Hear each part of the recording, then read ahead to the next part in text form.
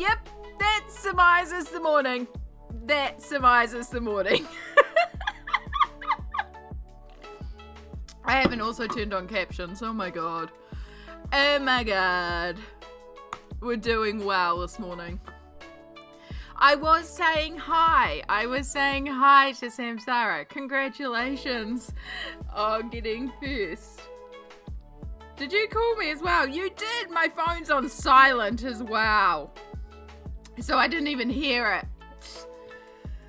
Oh, wow. We're doing well. We're doing really well this morning. Look, I went to bed last night. I did not let myself nap. I was exhausted. I knew I was going to pass the heck out. I could feel I was ready for bed. And then I went to bed. I did fall asleep. I slept so solidly, but it's the first night in like many, many days that I have just passed out and slept through. I needed that sleep. I was feeling so shite last night. And I had everything ready to go for stream. I even had makeup out here. I wasn't going to wear an hoodie. I was going to be in proper clothes. I was going to, put effort in and look human. And I was excited because there's another streamer doing a charity stream today that I started off watching and we may raid into later on. And I was like, it's going to be a good morning. And then I got a phone call from my landlord. So I set up an authority a while ago to leave parcels at my door because I don't often hear the door. So I was like, cool, you have authority to leave my parcels at my door. Turns out they applied it to the whole building, not just my apartment, the whole building. And a parcel went missing. A parcel got stolen last week. And luckily it has been found and returned, but they tried to remove the authority and they're like, no, only Amy has the authority because she set this up. And it's like, it's not meant to be the whole building. It's my apartment. But they applied it to the whole building. So yeah, I spent forever on hold this morning trying to get that sorted. So I've just removed it. I was just like, just remove it. I don't want to even have that risk of you guys leaving another parcel saying that you had authority. When you don't, you only have authority for my parcels to my address. So I was just like, remove it. Just remove it. Just remove it. So I just have to keep an eye out on the door or do my little trick of when I know a parcel's going to be delivered and I might not hear the door, stick a post-it on the door, just saying, just leave it by the door. So yeah. So that was kind of my morning and it threw the whole thing out. And instead of having a good chill morning to get ready for stream, I was dealing with all that. And then I was just like, I can't be bothered with makeup. I had breakfast 5 minutes ago. Well, not quite 5 minutes because it's already 12 past. But yeah, so I'm not surprised I left it unmuted. Did I even start my captions after all that? I did. Good. So yes, what I was saying when I left it unmuted was, hi Samsara, thank you for getting first. Thank you for being here. I'm glad that you're doing your best. That's all we can ask. And Beady Baby, thank you for the Prime sub. Thank you for not letting that go to waste and using that on me. And enjoy being back in the G Squad. Your ad-free viewing, your glittery heart emote, because that one is just used a lot. We love it. It's a good one. And yeah, words. So yeah, we're in still quite a bit of a flare-up. I just took more meds. We're still a little fluey. And that's why my phone was on silent too, because I was on hold for so long with New Zealand Post and I kept on getting notifications and I had it on speaker. So it would buzz and like drop the cool hold music, which made me think I was going to talk to somebody. I was like, ugh, so I put it on silent so I wouldn't get that. So when the music went quieter, I knew I was either A, getting the automated message of, your call is important to us, or I was getting through to somebody. I was on hold for 45 minutes. Did not get through, but in the meantime, the website got fixed and I managed to fix it on the website, so... And we all know how much I hate being on hold, and I was really worried that today was going to be an impromptu hold stream, because I could not get through.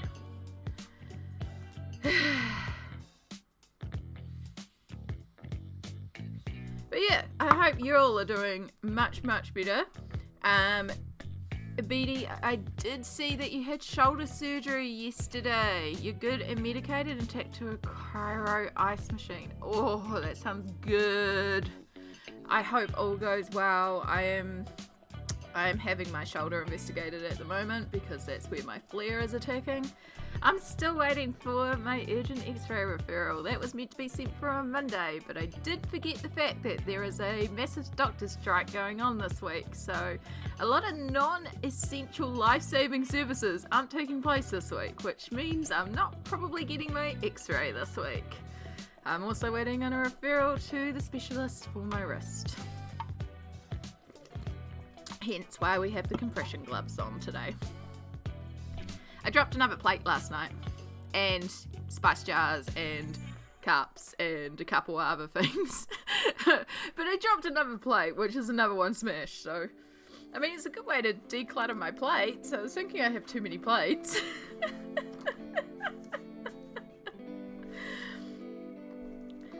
But yes, let's go to the colouring screen and escape into our happy world. You know what, when life feels like crap, at least we can escape here and do fun, cutesy stuff like this. Oof. So yeah, I don't know how long we will go today because I am in a little bit of pain today, but we'll do our best. But if it's a shorter stream, again, we're still looking after ourselves, we're still taking care of the body, and I'm trying not to push myself to breaking point. So if it turns out to be a short stream, it's going to be a short stream. But we'll see what we can get done. I would really love to finish this page today. I doubt we'll finish the page today, but a girl can dream.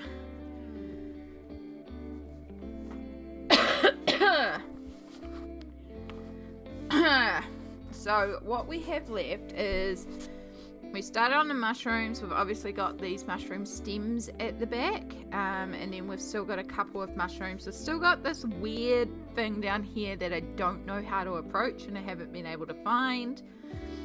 We've got a little bit of greenery left, which I'm kind of thinking I might do first. I might get all that greenery knocked out. And then of course the snails and the mice. But that'll be sort of our last bits, so we can make them a bit special and, you know, put the effort in there. I find if I leave the focal things like that till last, I put a lot of effort into them because they're like special and detailed, like the bunnies over here. I knew I wanted to do like almost white bunnies, and I knew leaving them till last, I would put the effort in to get their fur like right, but also because they were white, I needed all the colours in first so I could figure out what colours to put in there, because they're white, but there's also colour in those furs. Put our little protective sheet back. Right, so we want to do the stems, and I want to go a little darker on these ones, not a lot darker. I still want to keep it in the same family, but we do want a little bit darker in terms of colour. Now the problem is that when I work on a page, I normally have a sheet where I track my colours so I can pull the same colours out, except I keep forgetting to print off more of those sheets that I designed. And so right now I'm out of them, and so I've been flipping pencils upside down in my pencil case so that I can see what colours that I've been using and be like, oh, what's this one, and pull it out. Except I've got so many pages on the go that it's reached a point that I don't know what pencils relate to what page. So we're kind of relying on the memory here, and that's never a good idea with me. So hopefully we can at least get something that's in the right tones. I've used Polychromos enough at this point that I can pick out certain tones and know that they're in the same family. But also, it would have been a lot easier if I had actually made a tracking sheet and started tracking things properly.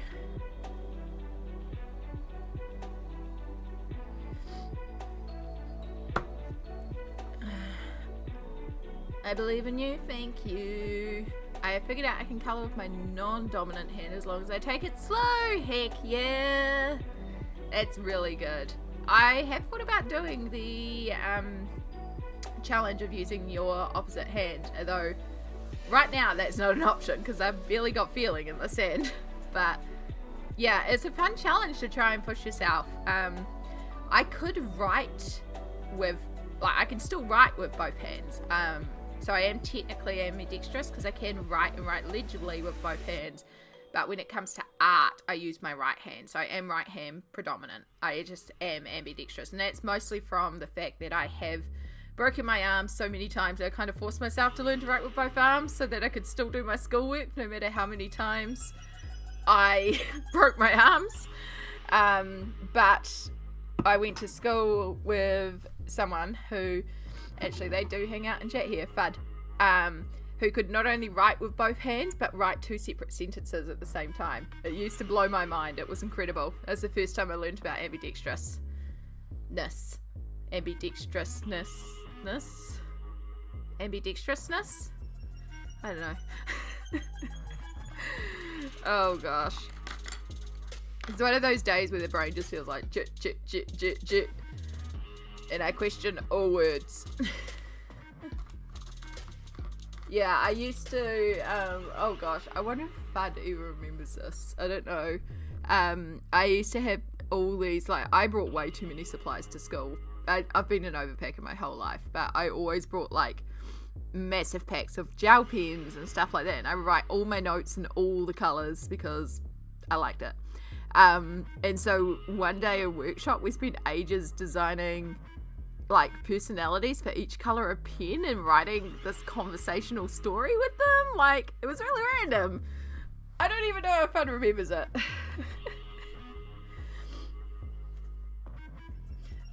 I think it was workshop we did it in. We might have started it in science and then done it in workshop. Back in the day. Back in the day. This is going back way too many years that I don't even want to count up. I am not a baby.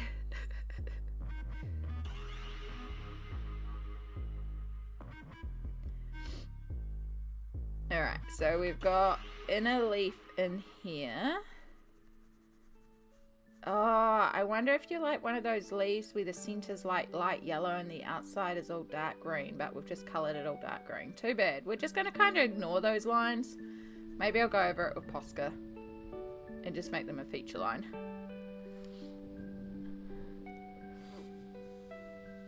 Two men are on opposite sides of the river. The first man shouts, "How do I get to the other side of the river?" The other man shouts, "You are the other side of the river."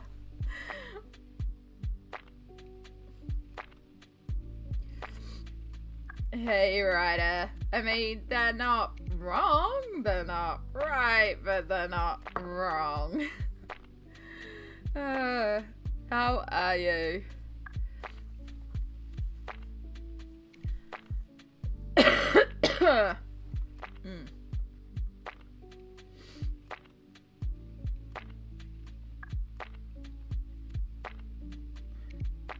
So we're just working very lightly and very slowly in this one.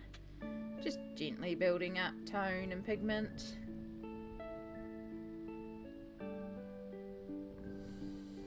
And doing what I can to survive. That's it sometimes. Sometimes that's all you can do, and that's enough. How am I? Pretty much the same. Like, keeping positive. Trying to stay positive and happy with everything going on. I'll be honest, I'm in a lot of pain today. I'm fluey. I'm well aware I'm in a flare. But this flare is clearly not going away. It's been here for coming up a month. And it's not sealing down. So, we'll be honest, I'm in a flare. I'm in a lot of pain. But we carry on. I just realised my camera's in the wrong place too. It's the wrong shoulder to be doing that with. So yeah, we're just going to keep carry on. There might be a lot of shorter streams at the moment.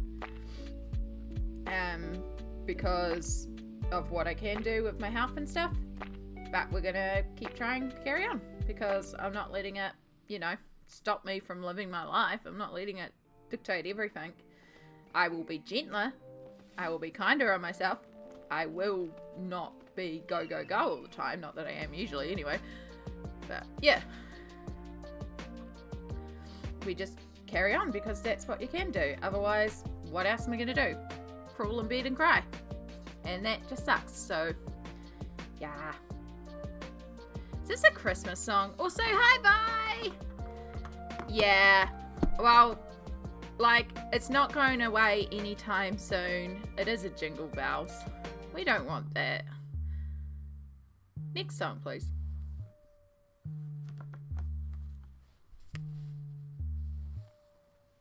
Ah, it's the music.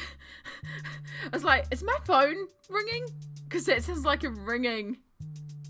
It's not, it's the music. That threw me off so much there for a moment. Gosh, what was I saying? Yeah, so this isn't going to be going away anytime soon, is basically what I'm saying. Like, I've got to wait for an x-ray and specialist, and, like, the urgent x-ray, it's been a whole week already, you know. We ain't getting to this quickly, so we're going to be in a flare for a while. So we'll be honest about the fact we're in pain. We're still going to try and stream and carry on, but we may do things like have shorter streams. There may be a few more game streams, because game streams are a lot less physical on my hands. Instead of just doing our Sunday Funday streams, we may end up doing some extra streams, which I'm itching to get back to favs. So that's not entirely bad. And, you know, we've got Stardew as well. I've got Subnautica that I would love to play. I also have Knights of the Old Republic that I would love to play. I've been playing that one by myself anyway.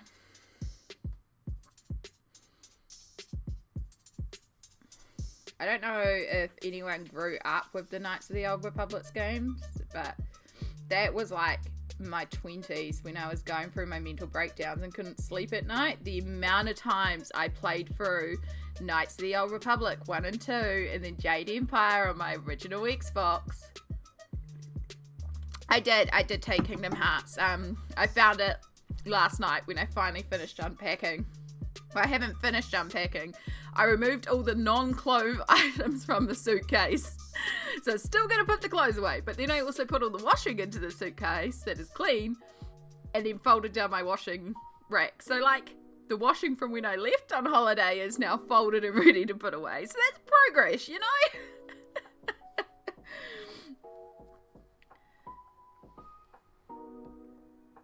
I also did a load of dishes, so it's not a lot, but it was something. And then I cooked dinner and made an entirely new load of dishes. But again, it's the small things, like I put away part of what was in the suitcase. You know, I took out all the like makeup that had been sitting there since the holiday. And I unpacked my crochet stuff and discovered that your crochet is in the case. So yeah, I have the skein of yarn and your little start of crochet, which I was meant to tell you last night as well. But I can post that over to you. You did a big completionist run of Knights of the Old Republic? Yep. Getting all those quests and everything completed. Oh. And then playing it again so you can play like the evil one. I washed and dried my laundry before I left earlier this week, so now I can unpack and pack again. Smart! Yeah, before I left to go over to Samsara's, I washed all my sheets, and then I just left them air drying on the clothes rack. Like, they were partially dry, but of course I don't have a heater or a way to dry things right now. So, just like, wow, I'll just have to leave them on the clothes rack and hope they don't smell when I come back. But they were also super thin ones, so they dried really quickly. But yeah, so I came back and all of that was dry. So I finally got away to folding all that down in the bits of clothes that were on there. That were mostly dry, but just needed a minute or two to dry a bit further. But yeah, I'm going to have to figure out a new way to dry my clothes. Because I don't have a dryer. I don't have an outdoor area. I was using a humidifier that is now broken in my laundry, and then I used a heater for a while that is also now broken. I also need to figure out how to dump like a broken dehumidifier, a broken heater, a broken computer screen, and a broken vacuum cleaner, because they're just still living in my laundry and I don't know what to do with them. So if anyone's in New Zealand and knows how to get rid of these things for a reasonable price, because, like, the dump is so expensive here in New Plymouth, even if I can get out there. And I don't even think you can dump electrical appliances. It feels wrong. Like, it feels like they should be broken down and recycled somehow.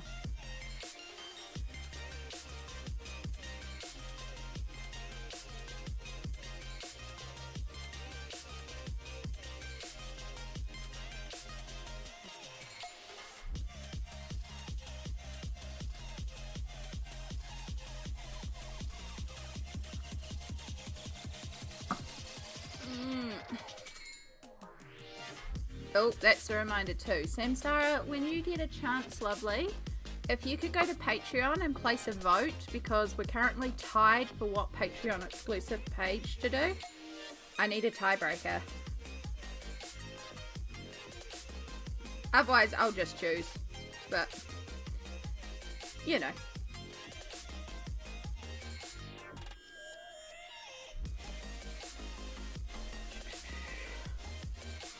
And then I can finally start recording and delivering on those Patreon promises. Honestly, my Patreons are so incredible for sticking with me through everything.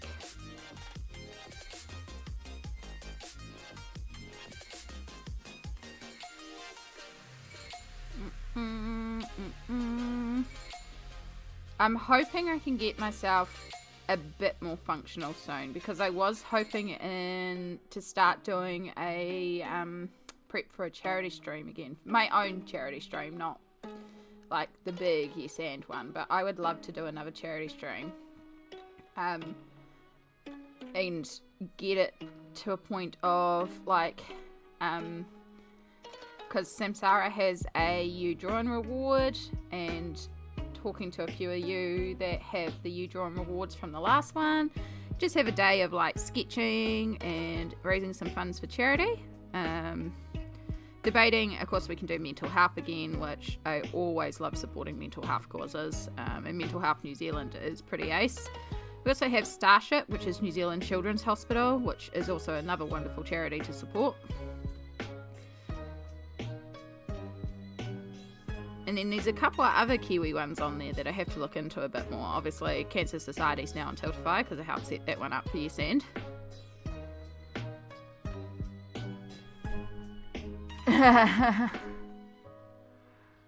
Yeah, you were making coffee? Okay, so what you missed was that when I was unpacking last night, I realised that your crochet project is in my crochet bag, and my crochet bag is in my suitcase. So I have your little crochet start. But I can chuck it in the mail over to you.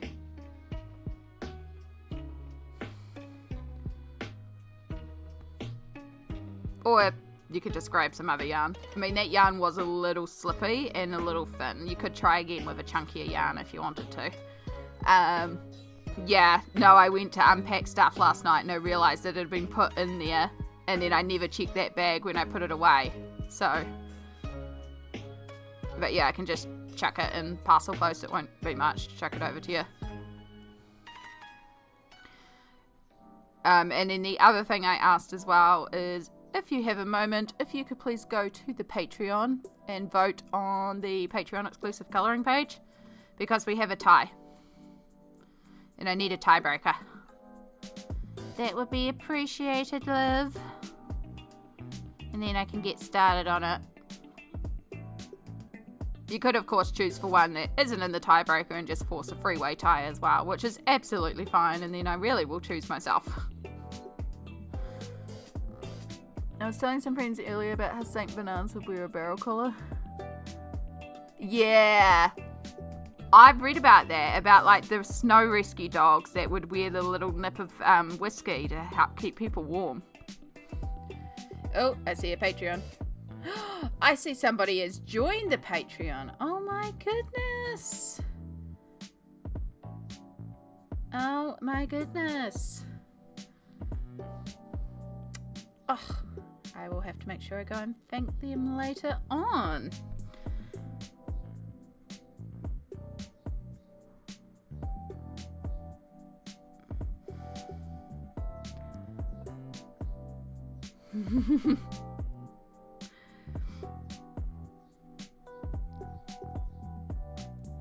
Yeah, I'm trying to get better at doing things. This is one of the reasons why I keep saying about being gentle to myself while still pushing myself to a point, because there's a lot of things that I want to try and get done, but also recognizing that, you know, we can't do everything. So we do our best, but we're also being kind to ourselves. I have also said no to a number of things that have popped up recently. It's meant to go out with a bunch of people. I got invited for a big work thing, which is a goodbye to one of my workmates and stuff like that tomorrow night. And they were like, oh, we'll come pick you up and stuff like that. And I was like, oh, okay. And then I was like, hang on, let me think about this. And I was like, no, I'm still under the weather and not feeling great, so I don't really want to push myself. I'd have to, you know, put on human clothes instead of a full-length blanket hoodie that keeps me nice and warm and cozy. I have to go out and socialise and do all these things. But then, on top of that, the hall's not exactly the most accessible. It is accessible. It's like 1 or 2 steps, but it's not the most accessible. And genuinely, I just don't want to give up my Saturday night for it. I just genuinely didn't want to go out and do it. I was just like, they're going to play like bowling and all these games that involve physicality, and they were talking about a netball game, and I'm like, I genuinely just would rather sit at my desk and colour. I'd rather sit at my desk and play a video game and watch people stream. And I was like, yeah, I'm going to say no, sorry. It's not really what I want to do. It is you. Thank you, Beady Baby. Thank you so much for joining in. Oh, and I see a vote. I see a vote. I see another vote. And the two of you have tied it again. I love it. Well, I might just have to do Poseidon and Tasha. We might just have to do both at this point, and I'll just flip a coin for whatever one we do first. Oh my goodness.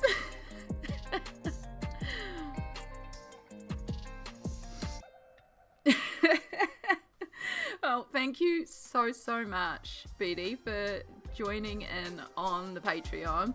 I am going to be making a point of focusing on that and putting up almost kind of like what we do here on live streams, except I will be focusing a lot more on well, there won't be the distractions of me live streaming, but it'll be a lot more focused on techniques and stuff like that. So it'll be real-time time lapses of me working on specific pages put up for you to enjoy, with like instructions on how I'm doing things, talking about techniques and stuff like that. So that's the big thing that will be starting on the Patreon soon. So I hope you enjoy, but thank you so much for joining in.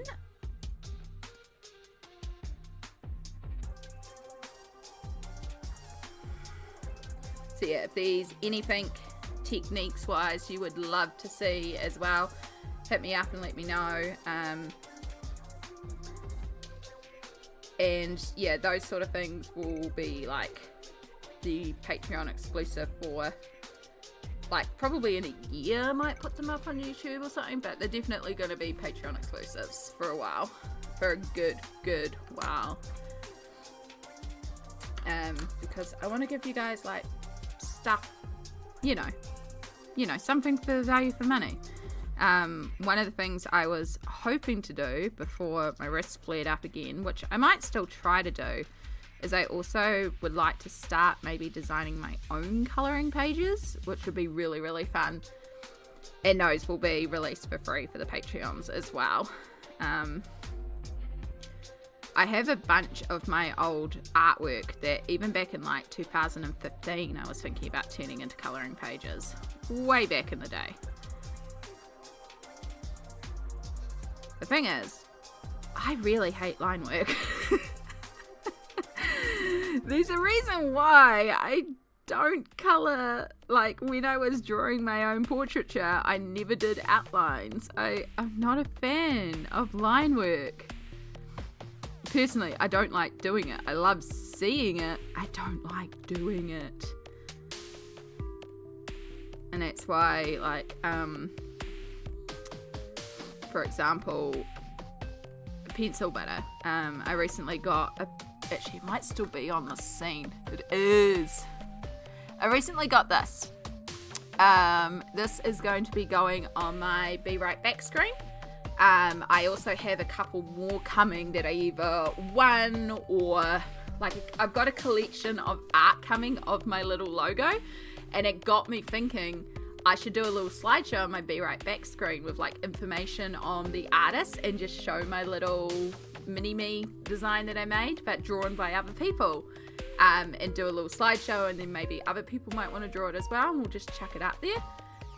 So this is by the artist Pencil Butter, who is a long-term friend of mine. Absolutely amazing. Does the most incredible line work, you know?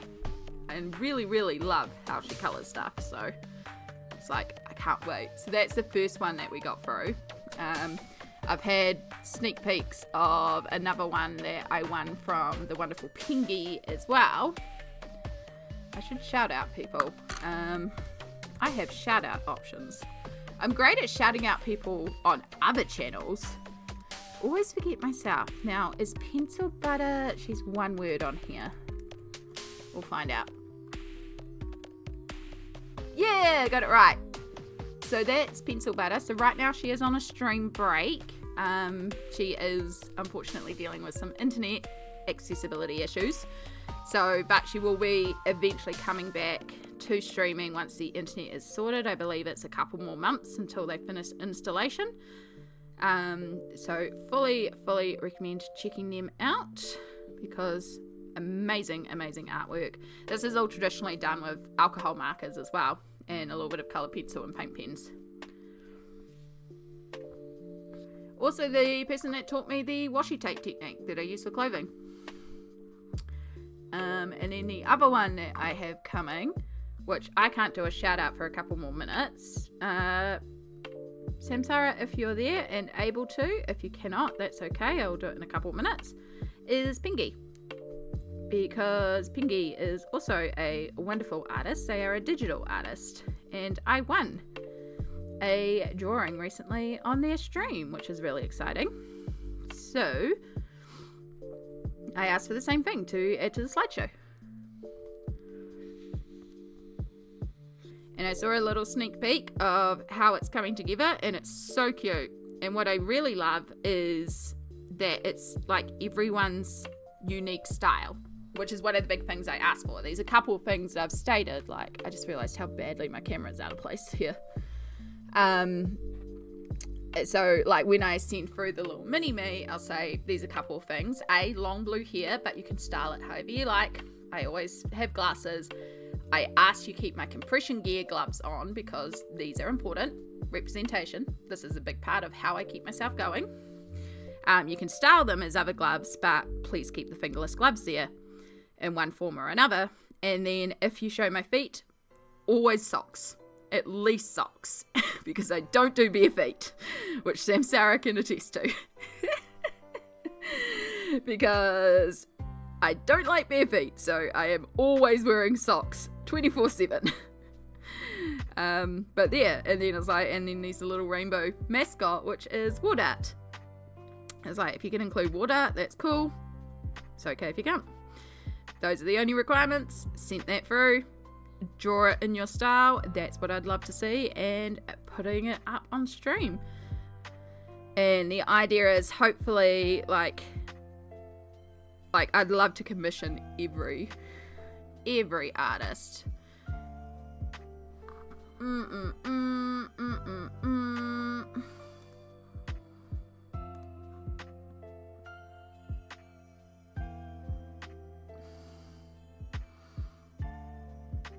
All right. Cool. Done that. Not on my channel. Yeah, I love my compression gloves too. So fun fact about these compression gloves, these are they're from the States. You can't get them in New Zealand. They are Copper Fit Plus and are Q10 infused, although at this point the infusion's gone on them. I don't know, but basically when I was looking for compression gloves, I wanted fingerless gloves with a grip in black, although if I got them again, I would not get black because of the color change when I put them into camera. It can really affect my coloring pages. Did not realize that. But I wanted black because I only had access to the ugliest beige ones here. I need to find like pink compression gloves or blue compression gloves. Like I want nice compression gloves, right? Or I need to find over gloves for them or something. That's a whole side tangent. But I was having issues finding good quality fingerless gloves here in New Zealand. And so I was actually talking to Pencil Butter about this, and I was looking online. I was like, I actually found these on Amazon in the States. The problem is well, the gloves were $35 a pair, and then they wanted $79 shipping to New Zealand for these gloves. And so I sent Pencil Butter the link. She's like, oh, these are only like $25 for me, plus I get free shipping. I could order you a pair and then on ship them to you for cheaper. And I was like, oh, that's fantastic. And she was sending me a little snack box at the time. So I was like, perfect. I'll flick you the money for the gloves and some extra to help contribute to the shipping. They do make pink ones. Ooh. Okay, I have a thing to find after stream. But yeah, so I sent her the money to buy them for me, to ship to her, to add to the box she was shipping to me.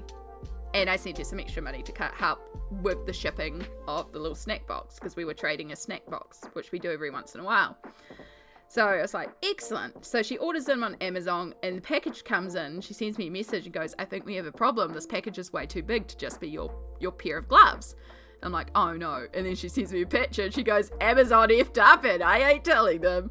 Because instead of sending me one box, aka one pair of gloves, they sent PB one carton, aka 4 pairs of gloves. Thank you for the shout out to PNG. Also wonderful streamer, amazing cute art. If you got the little heart, click it in the chat and then you'll be following. But yeah, so we get these 4 pairs of gloves and she's like, well, I could actually return this for cash and then you don't have to pay for it because, you know, it's a free pair of gloves. And I was like, oh, that's tempting. I was like, no, you know what? We're going to be valid here. Because Pencil Butter had been thinking about buying a pair herself. And I was like, right, what we're going to do is you send me 2 pairs. Because I paid for one, so I definitely want one. Second pair is fantastic. It means I can wash them and have another pair to go. So you send me 2 pairs. You get 1 pair for yourself. And then that final pair, you can either return and use that cash towards shipping, or you can gift it to your mum, because I know you also were thinking of getting one for your mum. So we're just going to split it in half. 2 pairs to me, 2 pairs to you. As a bonus for being a friend, do what you like. So yeah, so I got 2 pairs, she got a pair, her mum got a pair, and we paid for one. And it was great. So not only was it cheaper for 1 pair, it was so much cheaper because we got 4 pairs.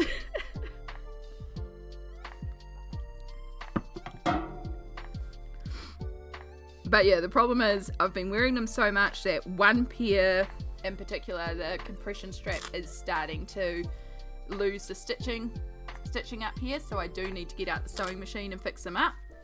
I was thinking of trying to just make like simple fabric slips to go over them, basically to help with the color, because the problem is when I color on stream, the camera can struggle with the black, particularly if I'm working on a white page, and the light balance can be thrown out because it's like boom black, especially on a slow like this. We were working in so many pastels, it's like boom black. So that's why I'm kind of looking, and I do have some blue fingerless gloves somewhere that are loose enough that I can slip them over.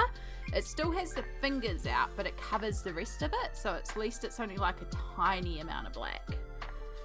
So that's one option that I've been thinking I should do, is just grab some like simple cotton fabrics. I probably have some in my fabric box if I can get it down, and just make some like slip covers for the gloves. And that would mean too that it's easier to like wash, you lose the grip, but I don't always need the grip, particularly when colouring. In fact, the pencil can get picked up by this grip and like smush on the page. So when colouring, these can be a little bit of a pain with the grip as well. But yeah, I didn't realise you could actually get pink ones, because if I can get coloured compression gloves, like, this opens up a lot of possibilities, but also I'm going to need like every colour so I can coordinate for the colouring page that I'm working on, or the outfit that I'm wearing. And then I'm going to need extra blue ones because it's me.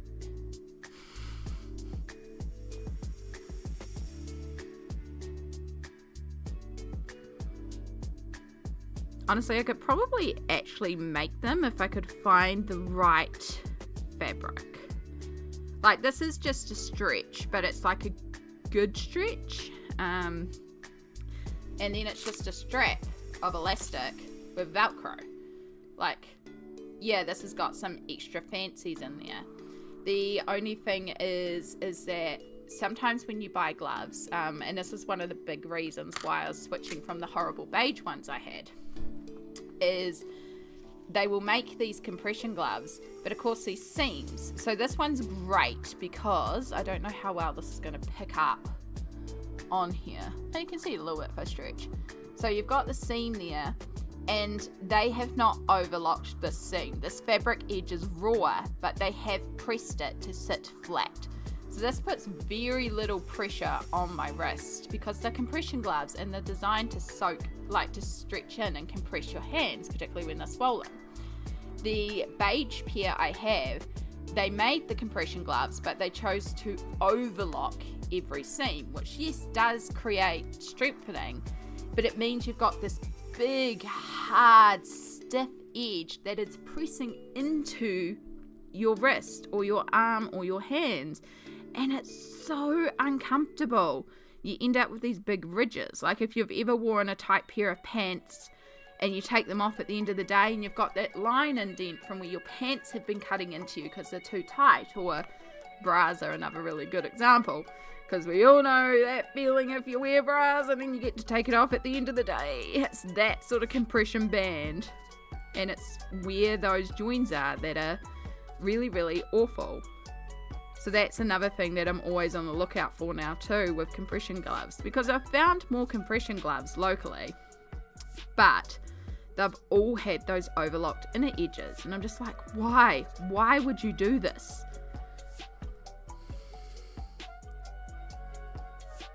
It's such a little obvious thing. Do do do do do do do do do do do do do do do. Sorry, I just realised I need to charge my phone. Also, need to message my mother at some point.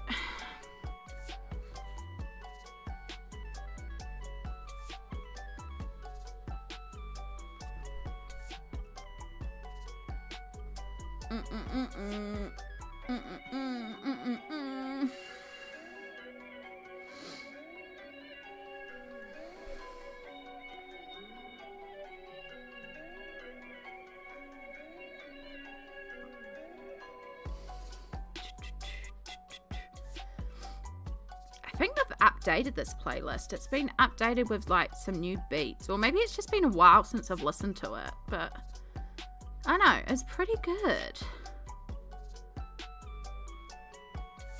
I need to figure out how to set up water in the Discord again and do a Discord hang and get our playlist up and running and update that as well. I just really hate making playlists. This is why I gave the community playlist and was like, put your songs in here, because I hate making playlists.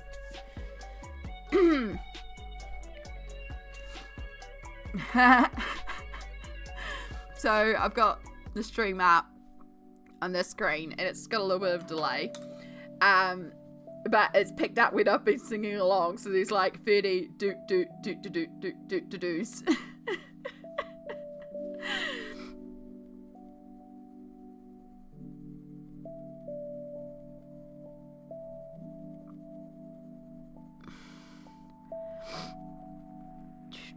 So has anyone got anything exciting planned for the weekend? Because of course it is Friday here in New Zealand. I know it's only Thursday for most of the other time zones, but we are heading to 11 a.m. on Friday. And I'm wondering if anyone has anything exciting planned for the weekend.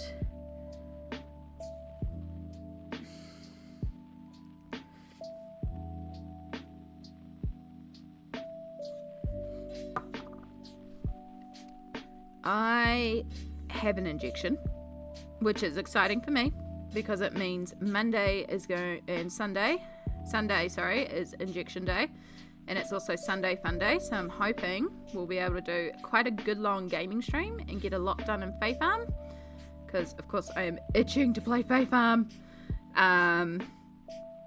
Depending how we go on Saturday, we might do something as well. But I was hoping for that to be a recording day, so get a bunch of stuff recorded for Patreon and YouTube, and then Sunday game streams, catch up with Mum at some point. I know she's got, I've got a section of plant down here. I know she's probably got a market, so I'll be doing the coffee runs with Mum.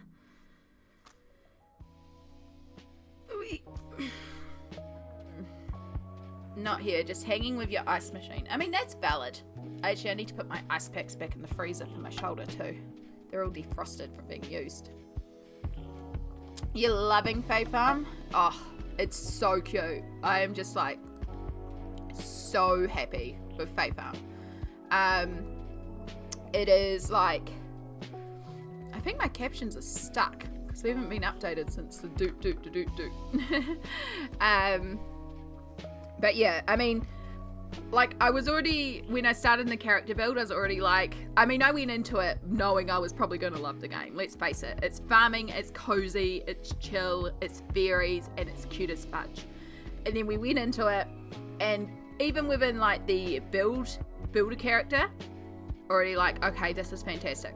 But then we get into town, and we find out the carpenter's in a wheelchair, and I'm just like, oh, hell yes, representation.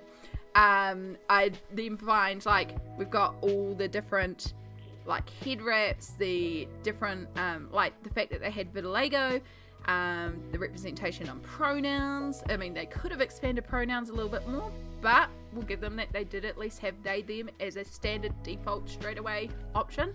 And there are characters in town that use they, them pronouns. Like, already just very happy with how the game is going. And then I got a sneak peek of how the fairies look. And I want to find those fairies because they are gorgeous. I'm trying to leave town because I am missing someone, but a different friend asked if I was to go by multiple. Oh.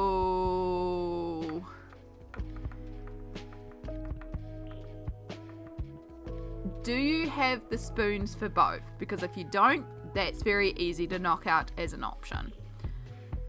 And then it's a case of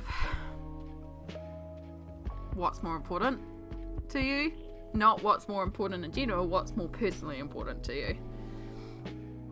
But yeah, that's a tough one.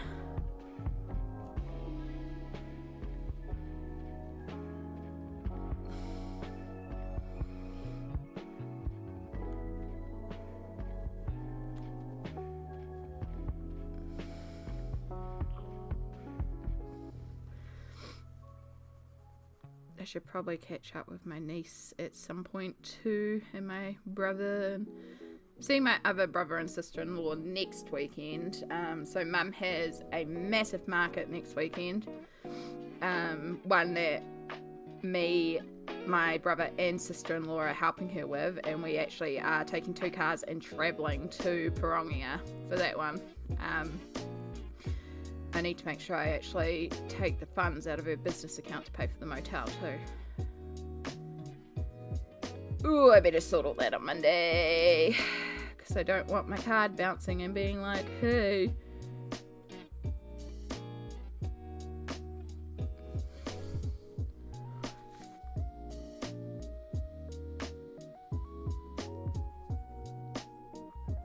Do.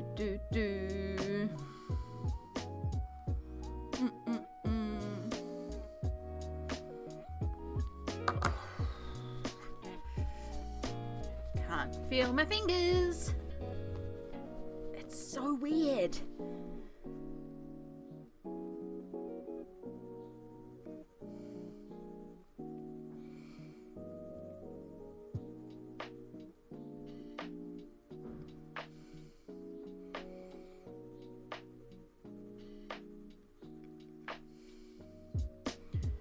Actually, I wonder if the hospital has posted me an x-ray appointment rather than ringing me for an x-ray appointment, which means it's actually at my mum's house.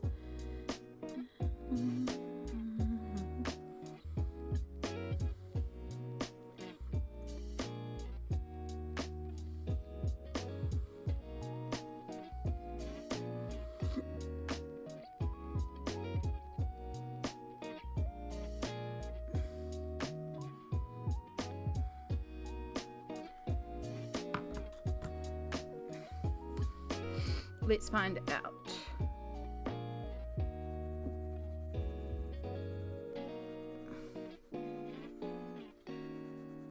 I feel like there's something else I've been forgetting. I've been feeling like that a lot lately, like there's just something that I've forgotten and it's racking my brain and I can't remember what. Hey, there we go.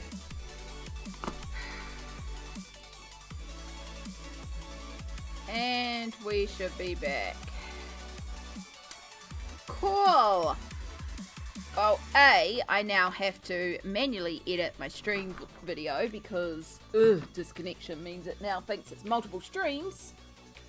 Also means that we're going to be hit with the reconnection ad any moment, but also we were right on an ad break anyway, so I will let it run and just take it as our hourly ad when it sorts itself out.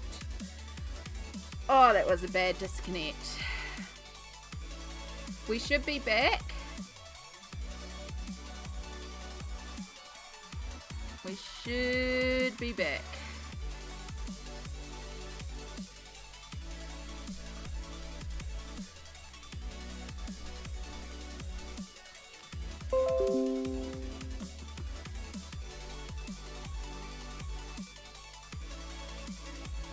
I also forgot to mute Messenger. Exit out of that. Nah, that was me, BD. I've been having disconnects again.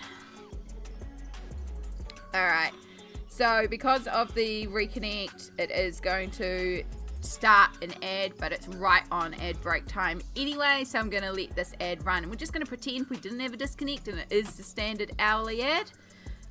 So as I said, we do run these ads every hour just to remind me to stretch, to hydrate, which I have not done.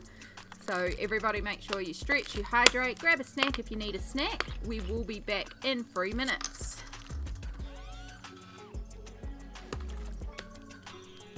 And for those of you that are G Squad members, you won't get hit with an ad. Enjoy your ad-free viewing.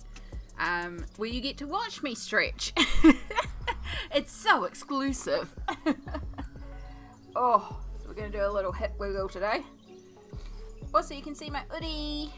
It's not actually an hoodie, it's a knockoff one. But yeah, it's got polar bears on it, and they have hearts on their butts that look like a smiley face, but it's meant to be hearts, but it just kind of looks like they've got face butt. It's a dress one, so it goes all the way down to my ankles.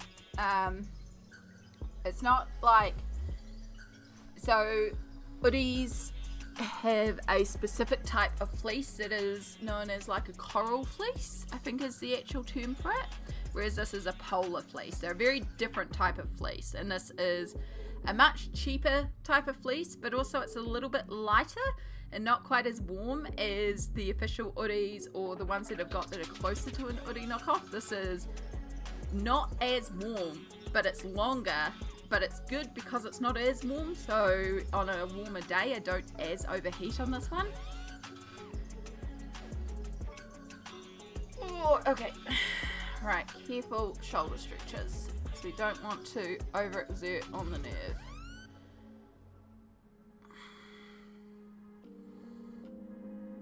But yeah, this is my whole aesthetic now. Blanket hoodies. This is all I wear. I'm not joking. I have 4 of them and I need more because I live in these things. And yes, I do go out in public in them too. Not in the blanket dress one, though I would, because honestly it's so warm. But I have a navy blue one that I quite often wear out in public, and I have a tie-dye pink one as well that's probably appropriate. My rainbow unicorn one is very pajama-esque, but also I still wear it in public because why not? Side pie, hello, we are in an ad break. So once again, people timed in right on the ad break, but hopefully because you appeared in right now, you're not stuck in an ad break. But it's good to see you, Side Pie. I hope you're having a great day so far. We are just doing some stretches, making sure we're looking after ourselves.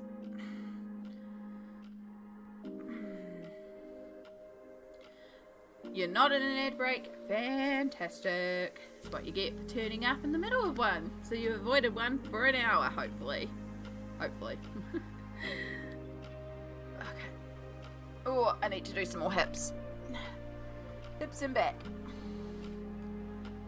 But yeah, we're just in an ad break. We're talking hoodies. I'm showing off the polar bear heart butt that looks like a face butt. Because there's the actual polar bear face. And we're just doing stretches. Ooh, I hope you're having a good day. Doing good. Plotting a series of Halloween pics. Nice! I have got a few ideas of what I should colour for the month of Halloween. I have a couple of books in particular. Like I have a couple that are like Halloween specials and stuff like that. But then I also have a couple, like I have The Beauty of Horror, which is something that I brought to try and practice doing slightly different techniques on, and I have not worked in it yet. I brought it for last Halloween. I have not worked in it yet, so that's one that I know I need to make a point of this Halloween. But also, like, why do I have to colour Halloween books only during October, you know? Like, I did one that was very Halloween in, like, June? I think I finished it in June. I can't remember. It's like all year round. It's like I've got a page in here that I started in the middle of the year. It's very clearly a Christmas page. I don't know why I'm showing you down here because you're not even on the right scene. Also, welcome back everybody from the ads. Thank you so much for allowing us to have that time so I can stretch and keep myself loose and limber and not in pain. But yeah, I have this page I've been working on ever so slowly.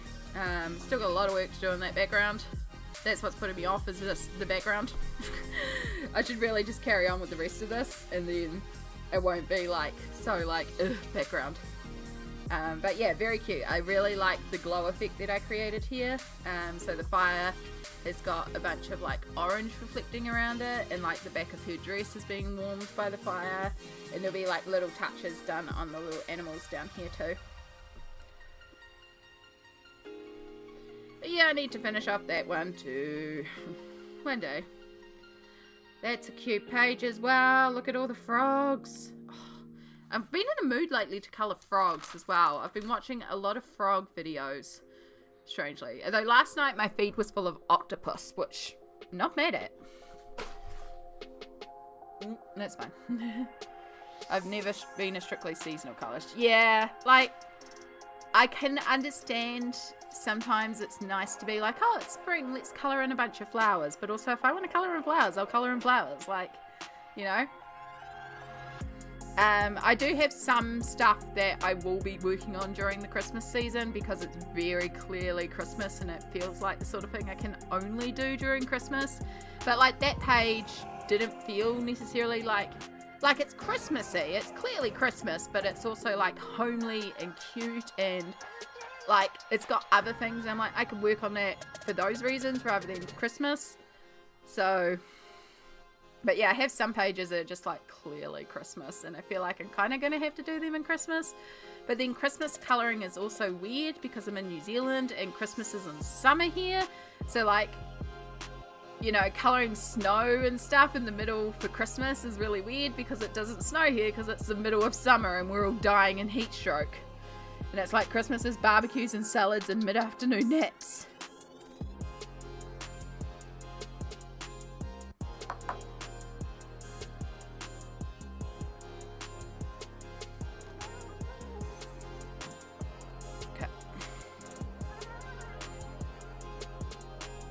Right, let's get back to these leaves. It's been an hour and I'm still working on the leaves. Good things take time.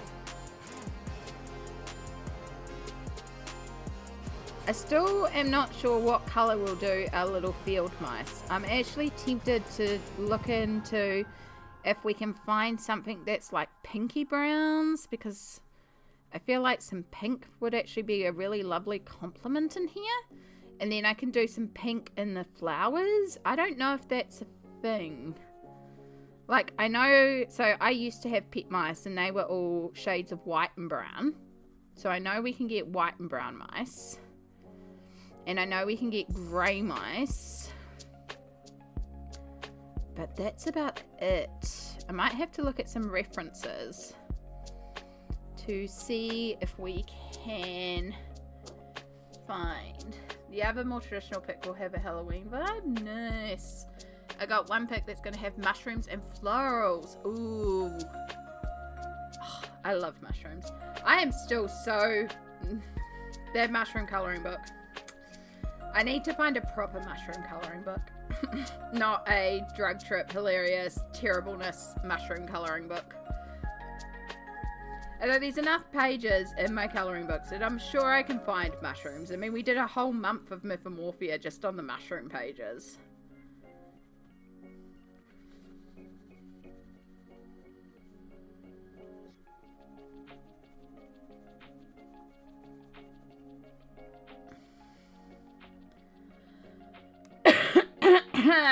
Excuse me.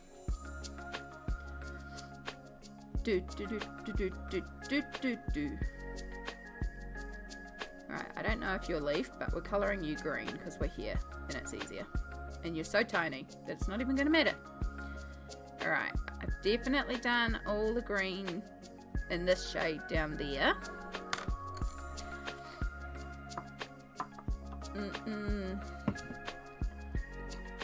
So they're going to be opposites. Both images are still forming in my mushy stuff, aka brain.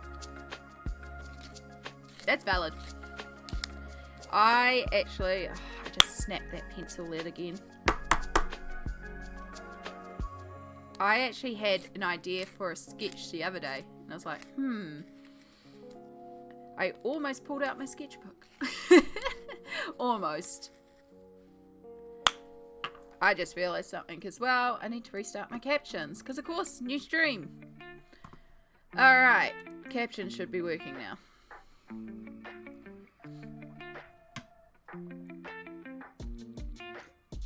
My caption software is designed. It's pretty standard that when you end stream it stops. But, of course, if I have a disconnect and it's like, you ended stream. It's like, no, I actually didn't. It's just my stupid internet. I really don't want to ring up 2 degrees again and be on hold again.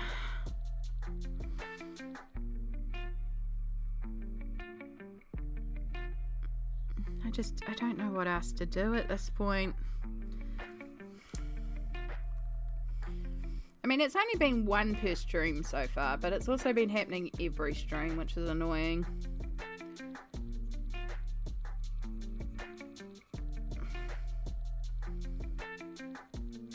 It's one of the great things about having the auto shut-ups and software and stuff like that, because when it posts in the Discord, for example, hey, we're going live, then it's like, so there was a dropout, there was a dropout, there was a dropout. But then I feel really bad because I get auto-posted in a few Discords as well, like not just my own. So Samsara and Vi's Discords. We never did a shout out for Vi. Oh my god, my brain. Because I get auto shouted out in those, and then Fate of Ison as well. It's like all these places. So I go live, and then suddenly these like 4 notifications of auto posting of Amy is live, which is wonderful. But I feel really bad if I have like 3 or 4 dropouts in the stream.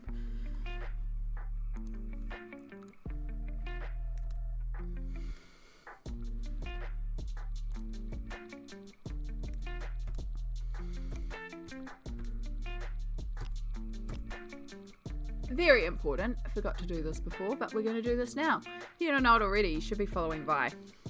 Because wonderful, wonderful streamer. Lovely, lovely person. Incredibly helpful and knowledgeable and good, chill streams. Trying to remember to be better about shouting out all the amazing people. You get a shout out. You get a shout out. You get a shout out.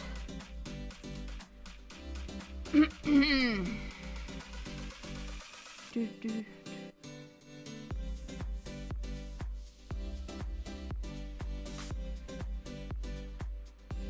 have to figure out what my next page is going to be after this one.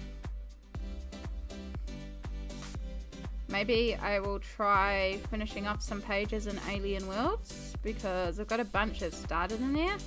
Also do need to get back to Mythomorphia at some stage. We are not going to be finishing Mythomorphia this year. I think I worked out that if I was to finish Mythomorphia this year, I have to do 9 pages a month now, because I'm so far behind in it. And I'm just like, I don't want that pressure, and I don't want to just complete pages for the sake of completing pages. So if I'm inspired to finish a page, great, but also I'm not going to push myself. We managed to complete half the book in a year, and the year's not quite over, so we could still do a bit, but like, I'm not going to pressure myself to finish the book this year, because even completing half of the Kirby book in a year is a lot.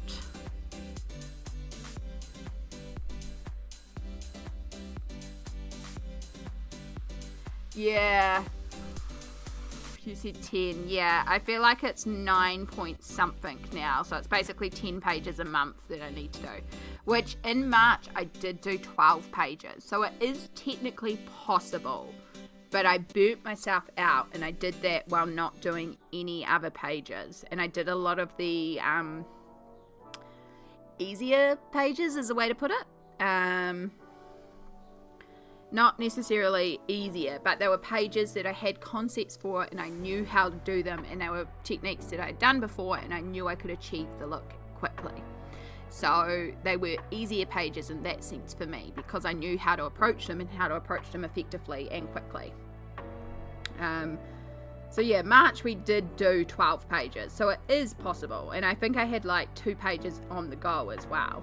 So it was like, if I had finished those, we would have had 14 pages.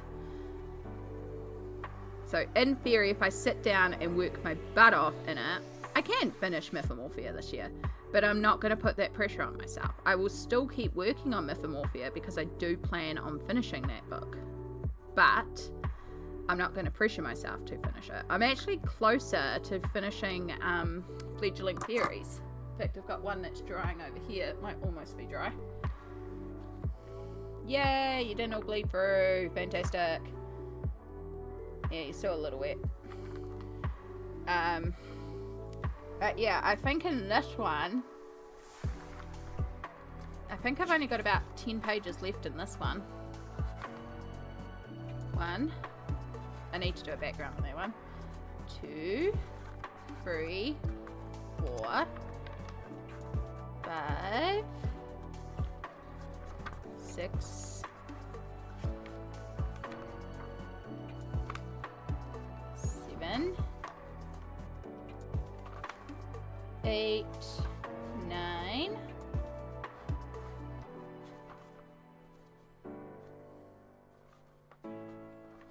10, 11, 12.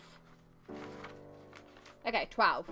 But yeah, not bad. Like, there's not much left in here. And these are pretty quick ones too. Some of them aren't. Like, this one didn't take too long. But I mean, I didn't do a light background or anything too fancy. I did realize I have missed a little highlight on the nose. I do have to go back and re-highlight everything. I put some rainbow glitter on their wings and stuff, which has bled some of the bits and pieces, but that's okay. But yeah, I just gotta figure out if I want to do a background or anything on there, but that one is basically done. Oi!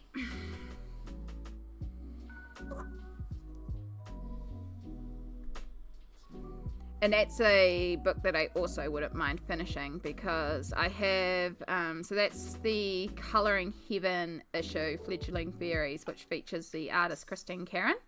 And then I have her new book, her artist quality version of her work.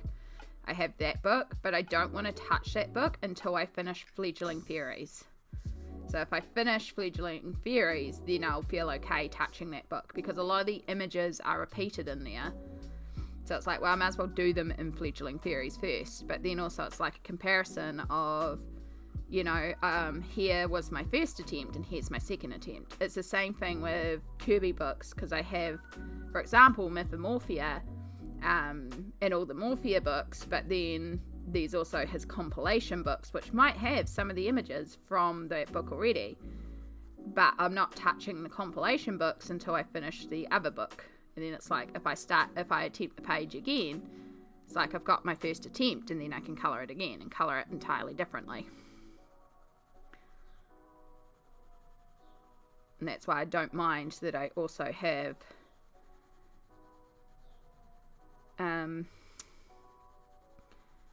the compilation books. I think I'm missing, I know I'm missing Geomorphia, and then I think Colour Morphia is the other one I'm missing. I'm missing one of the compilations in Geomorphia, and then these two new compilations coming out at the end of this year, and then we don't get anything until 2025, where we're getting a new style, which apparently is going to be like creepy fairy tales by the sneak peek that he posted. It looks really good. I'm excited. Yeah. You love that book? Which one? Mythomorphia, Fledgling Fairies, Christine Karen? Sorry, with the delay, I forget what I've talked about. Had to put groceries up. Oh, yeah, I still have half my groceries on the floor too.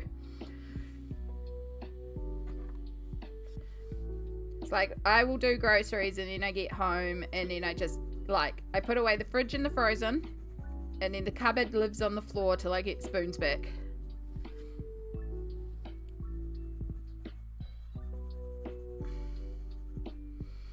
And right now, we've gotten about half the floor groceries away. It's in one box. We're down to one box.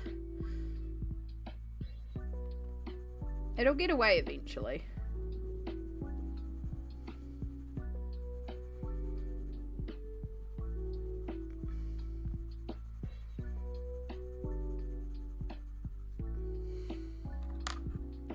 I have to figure out what I'm doing for lunch today. I still have a little bit of my spicy Korean soup from last night, so I think I will cook a couple more eggs and have that. I might cook some dumplings to go in it too. That could be quite lovely.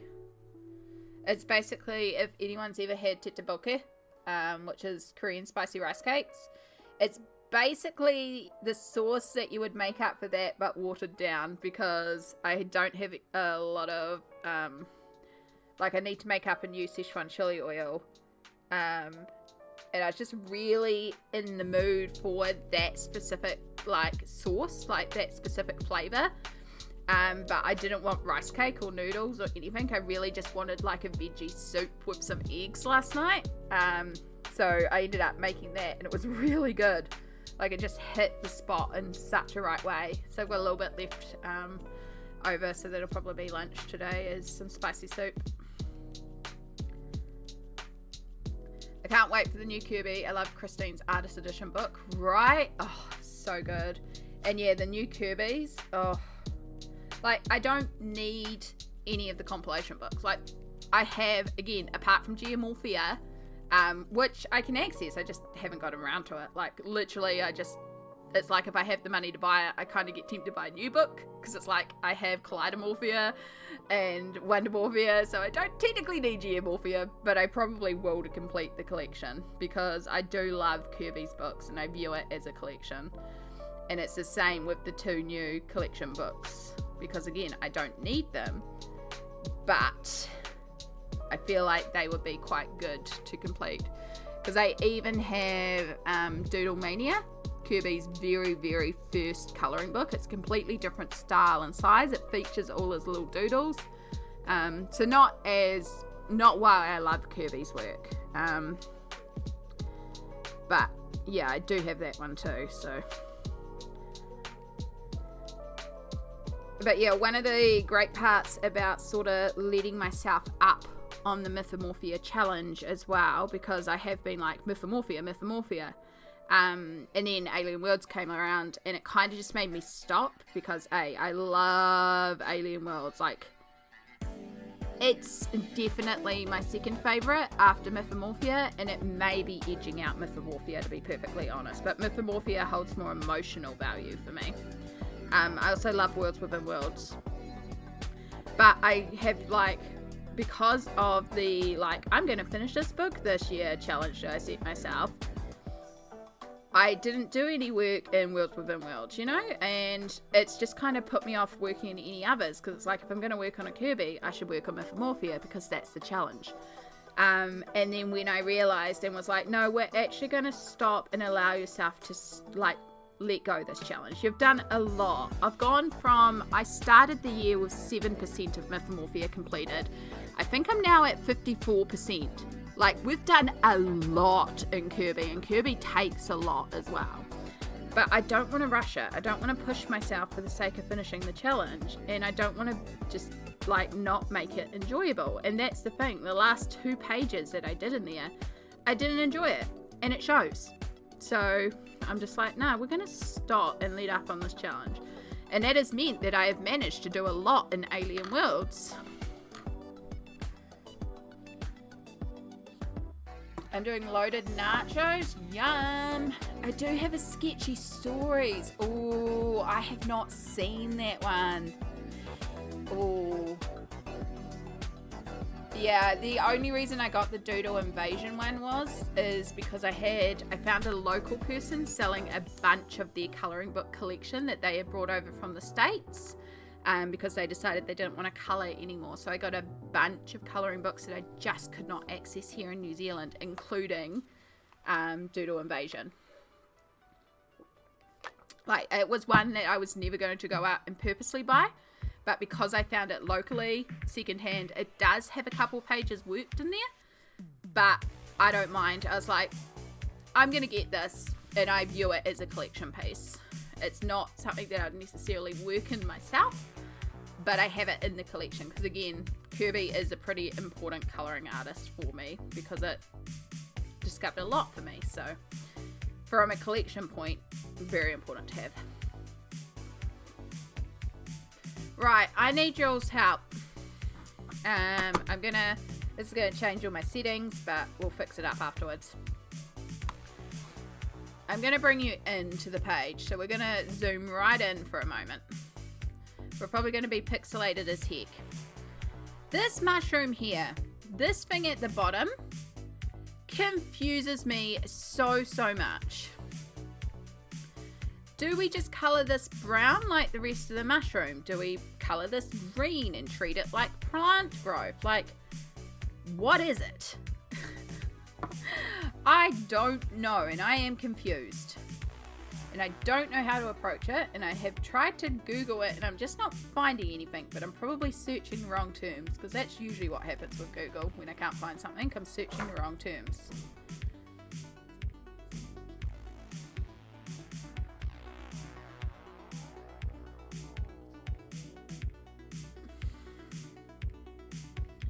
I mean, part of me is just tempted to colour it brown and just call it, yeah.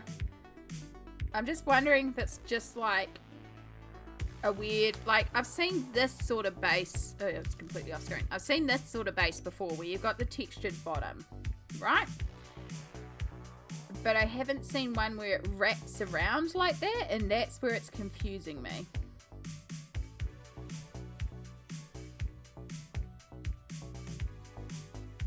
But I think we might just color it brown just to get it done. So if we've got to do the stems, and then we might pull out this brown. No. I think we need to introduce another color. I think we need to introduce the orange. We were going to do some orange flowers, and that allows me to bring more orange into the mushrooms. Let's look up orange mushrooms. It does look funny, right? It's very confusing to me, and I don't get it, and I can't find... Ooh. Looking... Oh, no. I hope you're not getting another hurricane, Sci-Fi. Stay safe, please. So there is a type of mushroom called an orange peel fungi. I think that could work for these. This up here, that could be an orange peel. And then that gives us, like, clearly from the pictures, they actually grow directly on the ground. They don't have the stems. But also, we can take inspiration from this. And that will allow us to bring in the orange, which we can also use on the flowers down here. So it helps us with introducing new colours. Because we do need to expand the colour range a little bit. Because I'm either going to have to go darker brown, or we go and bring in a new colour. And I don't really want to go dark brown. Let's bring it in there. So I think if we bring it in orange, that could be a good idea. I love mushrooms. They're just so interesting. I actually don't like cooked mushrooms though, funnily enough. I do like raw button mushrooms. I do like raw mushrooms. Raw mushrooms are actually really delicious. They have a great texture. They have a real lovely earthiness. Raw mushrooms are where it's at. Just like broccoli. Broccoli is so much better raw.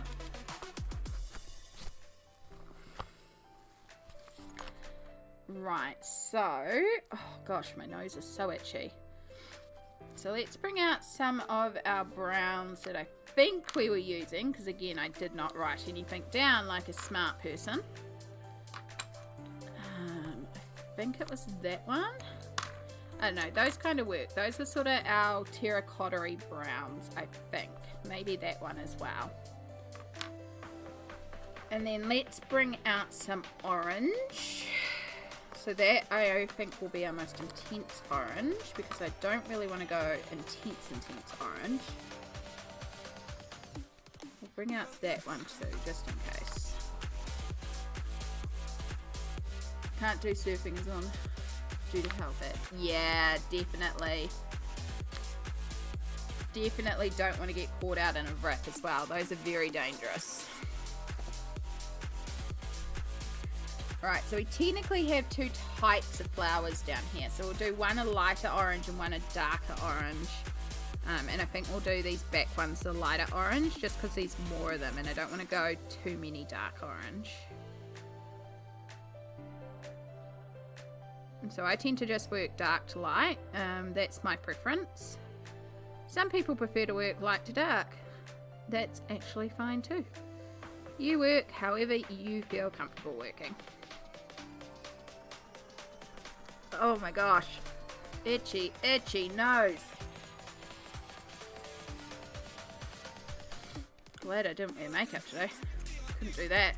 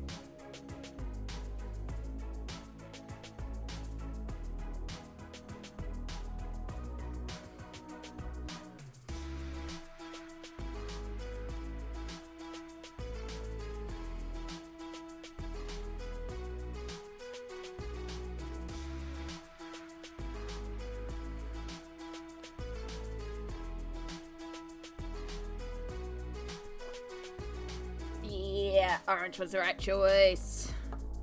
Alright, we're gonna do these little buds orange as well.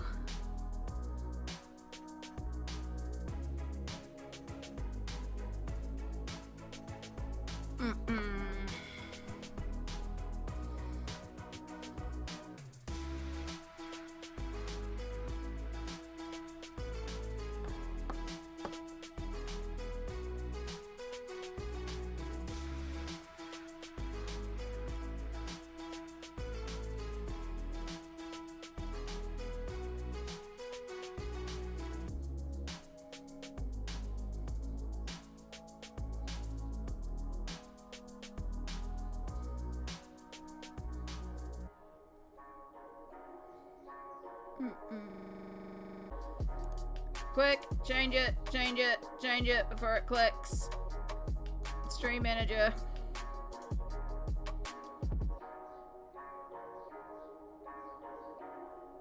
Yay, alright. We should be back.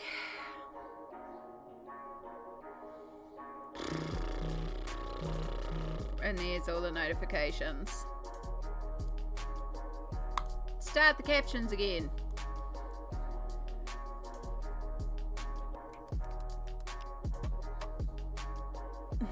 It did blink again.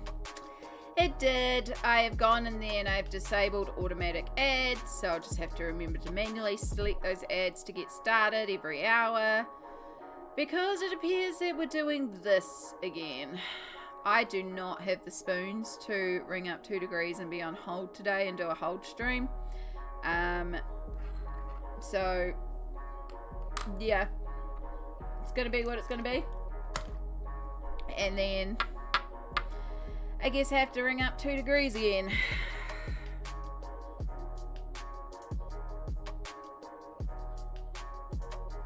So last time I rang up, they did a hard reset of it at their end and my end. And then even though it's a new router, they said the next route is that we're probably going to replace the router again. Because that was one of the first things they did when this started happening, was replace the router, because it was like 5 years old. So it's like, sweet. Now Vi did come in and tell me something which makes a lot of sense of what's going on. Because I live in an apartment building, it's possible that there is somebody else's internet in here that is trying to connect, because there are so many networks around me. So maybe someone else's internet is trying to interrupt my network, which 2 degrees can come out and investigate for me. But if they do that and they find out that isn't the issue, then I'm going to be paying $200+ for this technician to come out and investigate. And you think I got the funds for that? I'll tell you what though, with the frustration that this has been causing, and the fact that I need to upgrade my phone and the internet is being such a pain, I'm very tempted to change service provider, because they also provide my mobile. And I get a little discount because my mobile and my internet is the same thing. And there are companies that do mobile and internet, and I can get a discount. It's like, maybe I'll just change over and get a new phone and stuff. But I also have to figure out if I can justifiably afford a new phone in the month. I have a good old S9 that I purchased in 2016. It has got its first ever crack on it. It's also got a number of fingerprints, but it's got its first ever crack. It's not while I'm needing to replace it. It is actually starting to break down. The camera is awful on it now, which is one of the main features I use of my phone. So, ooh, toxic death cat mushroom. Okay, thank you so much, BD. You still have your S9? Is yours completely falling apart like mine? The other big thing is, oh my gosh, I'm not searching BD, I'm searching toxic cat mushroom. Wow, second one of the day. Goodbye. I love the fact that the auto mods are now trained to pick up spam bots. The auto mod has clicked and learnt that spam bot message and auto holds them now. I love it. So good. That stupid "bye followers" is now automatically held every time. It's like, thank you, ban. So good. So good. Yeah, they needed to update that. Battery issues? Yeah, that's a big problem of mine. The battery issues. So it's 11:42. I got up at 6 a.m. and took my phone off charge. It was at 100% at 6 a.m. At the start of stream at 10 a.m. I put it back on charge, and I've just taken it off charge back at 74% after an hour and a bit of charging. Oh, I see what you mean. They do. It's like a weird bulb thing. Okay. Well, those ones are white, which we haven't really done, but they're the same color as the stem, so that's good to know. Maybe with some darker spots for the dirt. That's handy, thank you. Yeah, so we will treat it like the stem.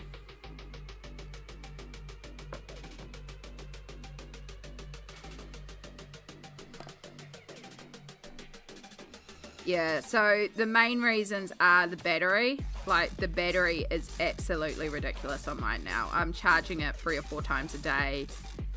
If I'm on a phone call, even on charge, it can't maintain enough battery while charging. So, like, it will just hold out. Like, I will go to bed with my phone on charge at 100% on a phone call with Samsara. We'll fall asleep, and I will wake up with my phone on 12%, despite it being on charge because I've been on a phone call all night.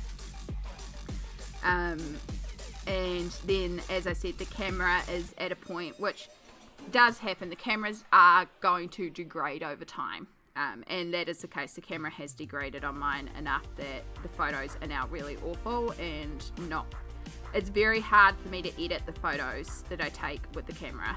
And my main things I use my phone for are camera, and then it is like emergency contact, and so it needs battery.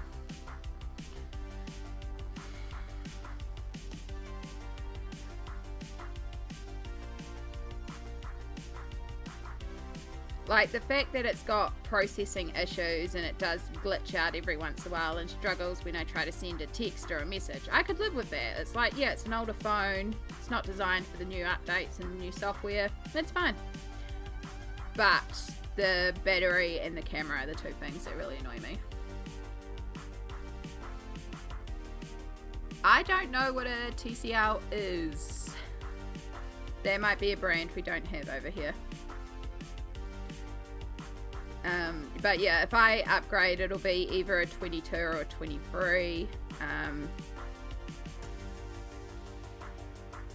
Talking with a couple people and looking into the camera of the 22, it's not good for close-ups, apparently. It's fine for like your everyday distance shots. I mean, I don't do a lot of detailed close-up work anyway, so I could probably get away with 22, but also I am the type of person that if I am going to upgrade a phone, I'll get the latest model, but I'll hold on to it for many, many years. Like I said, this phone is from 2016, so, you know, it's had a good life.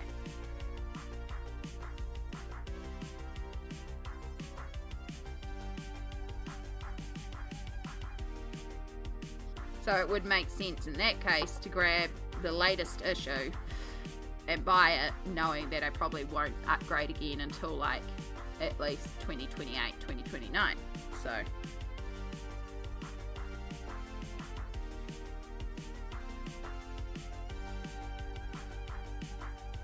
then also, do I look at changing networks, get a better deal on the phone, possibly get better internet deals, but then I also have to set up all that, and then I'm also locked into plans for a couple of years. But also it might be worth it with how many internet dropouts we've been having.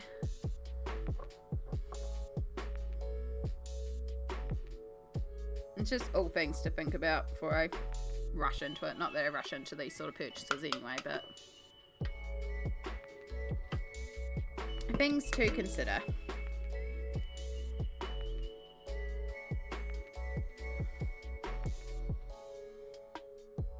Because yeah, if I do upgrade the phone, I'm locked into that company for 2 years, which I've been 2 degrees for years, so, and they've been really, really good. It's only recently that the internet's been giving me such grief and I can't seem to figure it out. But what's to say that another company's not going to have the exact same issues?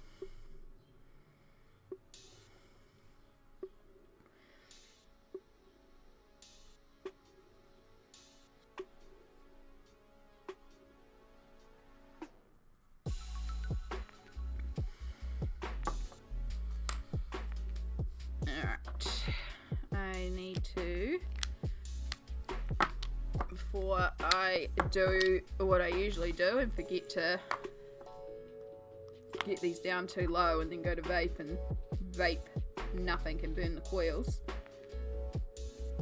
because I don't think I have any more coils at the moment either. Forgot to pick some of those up. That's gonna have to wait till next payday.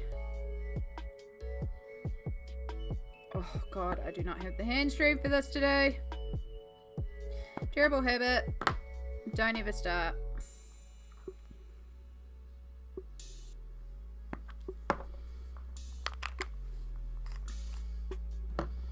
God, I was so bad. So a little while ago, I ended up back in hospital. I had another fall, ended back up in hospital. And of course in the hospital, you're not meant to vape.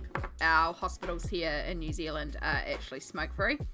You're not allowed to smoke on hospital grounds. Like, you literally have to leave the grounds, which is very problematic for those that are locked up in the psychiatric units. It's the same as in prisons. You're not allowed to smoke in prisons. Now, of course, people still do because they sneak it in, but our prisons and our hospitals are smoke-free. And the goal is to make New Zealand completely smoke-free by 2025, which is why our cigarettes are so expensive here. And in 2025, I believe they are planning on completely banning cigarettes altogether. And then the next thing they are targeting is vaping. So eventually this will probably become a lot more restricted and a lot harder to do. But yeah, there are people who will come over to the country and will not smoke in New Zealand because it is so expensive for a packet of cigarettes here. Because a cigarette will cost you like, I think it's nearly $3 now for a cigarette, a single cigarette. They don't sell them in packs more than 20s now. And yeah, goal is to get rid of them. They're so highly taxed here. But yeah, okay, so what I was saying when I was on this little ramble was when I was in hospital, I wasn't allowed to leave I could not mobilize, I could not leave my room. And I am a vapor. And I couldn't ask to be taken outside for a vape. So I will admit that I did do like very, very minimal. I would try to as much as I couldn't not do it, but I would every once in a while grab my vape, take a hit, hold it, and then very, very slowly let out. That's more than I would let out there. I took a too big a hit, but I would take a tiny hit, let it out as slowly as possible after absorbing as much as I could, and then let that hold me for like 4 hours and then do another minimal hit because, yeah, it was like, I was like, I can't survive a week and a half without a vape. Yeah. they removed smoking in clubs and restaurants and all that. I think early 2000s, might have even been before 2000s. Like, this has been a long-term plan. It's been like 20 years in the build, and they've really been ramping it up over the last few. But every 6 months, there is another tax increase to our cigarettes. And they increase them like 20% or 10% or something like that. But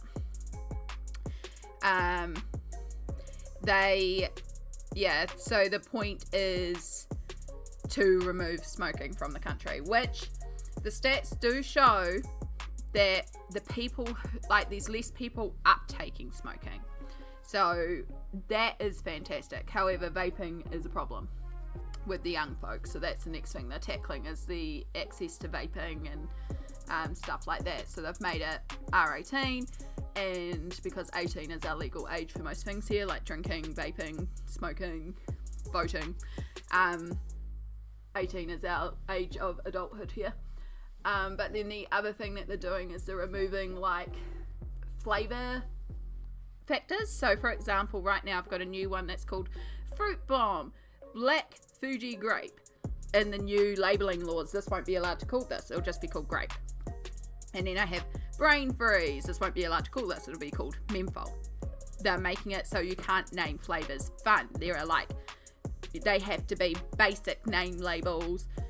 They did it with cigarettes too. They removed branding from cigarettes, so they made it that cigarettes literally could have a name and then the product warning labels, and that was all that was allowed to be displayed in cigarettes. Yeah, my uncle actually makes my cousin's vape juice, and it's much cheaper, and it's flavourless as well, and I need to hit him up about how to make it because it's way cheaper, and again, it's way better. I'm curious now. Let's have a look.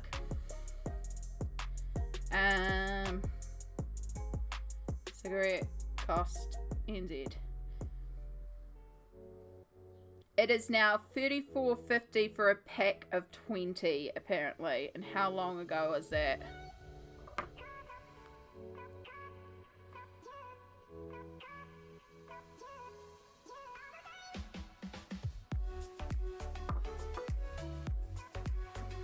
That was a while ago when they did that, so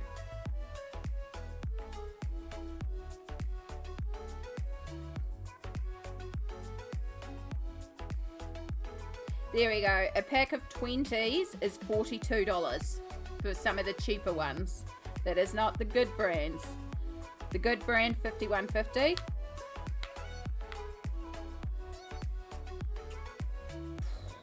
Gosh. I remember when a pack of 35 was 35 and complaining about that because that was $1 a cigarette. I'm glad I don't smoke anymore. But yeah, it's $51.50. And that's not even the brand that I used to smoke. I wonder how much. Oh God.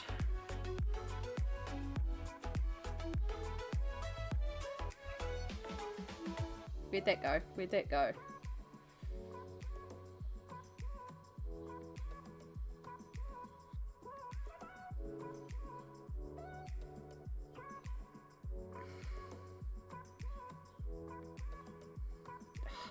God, my fingers. Sorry, I'm pressing all the wrong buttons to try and get this organised the way I want it to. You can buy 50 grams for 130. It's almost the cost of grams of something else.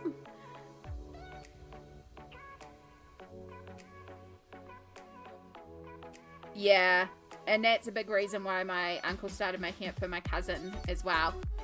Because it's flavourless, and that's where a lot of the danger is that they haven't done research into like the effects of vaping these flavours. I mean, they're still doing research into a lot of this, so I'm aware this is not a wise thing for me to be doing, and the goal is to eventually cut down on the vaping as well. However, the reason why I started vaping was because I was in a place where it was either I was going back on anti-anxiety medication or I needed something to help with my anxiety. And at that time, going back on anti-anxiety medication was not an option because yes, they're effective for sorting out my anxiety, but they also will knock me out for 12 to 18 hours. And I could not lose that amount of time when I wasn't having full-blown panic attacks, but I was being anxious all the time. So I did other things as well. I did increase my medication. I did look at some other options as well, but vaping was a solution. It's not a long-term solution, and the goal is to get off vaping, because of course long-term this isn't going to be good for me, you know? But right now it is a crux that I need, and I'm well aware it's a crux that I need. But if it helps me get through at the moment, then that's what I'm going to do to help me get through. And that's how I view it. It's the same as, like, you know, sometimes, like, especially my specialist will be like, you've gained weight. And it's like, well, yeah, I can't mobilize anymore. I have difficulty preparing food. And yeah, so some nights maybe I'm eating a delivered pizza instead of the well-balanced nutritional meal that I should be eating. But I'm eating. You know, some nights it might be a bag of potato chips for dinner, but I'm eating.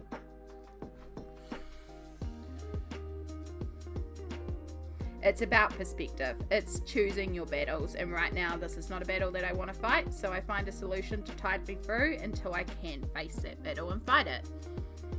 Because there are other battles that I need to fight right now that take my energy, and it is more important than I fight those. So that's why. But also, really don't encourage starting this.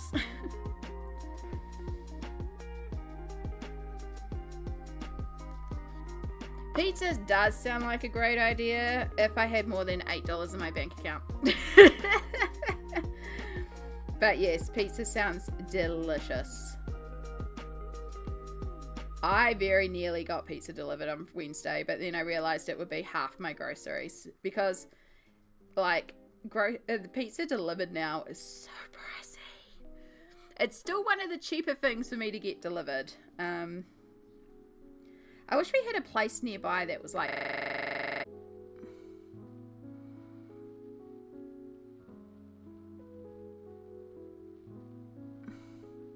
Alright. We should be back. I'm glad I turned off automatic ads because apparently we're doing this today. Yay!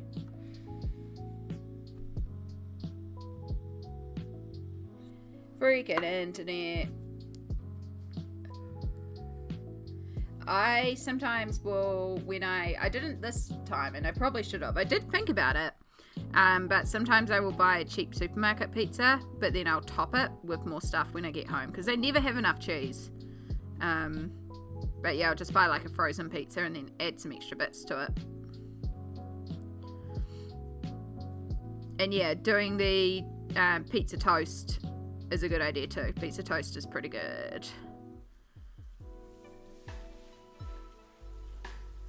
But there's just something about Pizza Hut pizza.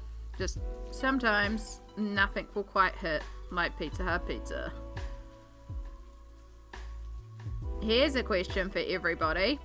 In fact, I wonder if we can do it as a poll. Let's do it as a poll because polls are fun. If I can find my poll button. There's my poll button. You poll!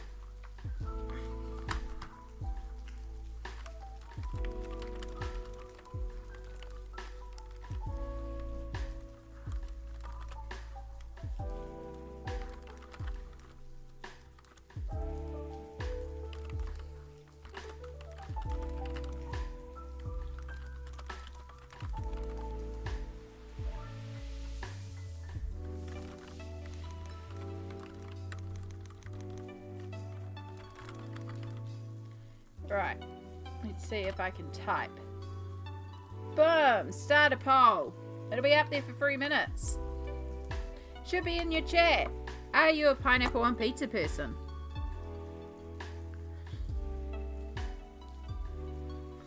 I will say that all opinions are valid because pizza is pizza. Just enjoy your pizza. You like pizza with pineapple, you do it. You don't like pizza with pineapple, you also do it. You don't care either way, also valid.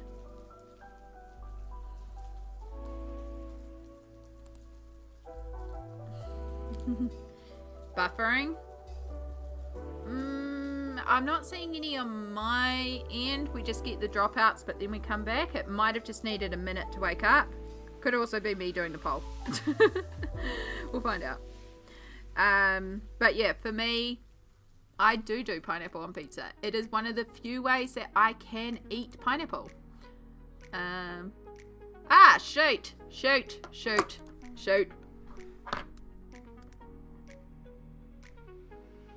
Untime out. I accidentally timed out Samsara. I pressed the wrong button. There you go. Sorry, Sammy. Fuck.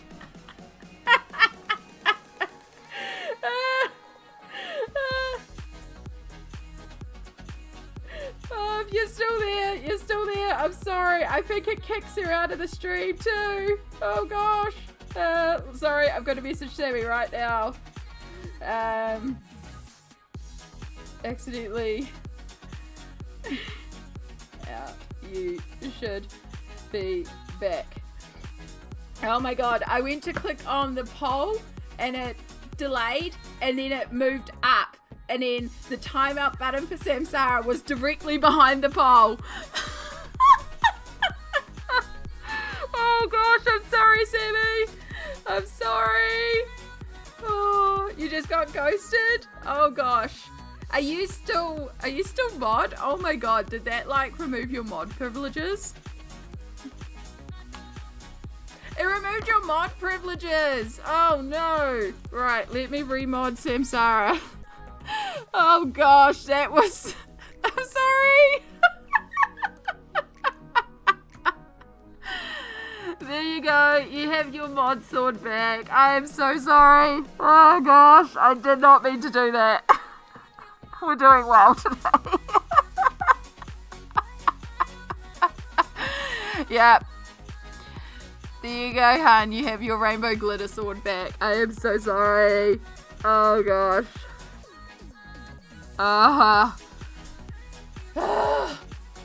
Professional streamer. Obviously wanting pineapple on pizza is all we have to do to get...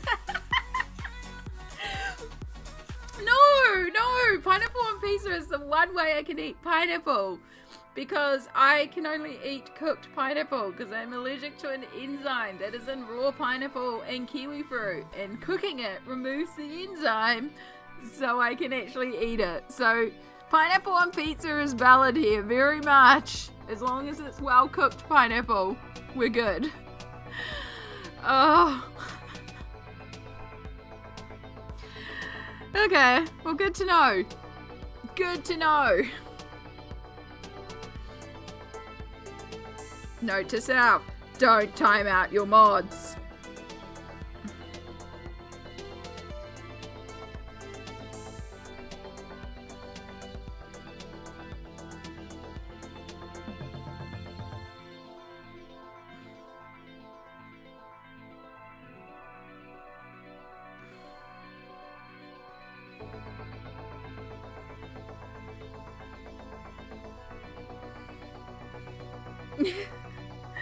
Oh gosh, it really does show you a little ghost when you get timed out. Oh my gosh, I'm so sorry. I feel so bad. Oh my gosh, I really did not mean to do that. Look, chat witnessed my panic when I realized what I had done.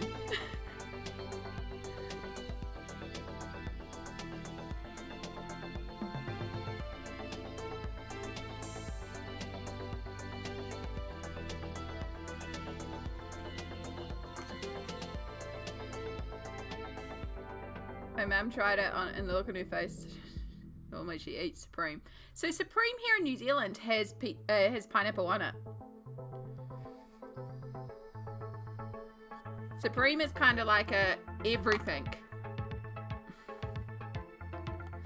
It is hard to find a bad pizza. I like lights of toppings like 3 or more. Yeah, sorry, I'm just catching up on chat because I remembered.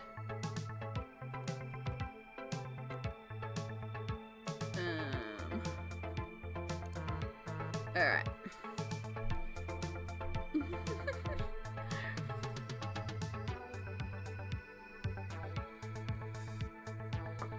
But, oh, yeah. Gosh, now I do want pizza. I really regret not buying a pizza.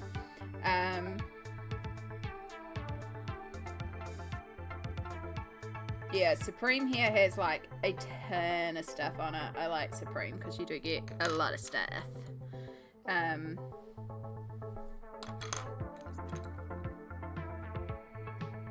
So yeah, I usually do get a Hawaiian ham and pineapple.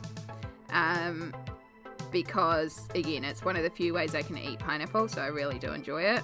And then I usually just get a Supreme. But it also depends on the deal and what I can get in the deal. So I usually try to buy a deal to get a better deal for delivery and stuff like that. Pizza is the one food I will get delivered. It's walkable because it's right next to the supermarket.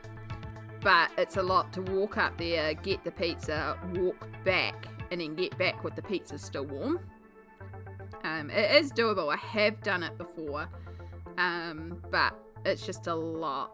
And so it's like the one time I usually will order delivery for food. Most food I can access within a block or two of here, but yeah, pizza's the one thing I will get delivered.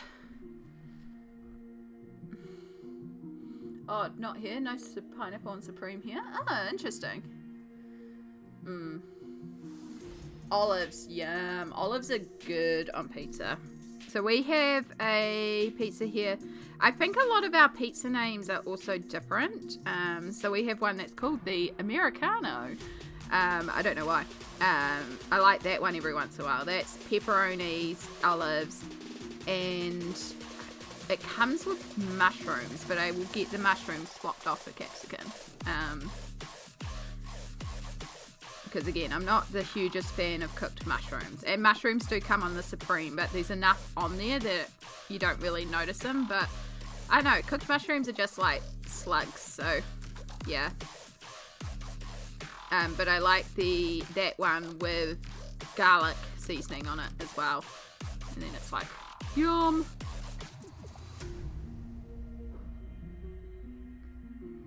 Also, a good cheese pizza.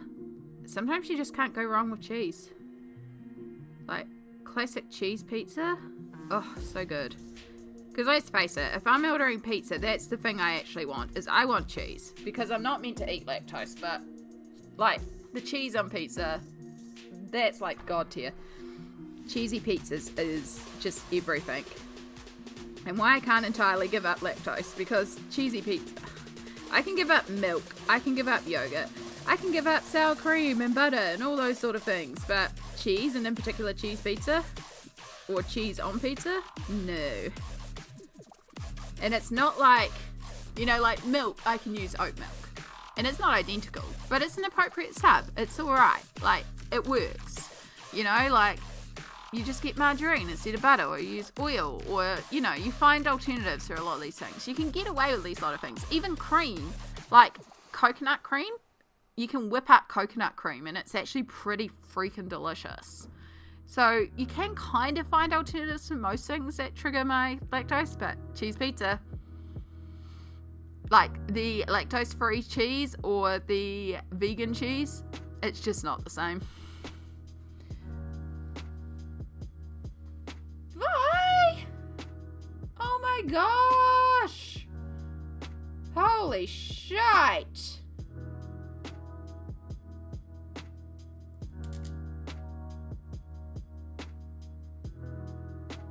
Holy shite. Vi, I just clicked. I read that it's $3.38, but no, that's $33.88.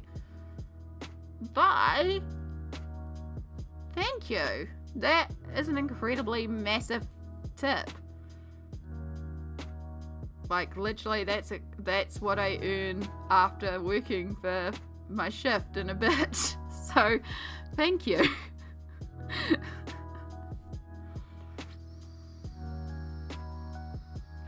Is that pizza money? Should I use that for pizza money?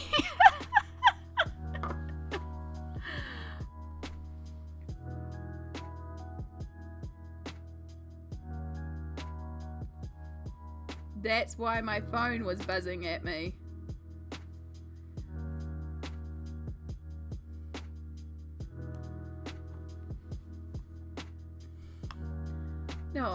Thank you. I'm just seeing if I go into the app, if the message will come through.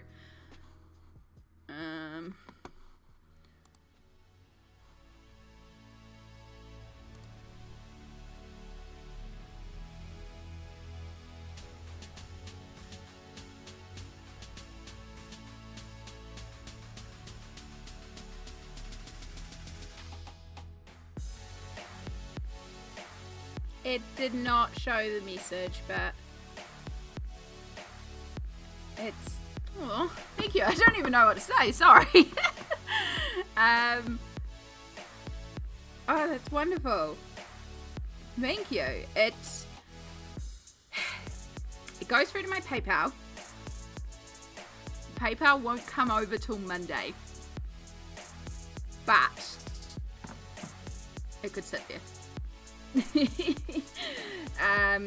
It could go to pizza. Actually, if I do pull it out now, hold up, let me see, let me think about this. It's possible it will come out in time.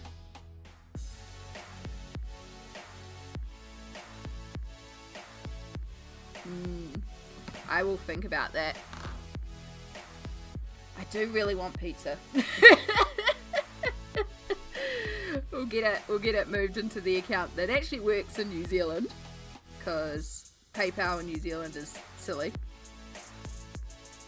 but it's a very handy thing.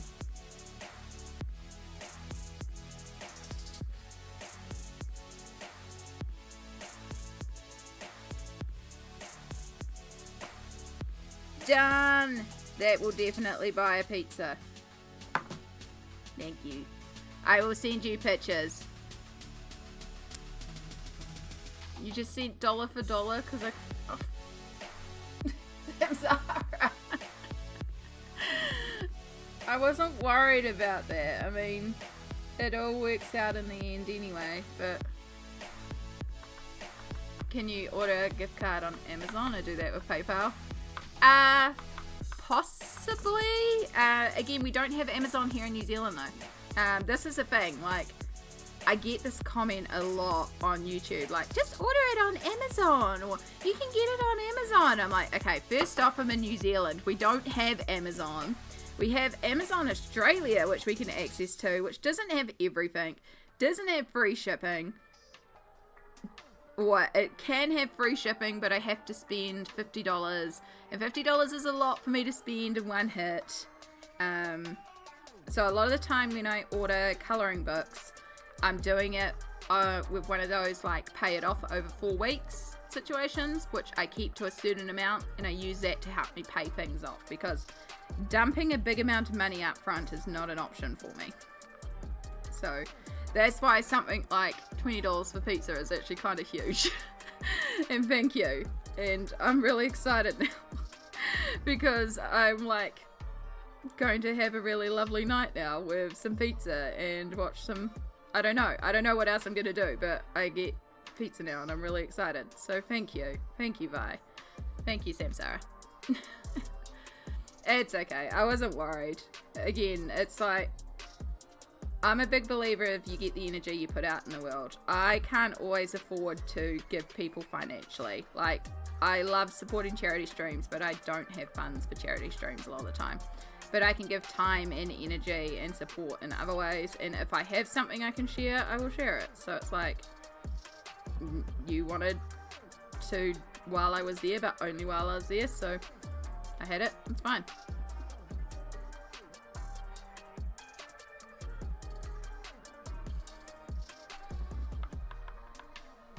It swings and roundabouts.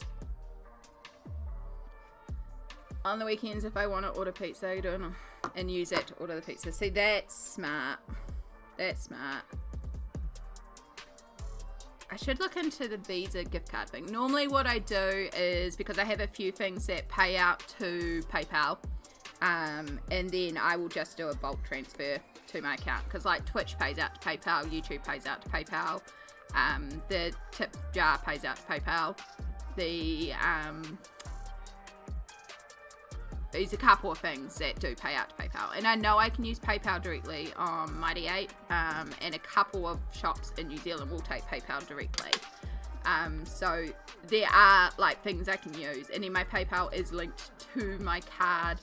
For certain sites I'm allowed to do it, but PayPal in New Zealand is also weird. So one of the things with charities here in New Zealand, because PayPal has a charity option, so when you do a Tiltify stream with PayPal, with a Tiltify stream for charity, some charities will have PayPal as an option, but PayPal isn't set up for New Zealand charities yet. I think they're working on it, and that's one of the reasons why New Zealand charities can't be on the Twitch integrated charity thing, because that uses PayPal, and you have to have a PayPal charity account, which isn't set up for New Zealand charities.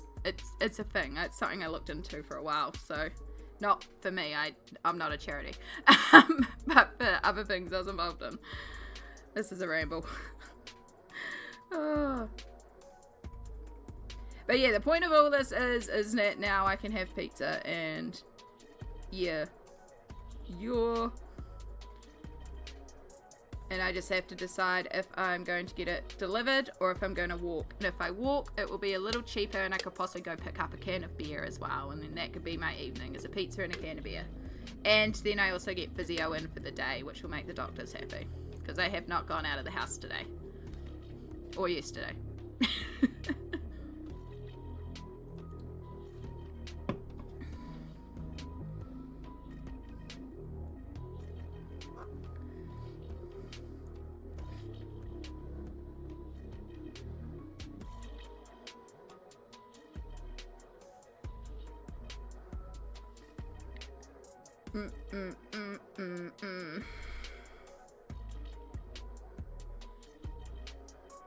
Patreon, that's the other thing that pays out to PayPal. I knew there was something else as well.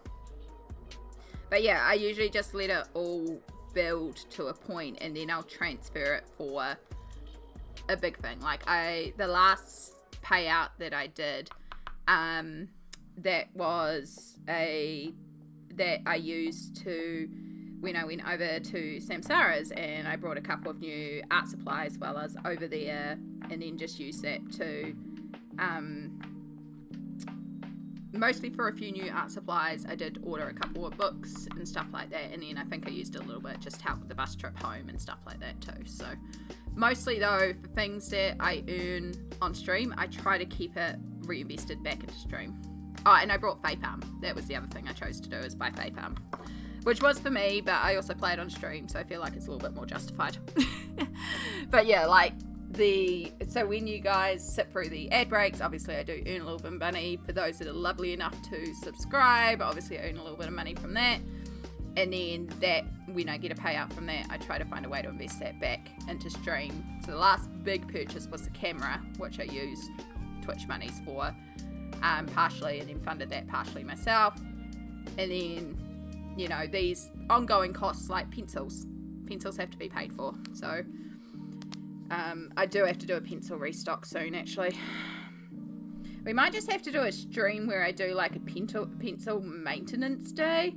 It's what PB used to do with her markers. I kind of need to do a pencil maintenance day where I just go through, reorder my pencil cases, put things in order. I need to make a bunch of new swatch cards, and get all those bits sorted so that I can actually get all my pencils back into their cases, get them in order. I do need to swatch I have pencils to swatch. I need new swatch cards that are actually all the same size. Yeah, it might just need to be like a pencil maintenance stream. And then I need to go through and work out like any of my pencils that are getting low. So you see here, I've got two smallish pencils, and one of them's got tape on the end. This is my signal that I have a spare pencil of this colour. But I have a bunch of spare pencils, but the tape fell off a bunch of my pencils.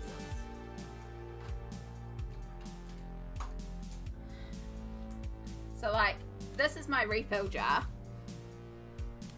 These are all the pencils that I have a backup for.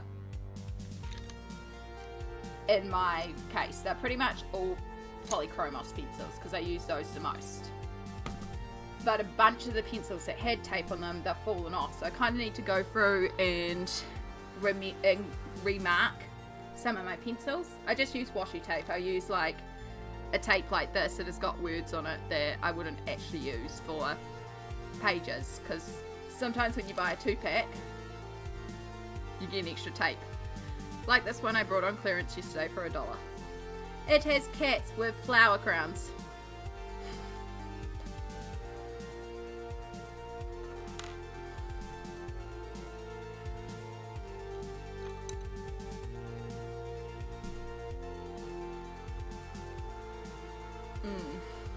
I just realised as well, Vi said that she's ordering pizza. So Vi, what pizza are you ordering? Because this is very important information. I just clicked. Yeah. But that's why she did the marker maintenance streams. Like, I need to do a bunch of swatch cards and like sorting out. I've got a whole bunch, like my Crayola super tip markers. I don't have a colour chart for them. I need to do a colour chart for them. And I also need to work out if any of those are starting to die, because I possibly need to replace those as well. And those ones are harder because they don't have numbers on them, so they also need numbering.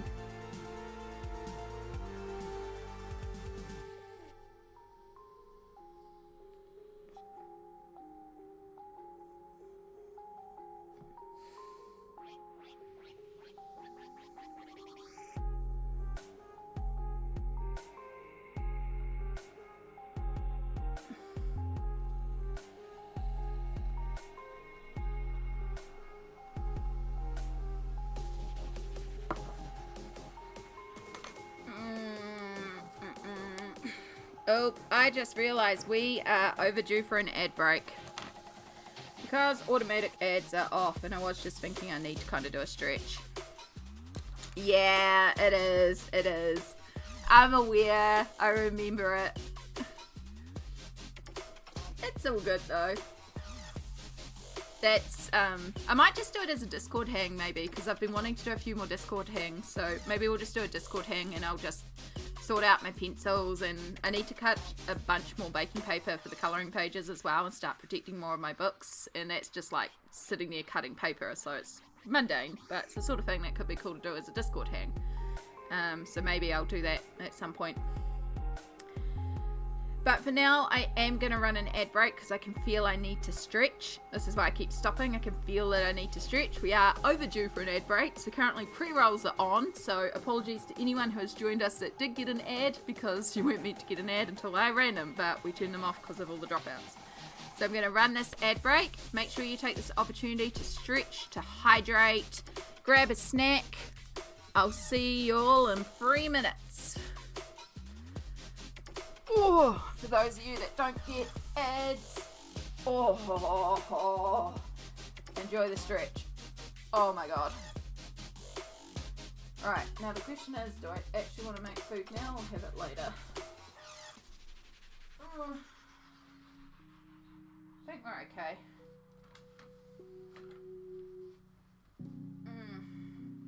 What I do need to do is clean up this ground. Oh, that spot fell. You're rubbish. You're a headband. You can all move over there. Ooh, need to pick up all the crap. So much crap around.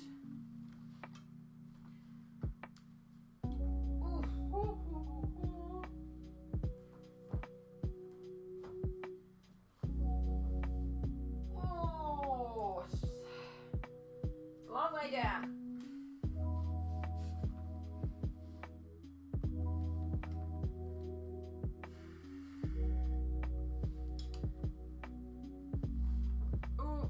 Bite. I see side bite. I ordered from Domino's and got their Honolulu Hawaiian ham, bacon, green pepper, and pineapple. Yum! You're not the tank this time? Fantastic. I'm glad to hear that. We have Domino's and Pizza Hut here. I prefer Pizza Hut.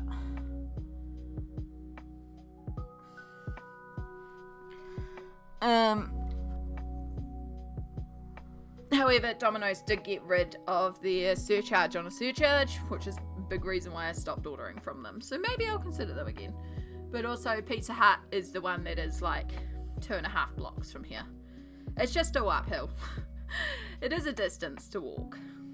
But it is technically walkable because it is next door to the supermarket. So I can technically walk to it and walk back.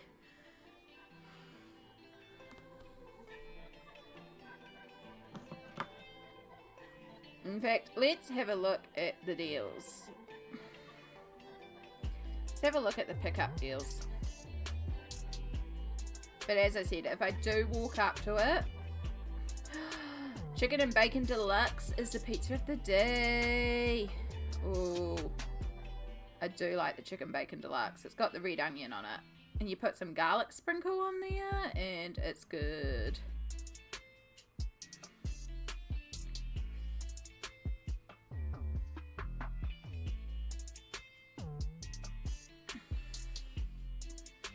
You're prepared, but you only got one ad to be more Detroit-like. Okay. Just usually like less crust in there. Interesting. Okay. We have... I don't know, they've still got their standard. They've also got a sourdough one that I really like because it's quite thin. But it's not there thin and crispy.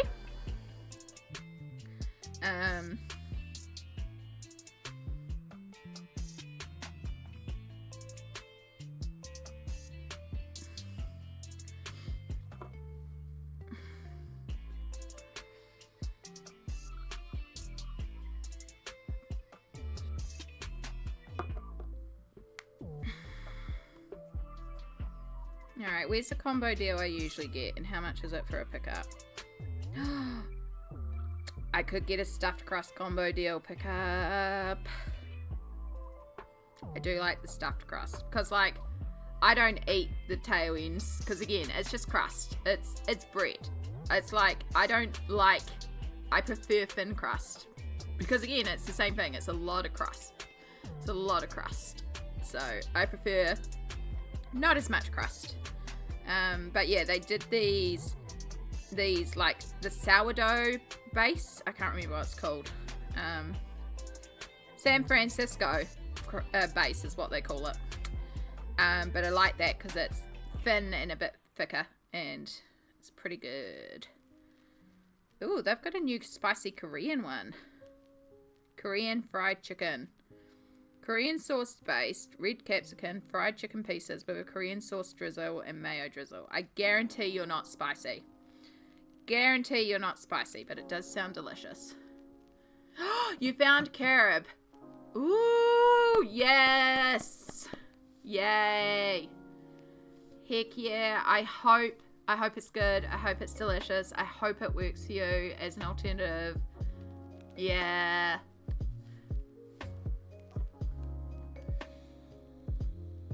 Because, like, you can literally get blocks of carob at my supermarket. So if you were really stuck for it, I was going to say it's going to cost a small fortune, but we can get some shipped to you to try. Like, we will get some to you.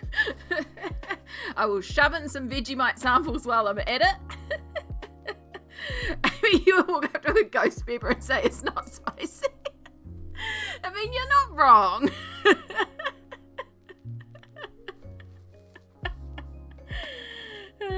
You're not wrong. I was thinking, because again, I've been thinking about doing another charity stream. So I was looking at things I could redeem. And you know, there are the Bean Boozled challenge, and then Vi has like the spicy jelly beans, or, you know, you can get the spicy peanuts, or, you know, wasabi peas. You get those like super spicy ones. And I was thinking I could get some of those. And I was like, well, that's not really actually a challenge for me. That's just me eating snacks. Like, that's just you all paying for me to eat snacks.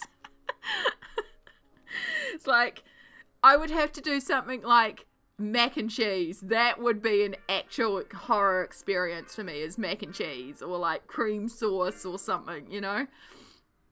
Yeah, that would be the equivalent of a ghost pepper or something.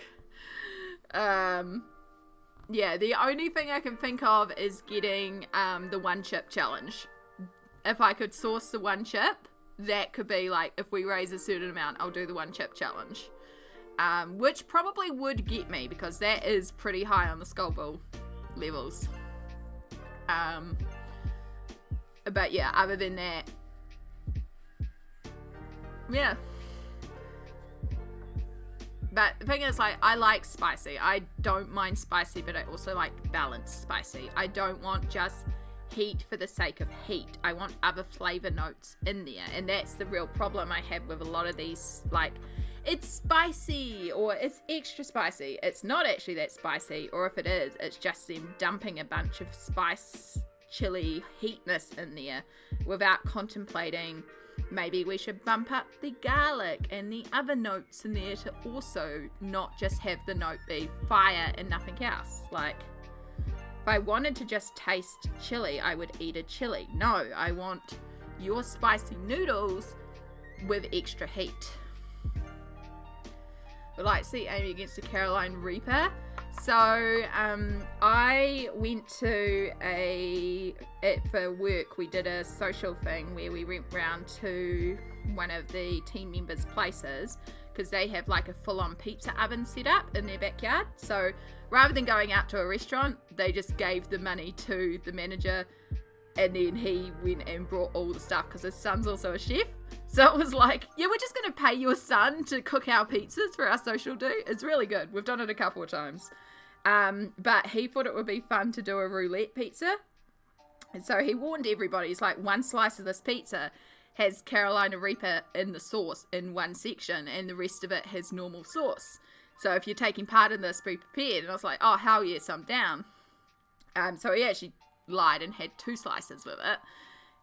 But I got one of them, and then my brother, who doesn't work for the lab, but my sister-in-law also works for the lab. So, you know, my brother came because he knew 2 of us, so we were all there. So he was like, oh yeah, I'll try it too. So we all tried a slice, and everyone else got the non-spicy one, and then Joel got the spicy one, and he just went neon red, sweated, and was choking. He's like, oh, I got it.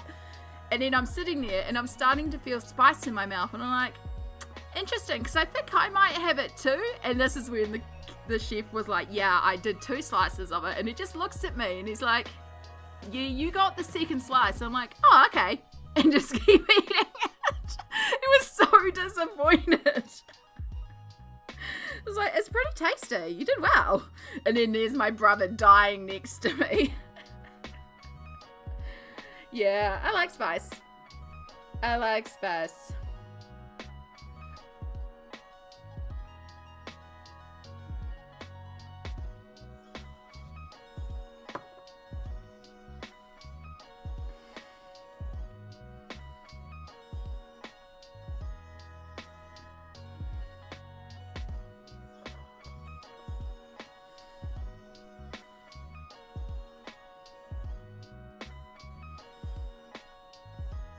I think the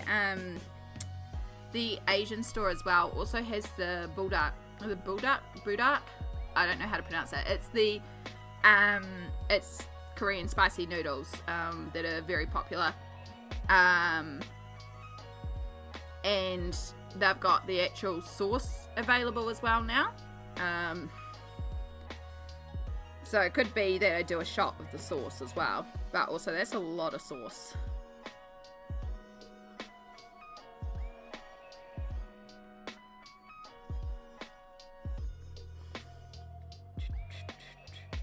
I know, these are just all things I was thinking about, but again, this does depend on, like, physicality, because if I do a charity stream, I'd probably want to do another 12-hour stream, and right now, physically, I don't feel like I'm up to a 12-hour stream, so we need to get a little bit more sorted before we can do the full-on charity stream madness again. But that's the sort of thing I'd like to do this time, is to have things like, for $20, I know, this is where it would be like, eat a spicy jelly bean or Benboozled or something like that. But Benboozled, it doesn't really taste like anything to me, and spice isn't really a challenge. So it's like, what do we do? Do we do like, at 500, I will face my fear and eat macaroni and cheese? Ugh. Ugh. Mud, hello. Hello, hello, hello. How are you going today, lovely?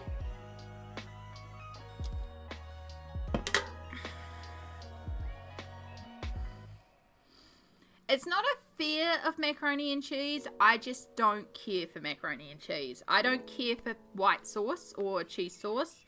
And macaroni and cheese is the easiest way for me to explain it, because macaroni and cheese is heavy pasta, which never sits well in my stomach. Cheesy, possibly, but not really. Not a sharp cheese. It's just a bland, creamy sauce and nothing else. Now, I don't mind pasta with like a tomato sauce, like the goulash recipe that you shared, because there's other notes that cut through this. But also, pasta is very heavy for me, so I'm not a big fan of pasta to begin with. But then you add on something that is just bland and flavorless to me, and people keep telling me, "Oh, you just haven't had good mac and cheese, or it should be cheesy." I like cheese, but I like cheese with other notes cutting through it. Like, cheese on its own is lovely to a point, but also I want other things. I want cheese and pickle. I want cheese and chili sauce. I want cheese and something else. I don't just literally go to the cheese in the fridge and cut off a slice and eat straight cheese, you know? Like, cheese is a complement to something else. So, and this is where, and people have said, you know, well, put in tomato or bacon or something. I'm like, yeah, that helps a little bit, but it's still predominantly cheese and heaviness. It is not like in spaghetti bolognese or something else where it's tomato sauce that helps, that acidity that helps cut through and makes it lighter. It's not like, it's just heaviness, basically. It's heaviness and stomach uncomfortableness and blandness for food that I don't enjoy. So that's why I'm just not into mac and cheese or carbonara or fettuccine or any of those creamy white sauce pastas.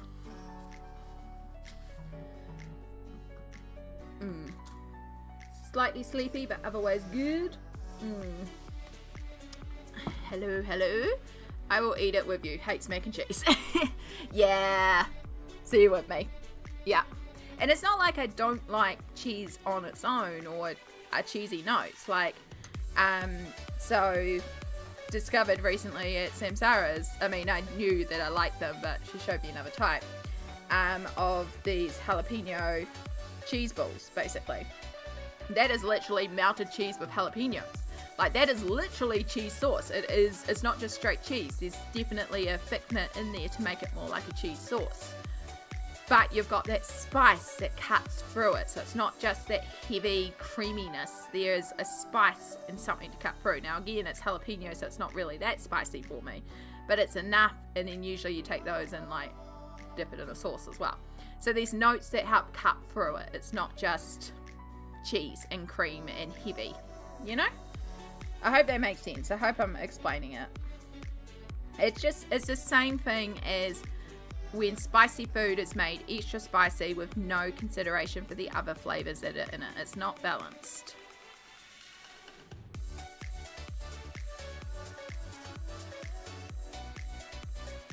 I just like my food to have notes and to be balanced across and to hit all areas of the palate, you know? I like the umami. I like the hitting of all the different notes of the tongue. I like all the different flavors. Yeah, jalapeno poppers. I think that's what they are. Sorry, I think I called them ball. I think they're jalapeno poppers. I don't know. They're shaped like a ball, though. They're not the ones where they stuff a jalapeno, which I would love to try those ones.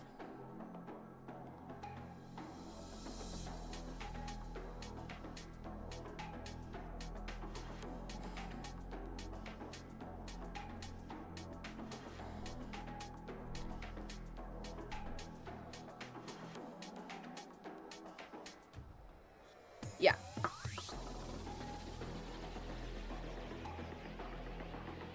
Alright. I think we're good there. I think we can start working on these centers. Doo-doo.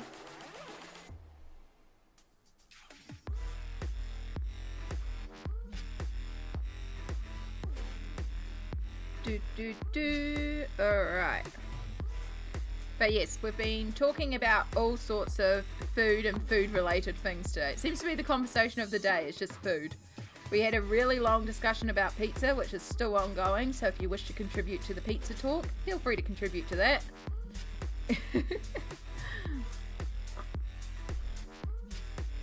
And now I'm really regretting in the last ad break that I didn't sort out my spicy Korean soup for lunch. But that's okay, I'll sort it out next ad break. Although I do have to cook eggs for that, and that's going to take a couple of minutes. And then I also wanted to steam some dumplings, so I should possibly put that on earlier and get those steaming.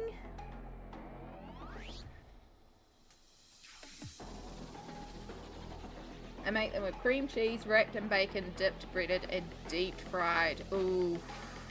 Oh, that sounds good too. See, it's that same thing. You've got a creaminess, but then you've got a saltiness, a spiciness, and you've got a textural thing from the breading. So you've got a balance there. It's Mommy! And she's feeding me candy. Thank you, Mommy. In fact, I think I have a couple of sour bottles left in this bag, so maybe we'll finish off this bag. I do. I have 2 sour bottles left in here. So let's finish off this bag. We also still have... Well, they're falling out all over the desk. Oh no! This is what I get for chopping down the bag small. And not flipping it properly. We still have this much left of this bag. So we still have a bunch left in this bag. And then... Hi, Mommy. Thanks for the candy. We have grandma lollies. And then...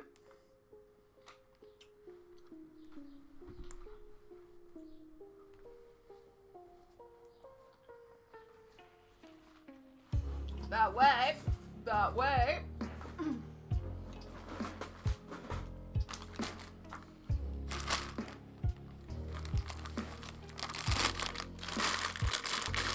We have a few more sour lollies. This is a 1 kg bag, £2. 2, 3. Because this is a $7 bag of lollies that they had on clearance for, I think it was $2.50 a bag. So, you know, just 6 pounds of candy. Just a little bit. And they're actually really good sour candies as well, for the price. You've become a Werther's Original, old man. Werther's Originals slap. I'm with you on that. Werther's Originals are good.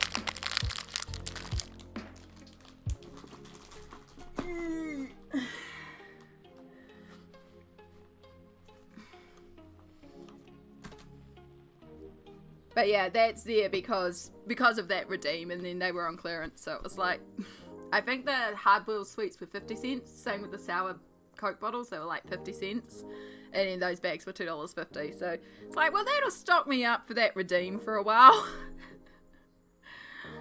I get them to stop my ears popping while travelling. Yeah, I usually try to have hard-boiled sweets for that exact same reason when I'm travelling, because they definitely make it easier.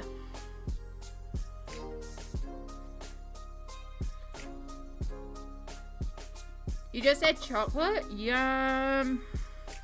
Chocolate's a good choice.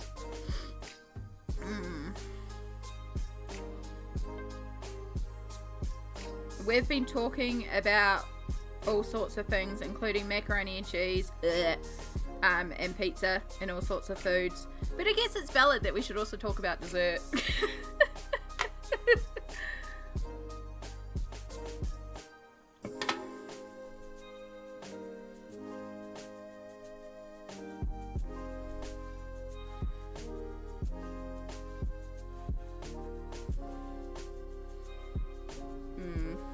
You know what I've been eating over the last couple of days? When I did my groceries, I got a bunch of food on clearance. So I had enough left over to buy myself like a treat, which was great. I love it when I shop clearance and it works. But I had $5 left over, so I went to the bakeries and I brought a slice and I brought lolly cake. I have not had lolly cake in so long, and I forgot how hard lolly cake slaps. So, how do I explain lolly cake to the non-Kiwis? Yeah, blast from the past, right? In fact, I should just go get it to explain it. But, what lolly cake is. In fact, I'll go get it. I'll go get it. It's probably easier to show you. Oh, distractions.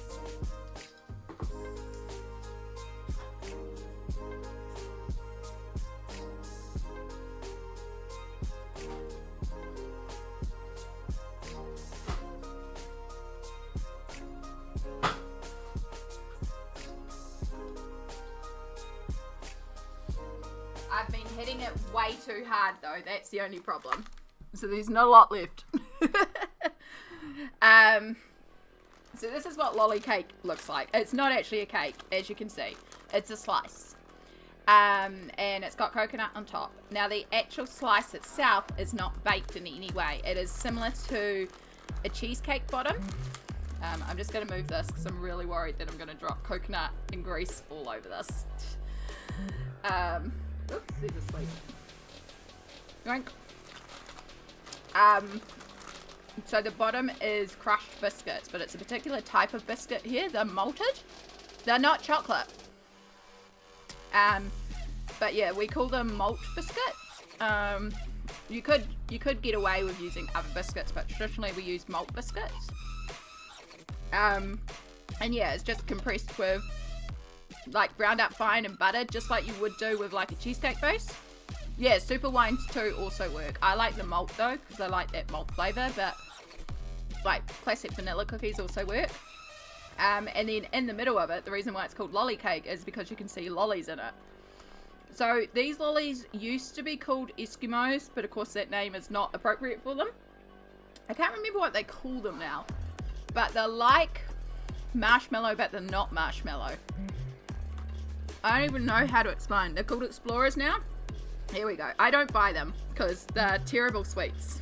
So I don't buy them as sweets, but in lolly cake, they're good. They're like a they're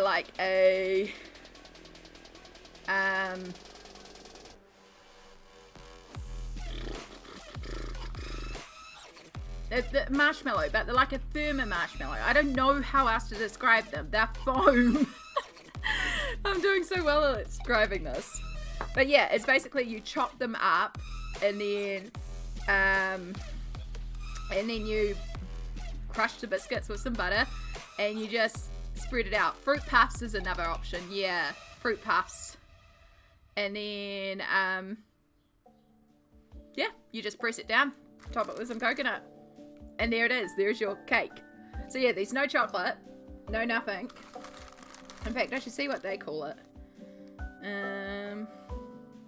No, they just call it all the chemical names.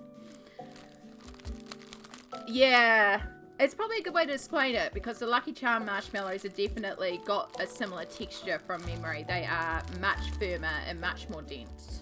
This section's the best because it's got the pink ones. So yeah, some sections will have more of the foamy marshmallow stuff, puffy stuff. It's really just recompressed biscuits with lollies in the middle. But it's good. But yeah, definitely no chocolate.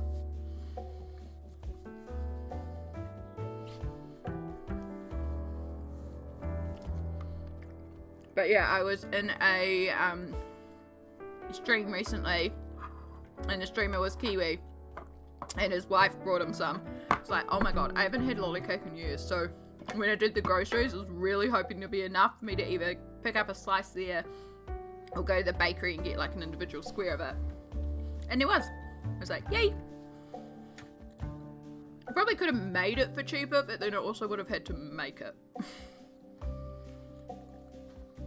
Although not necessarily, because the sweets are $3, the biscuits would have been $2, and then I would have had to buy coconut and compress it with the butter or the condensed milk or whatever they use to compress it, and that was $5. So yeah, it was the same price to just buy it pre-made.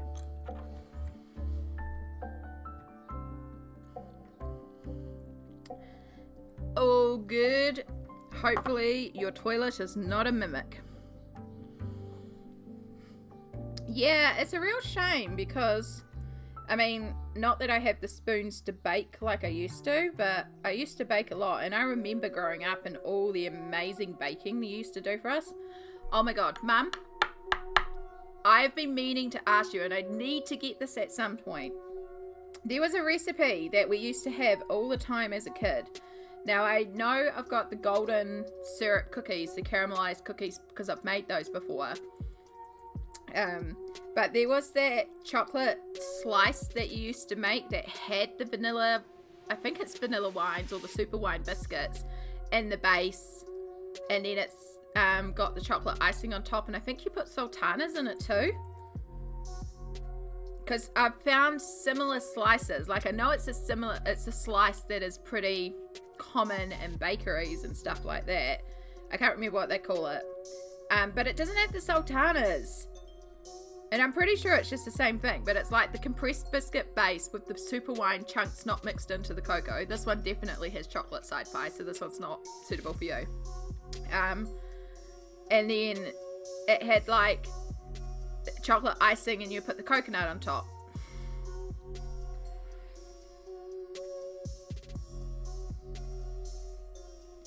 I'm pretty sure it's just that standard sort of same recipe. I realized I'm not even on screen. Oh my goodness, I'm too distracted by talking about biscuits. It could be the one you did in the microwave. I feel like it is, because I remember it used to be in that Tupperware microwave pan that you had. And you couldn't ice it straight away because it was warm.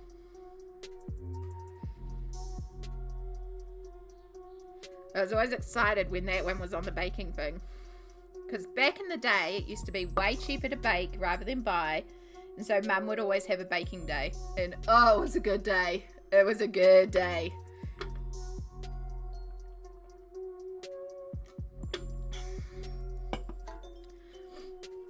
It might not have. I could be remembering it wrong. I remember specifically the chocolate icing and the sultanas. I think it was that combination. So it could be why I'm having difficulty finding it.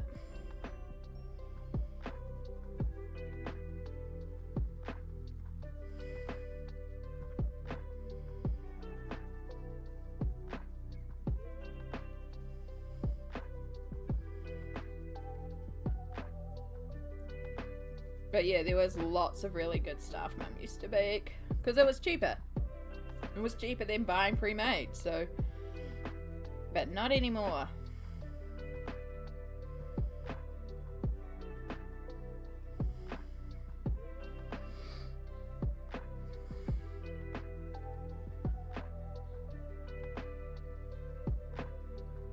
Yep. Yeah, baking all day. Oh, the muffins. And then having to hide them from Dad. Yep. Us kids were good. You trained us. We were only allowed 2 pieces. And that was it. And so you chose your chew, and that was your treat after school.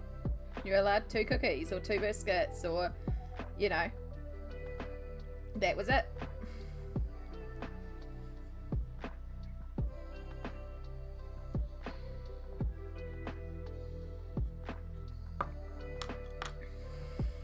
I was making a coffee the other day, and I was thinking it's so sad that it took until after Dad passed for me to fall in love with black coffee like I did. Because we could have actually had something to bond over quite well there with coffee.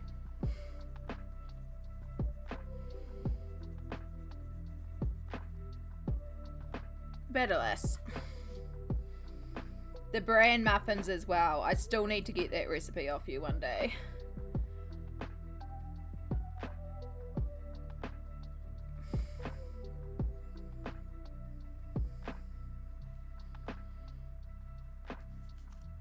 The bran muffins are amazing. Such goodness. And you'd think bran muffins, ooh, but they were so good. Especially when they were warm and the butter would melt on them. Oh, so good. Oh, I miss coming home from school and having baking. I miss just coming home and having, like, deliciously cooked foods prepared for you. I have to do it all myself now. And I have to do the dishes. Ugh.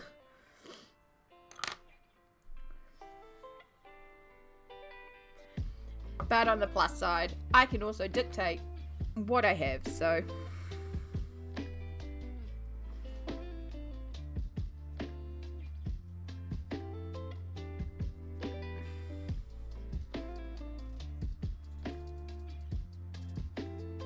But yeah, I was thinking about a bunch of those recipes that we used to like have a lot as kids and stuff like that. I think what started this was I was trying to explain to Samsara the fish pie, which is kind of my one exception to a lot of my food rules because it involves cooked mushrooms and creamy sauce, and it's like everything I should hate, but I actually really like it. I brought all the ingredients to make some, but I haven't done it yet. Maybe after next weekend. Ooh. Or maybe, because, I mean, if you don't do the markets tomorrow, I should pop up anyway to grab my package. Maybe I should come up and help you do a little bit of a baking day, and we could actually take some with us for, like, for snacks on the day, because, like, I know the trip's going to be expensive, so we probably want to try and do, like, supermarket foods and stuff like that, and we could bring a bunch of stuff, and the muffins could be quite a cool one to have in there as well, if you're up to it. I know we're both really unwell right now as well, so like also buying pre-made scones at the supermarket is fully valid. yeah, it does. It's like, it's so wrong. Everything about the fish pie is wrong, but it's good. I was trying to explain it to Sam, so I was like, everything about this dish is wrong, but it's so good. Oh, so yeah, for all my talk about not liking creamy foods or cooked mushrooms, there is a fish pie recipe. Its base, because I have made this once before, its base is like a roux, so it is a creamy type sauce, very thick, that you dump like tinned tuna into, hard-boiled eggs, and then it has like cooked mushrooms, which I think are from a can, and peas from a can. I remember this being a lot of canned, like instant dump stuff. And then you top it with mashed potatoes. So it's no texture, slimy, it's like creamy, it's like got no spice, it's got nothing in there. And it's like hard-boiled eggs that are cooked again. So it's like everything I don't like, but it's good. Yeah. Oh, yeah. No, that's a very valid point, Mum. Very, very valid point. I forgot about that with Prongya.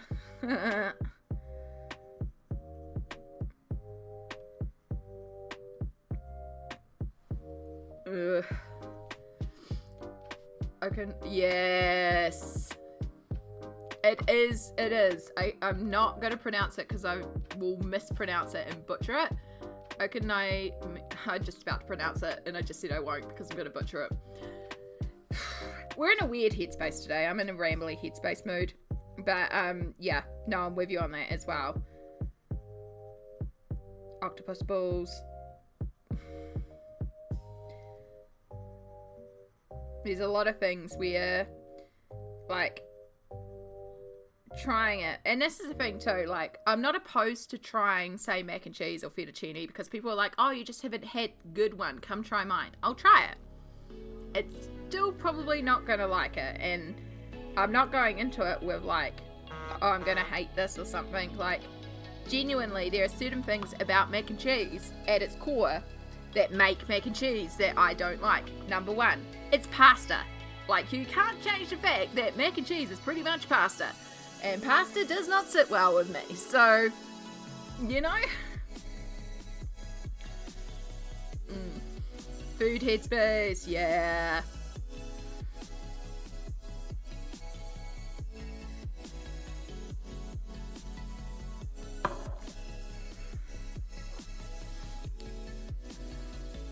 I'm usually not a big fan of cabbage. I'm not into eggs either. Yeah. It's something about how when it's just cooked right. I think, like, cabbage is one of those foods that, like, got ruined in Western food cooking.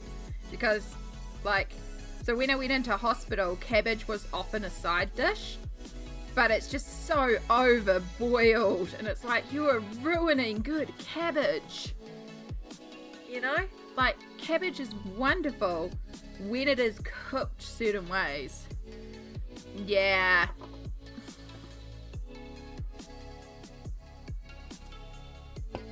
I have a recipe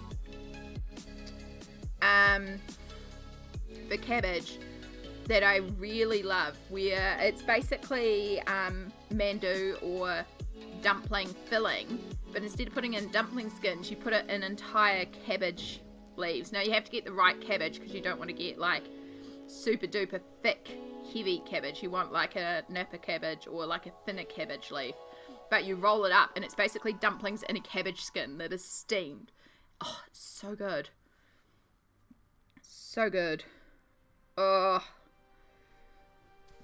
And of course, because it's dumpling filling and you can customize your filling to whatever you want.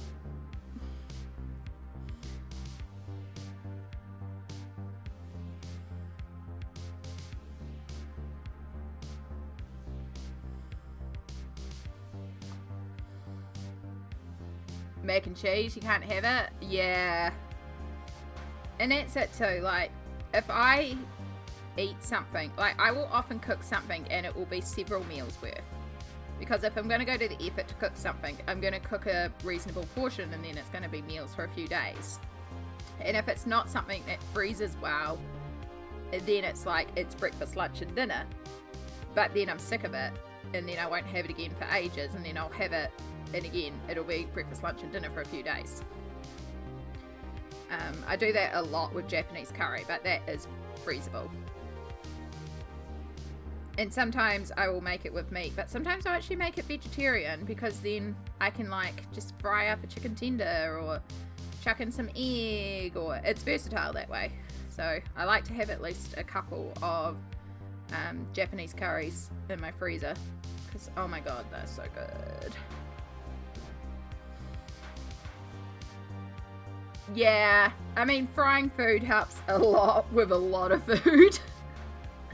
Surprisingly, a lot of food tastes better when you fry it. Or rather, unsurprisingly.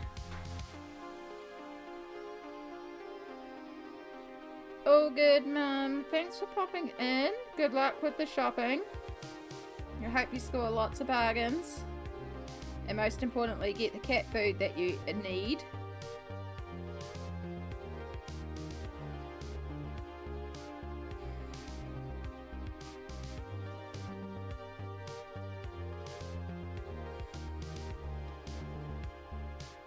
I'll catch up with you at some point.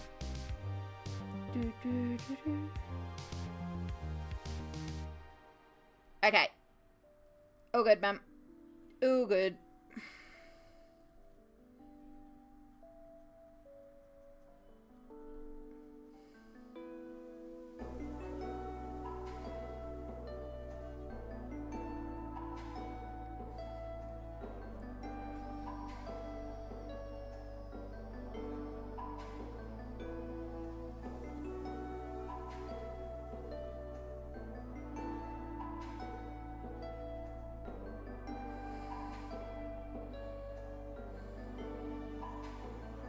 No, there is fluid in there. It's just tasting a bit funny. I wonder if you're starting to get burnt out. Ooh, ah! Shouldn't be holding things with my left hand. You gotta do yours this afternoon? Yeah, I did mine on Wednesday? Thursday. God, did I only do groceries yesterday?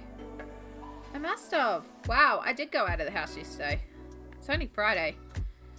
Oh my goodness. When all your days merge together.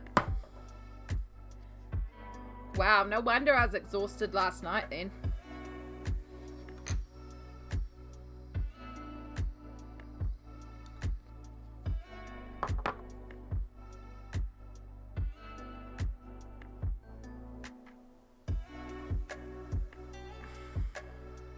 And like you, I try. Yeah. I mean, at the end of the day, like, we're allowed to like and not like certain foods. Like, it's all good, you know? There's enough food out there, and eat what you enjoy. You know, eat what suits you. I heard a really good term the other day for, like, foods like that lolly cake, because we're trained, and I still do it sometimes, where I'm like, oh, this is bad food, I shouldn't eat it. It's like, no, this is soul nourishing food. Like, maybe it's not the most nutritionally balanced food, it is soul nourishing food. And I think that's a really good way to start thinking about food and be like, you know, yeah, I shouldn't eat this entire block of it, but it's going to do me a lot of good to have a piece of it, you know?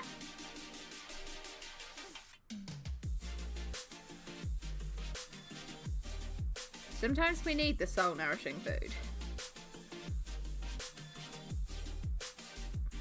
And if your soul nourishing food is a big plate of mac and cheese, you go enjoy that mac and cheese. And I'll be sitting over here with my spicy Korean stew.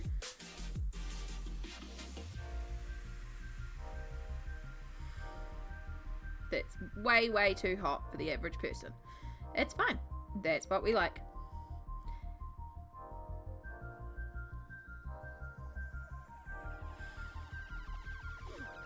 One day, I would like to try natto. I don't know if anyone here has actually tried it. I'm curious to try it.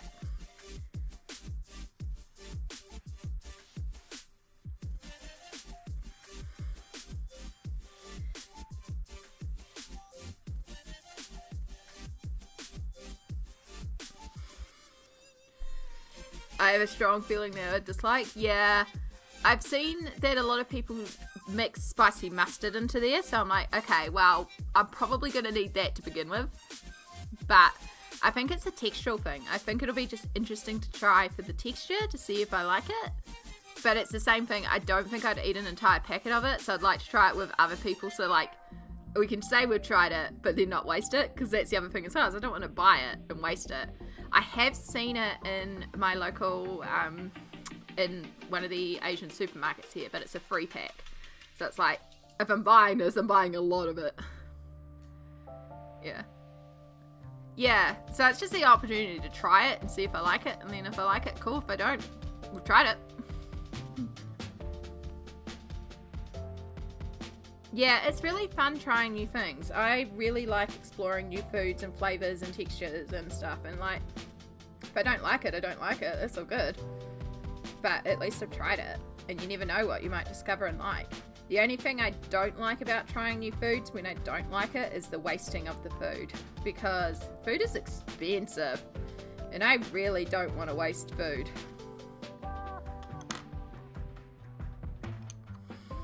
Nata? It's fermented soy beans, but like it's like sticky and it's got all these strands, and when you get it, you take your chopsticks and you stir it and it kind of almost foams up. It's apparently quite pungent as well. It looks interesting. I'm not expecting to like it. Yeah, but nutritionally, fantastic for you. It's one of those things that really, really good for you nutritionally. And it just looks interesting and curious to try. Probably not something a lot of people would like. It's a Japanese thing, and not even like, even in Japan, some people don't like it. Yeah. With rice and rice seasoning. Yeah, it's a very common breakfast item apparently.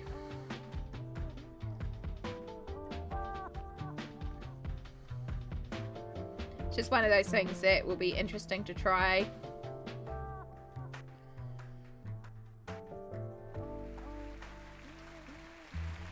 I do have to do in fact, next grocery day, I think I'm stocked up on the supermarket stuff, so I think the next grocery day I'll do it at the Asian supermarket, because they do have fruit and veggies there, and they're actually cheaper than the local supermarket. So I'll get my fruit and veg, but I also stock up on, because I need like a lot of, like, I'm out of Chinese vinegar, black vinegar, sorry. I'm out of chili crisp, I'm out of Zakaki, I'm out of rice, sushi rice, and I'm out of the vinegar, I'm out of seaweed, I'm out of nori. Yeah, there's quite a bit that I need to stock up from, so. Yeah. I think possibly I'm not sure, like, I don't mind sticky foamy texture. So texturally I think I'll be okay. It'll just be the flavour of it, but with spicy mustard, I think it could be alright. Might not be something that I love, but I could see myself, you know, being like, okay, this isn't bad. It's probably not something I would eat daily, but something I could say I've tried and either cared for or was like, meh.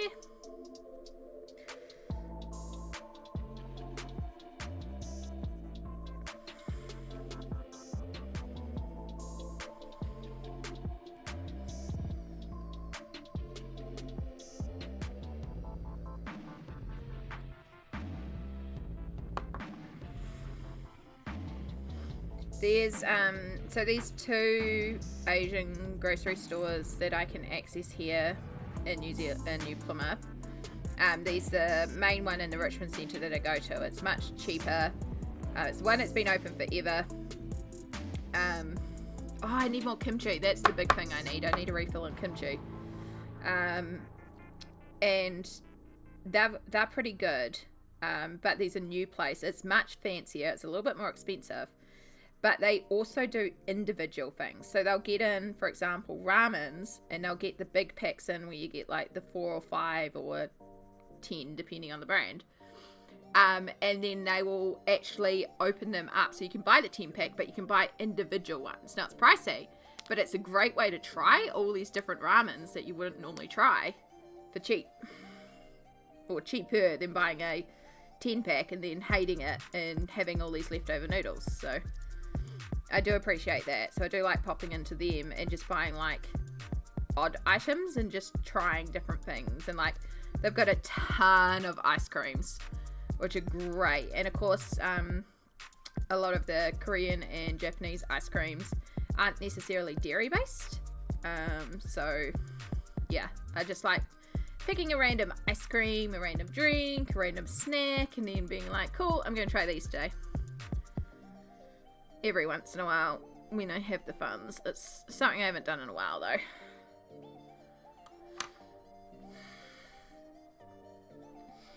Yeah, see, that makes sense. Beans are another food that doesn't sit well in my stomach, so that's kind of what I'm thinking. And also rice. Rice is more comfortable than pasta. Pasta and beans are harder for my body to process, but so rice is easier for me to process, but it still sits heavy in my stomach. So this is one of my big concerns with natto, is it is basically beans and rice. It's a lot of texture and it's a lot of heaviness. Yeah. Yeah, I know the one you're meaning. I know the one you're meaning. It's good. It's so good. Yeah. I can picture the exact ice block that you're talking about, and it's freaking delicious.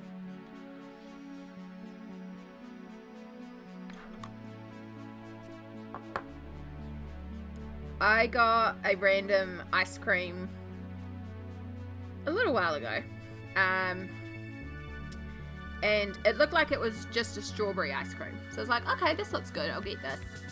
And it was like a little cup with the swirl on top, and you could see just the littlest dribble of strawberry. And it was strawberry and vanilla ice cream. What I didn't realize underneath was that there was actually milk, but ice, like a milky ice sorbet with apple. And I was like, it was like something that I think and go, oh, that doesn't work at all. But eating it, fantastic. And it's just one of those combos, and I'm like, I wouldn't think of apple, icy milk sorbet, and ice cream with the tiniest amount of strawberry drizzle, but it really worked. It was really good. It might have even been like apple sorbet or something. I know, it got a bit mushy there in the bottom, so it was hard for me to tell exactly. And the packet was all in Korean, so I couldn't read it, but it was delicious.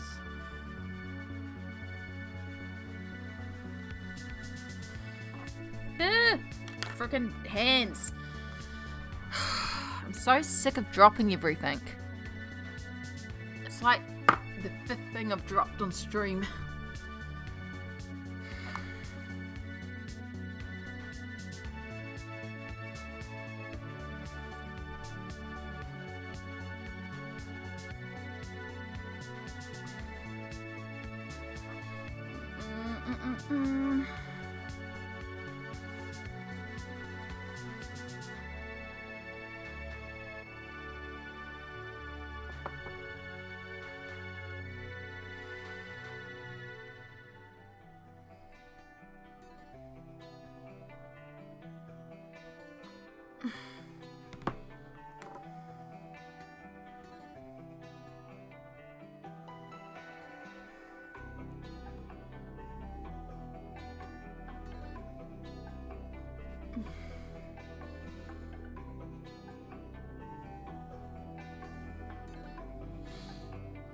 Looks like Mum is making sure I eat. Loaded nachos and now ginger salmon and rice. Yum.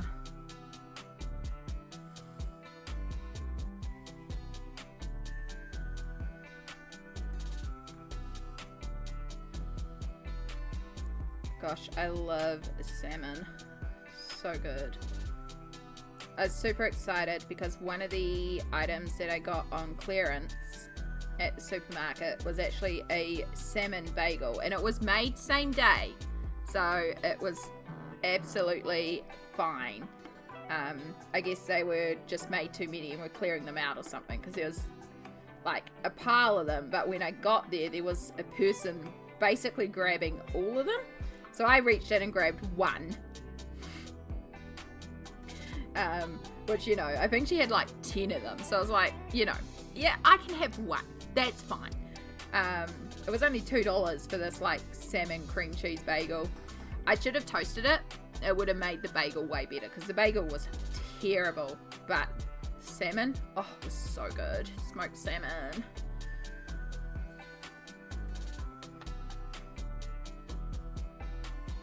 But yeah, that's something I would normally not really buy on clearance, is fish, because that's a bit dodgy. But like I said, it was packed that day. I guess, I don't know why they were clearing them out. I didn't question it. It was packed that day. It was absolutely fine. The bagel was terrible, as I said, though maybe if I'd toasted it, it would have been a bit better. But it was a bit weird to toast when it already had like the salmon and stuff inside it. Maybe it was designed to go in a panini press. I don't know. I just kind of picked one half of the bagel off, so there was less bagel.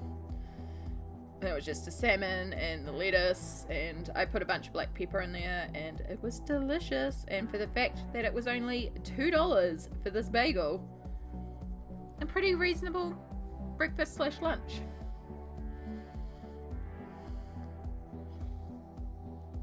No, that one's flat. This one.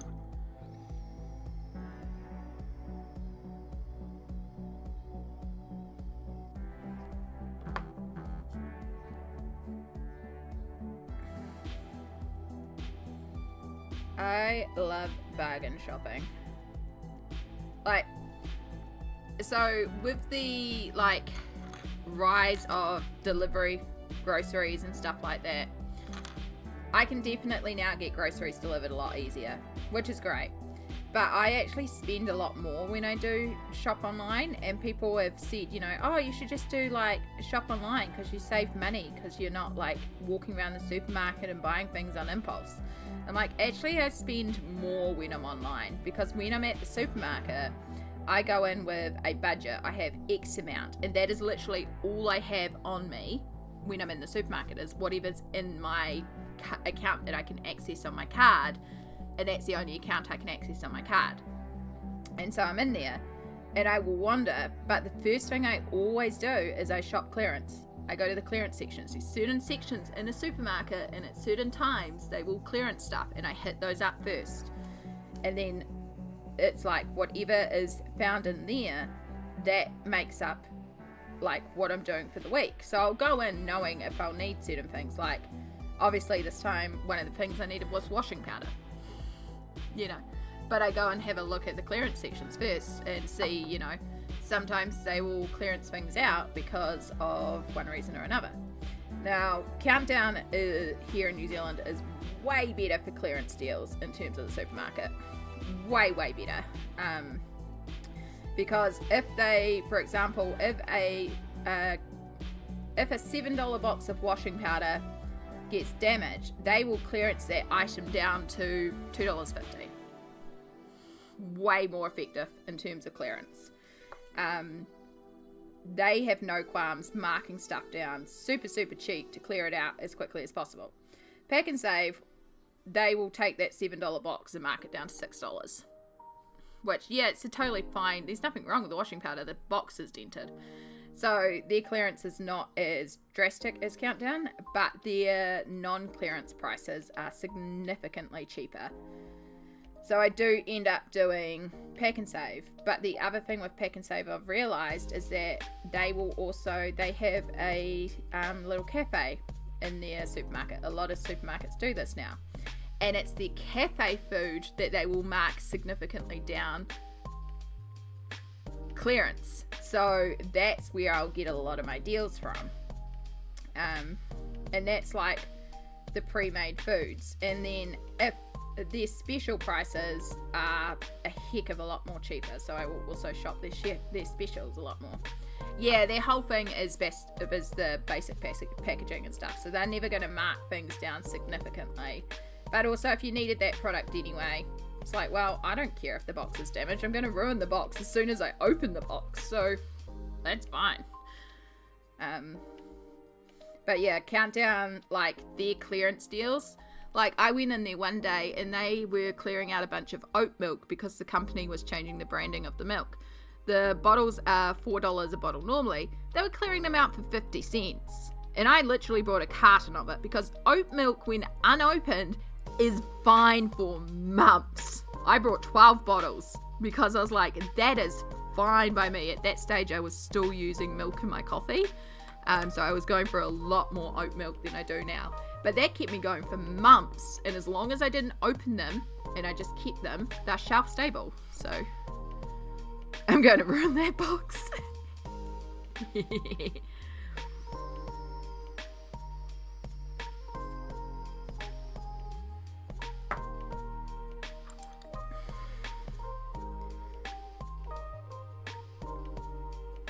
So yeah, yesterday, I can't believe it's only Friday, God.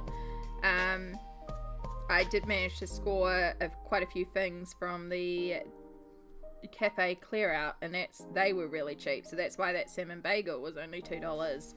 I got a quiche for $2. I got like a Thai sausage roll that I had as part of dinner last night. It was okay, but again, it was like $1.50, so very cheap, easy part of dinner. And it means that you can just stretch those dollars a little further. It used to be, and it was so good. So when I worked at work, when I actually went into work, Countdown is just one block up from my work. And it was like I could skip and go, rather than going directly home from work, I could just swing out one block and then go home.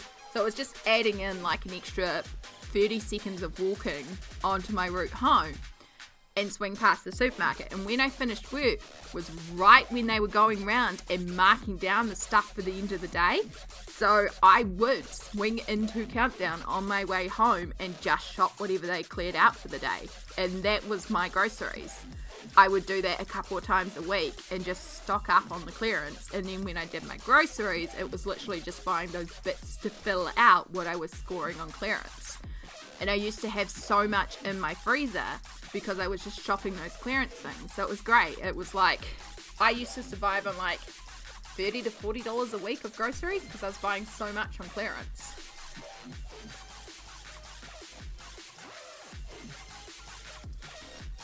But that's not feasible anymore because that's not how I can walk around anymore.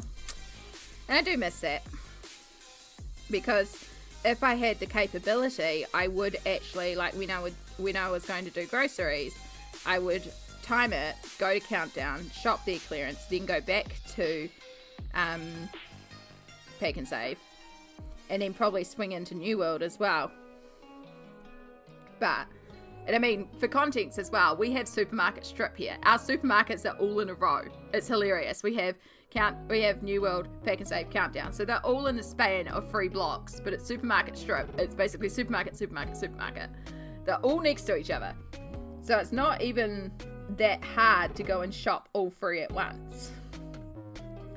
And I did that with Mum when I used to drive her. We would do our groceries together, and I would just take her to supermarket strip, and we would go and hit up and get different things at different supermarkets. Because we had a car, and certain things were cheaper at certain supermarkets. So we would do Countdown, shop the clearance, and get specific things like their cans, but always cheaper. So I used to shop there first, get those bits. New World to get specific item, and then Pack and Save for the rest of it. But that's an option now.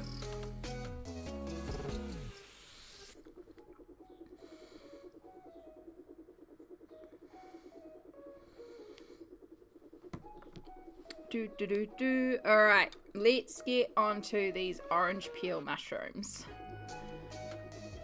How are we looking? You're starting to see it. Like, it's starting to really come together.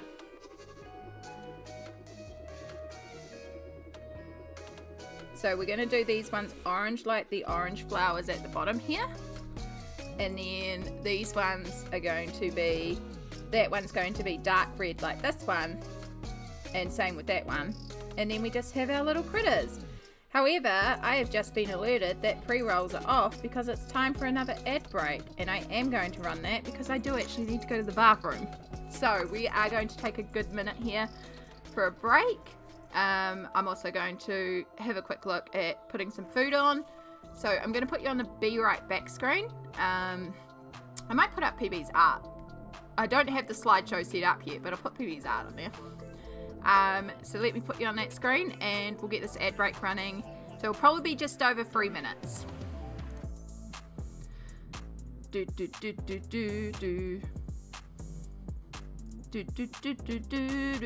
I don't have it set up as a source in here. I also don't have a credit. Let's put the image in there. Add existing. Gosh, what did I call it? Is it that one? No. Hold up. 2 seconds. I just called it image.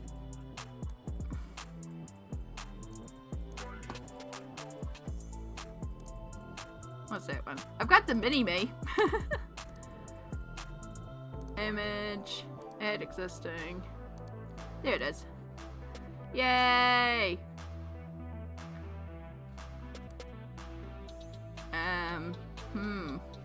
I know. Where am I going to put this?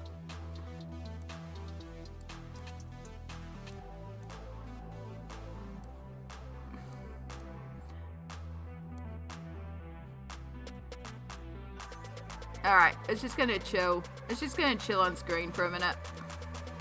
It's just gonna be like that, and then we'll just...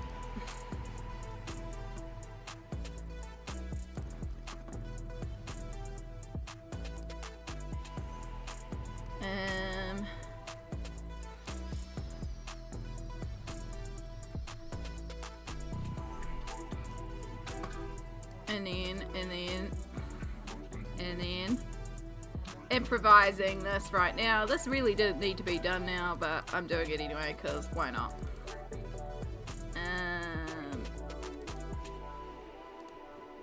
That.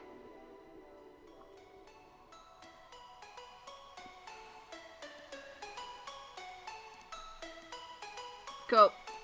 Alright, we're going to leave that one up on there for a couple minutes. Alright, let's get this ad started and I'll see you soon.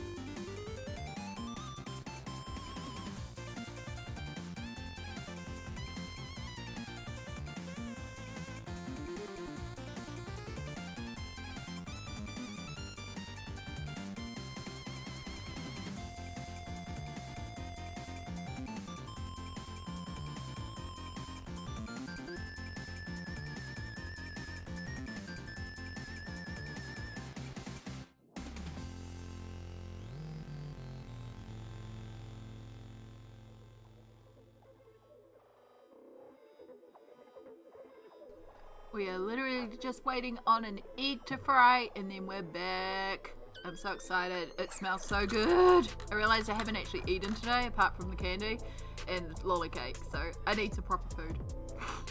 Anyway, yeah, just like a minute or two, and then my egg will be fried, and we're back.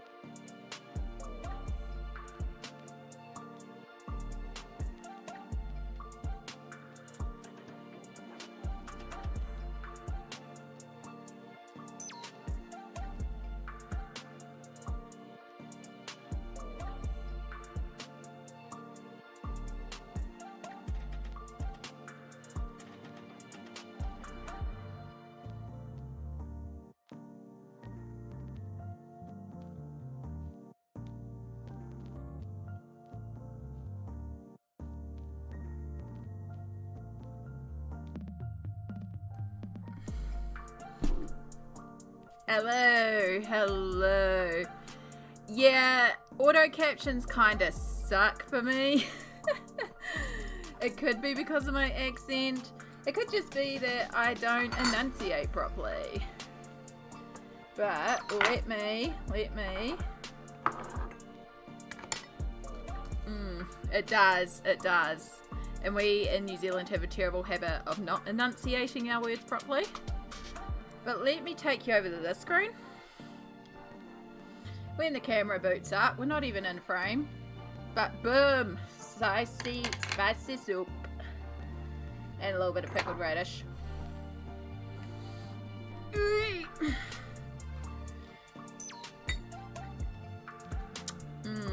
I am excited. The egg was just about there, and so I put the lid on just to give it a second to help set the top, and then it like overset the top, and now you can't see the yolk, but the yolk is running in there.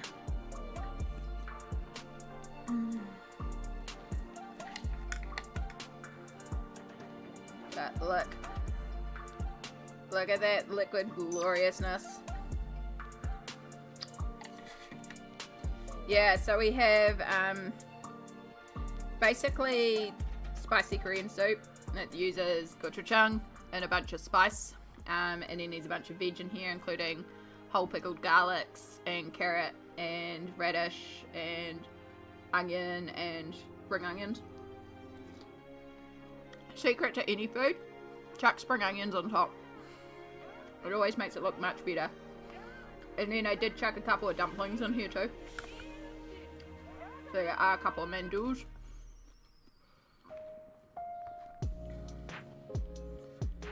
And yeah, so I am just going to sit here and eat for a minute. Let me know if the camera's picking up slurping sounds. I probably should change category.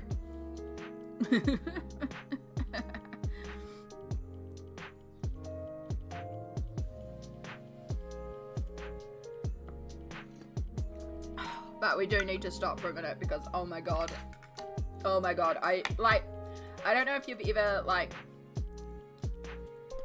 you know when you don't eat and then you like eat and you realize just how hungry you were because you have not eaten.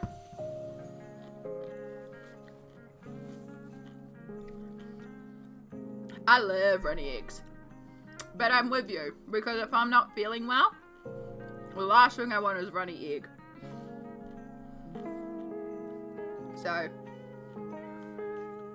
I'll mix some soup into there and then it'll just look like soup and you can just pretend it's a solid fried egg, or not even a fried egg. See, it's just soup. It's just soup.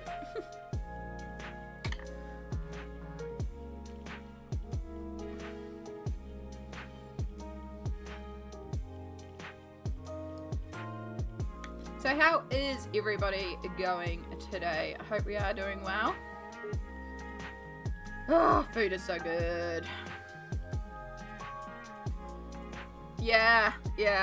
I normally like something like this. Usually if I eat on stream, I mean, I do stop for lunch often. If I eat on stream, I try to like eat a sandwich or something quick, but I just really wanted soup.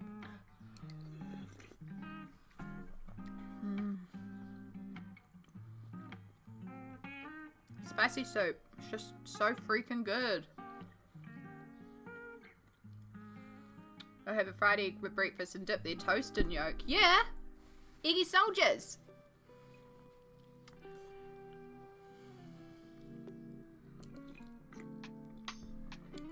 But it's the same thing that we were talking about before. It's that texture thing. Which I fully get, like the texture of a runny egg yolk. You know, I can understand that. I can understand how a fried egg with a runny yolk or a parboiled egg would be off-putting to some people.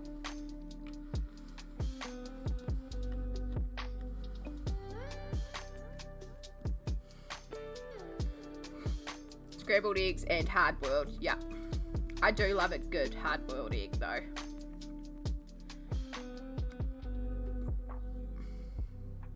Oh my gosh, you know what I had the other day? Not the other day, I mean it's been a while. Sit there because I don't have any chopstick rests. But I was thinking I need to make again is deviled eggs, where you take the hard-boiled eggs and then you mix the filling up and then you repipe it into the eggs. Oh, so good.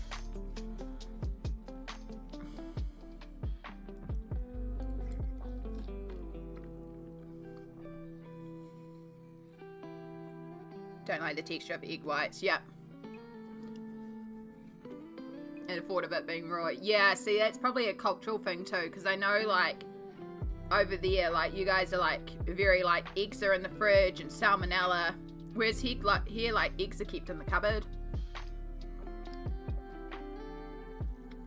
And then, like raw eggs are really common in certain areas of the world as well, so I can see it, like, I can understand the perspective.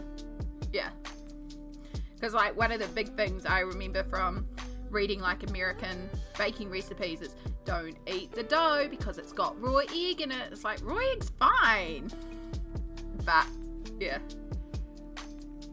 Yeah, apparently there's a reason, and it's to do with the salmonella, and it's really predominant over there. It's just not a thing.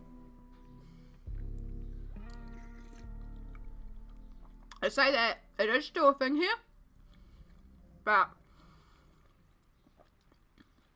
Not obviously to the prevalence, because our eggs are kept just in a standard shelf in the supermarket. Our eggs are not refrigerated.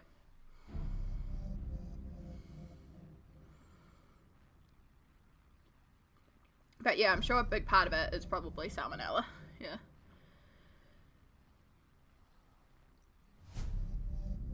I wonder if it's the fear of needing healthcare.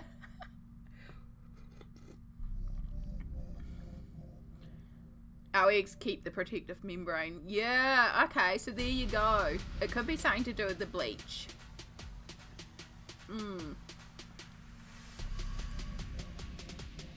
Because they aren't washed. Yeah, there we go. There you go. Things we learn. I know. All I know is eggs are frickin' pricey at the supermarket. But at the little market my mum does, this market organizer sells eggs and they're $6 a carton. And that's where I'll get my eggs from.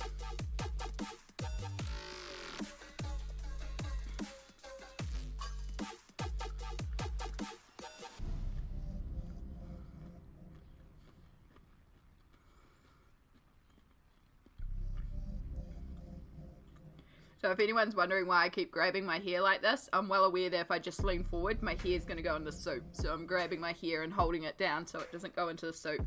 Because I don't really want soup here.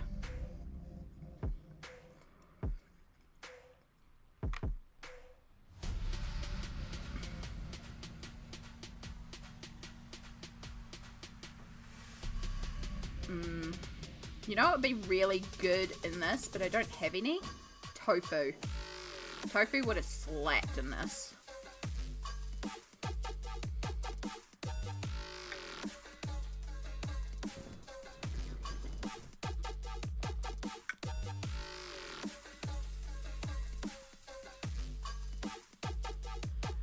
How much is a carton? A carton is usually around 12 eggs, depending on the size.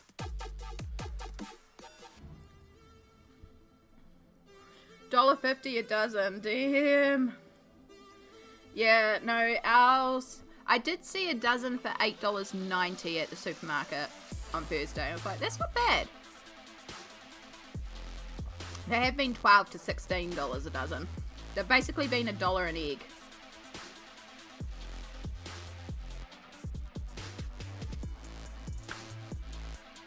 Come here, dumpling. Oh, yeah.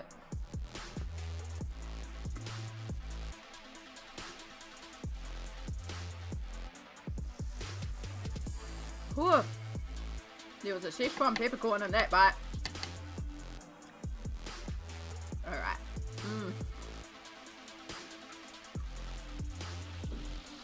$1.75 for a dozen. Damn. Eggs used to be my cheap protein. For a long time. That was how I did a lot of budget meals, because eggs were so cheap. Couldn't afford meat, so a lot of my meals did eggs, and I got very used to putting eggs in a lot of my meals. And now eggs are skyrocketing. It's like, but my eggs, I need my eggs.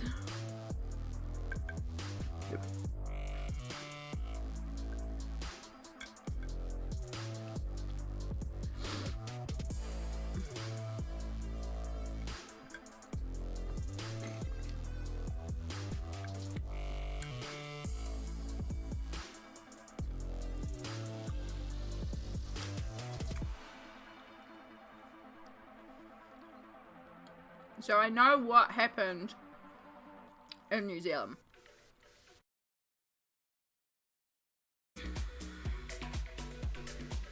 Freaking internet. So over it. There we go. I think we're back.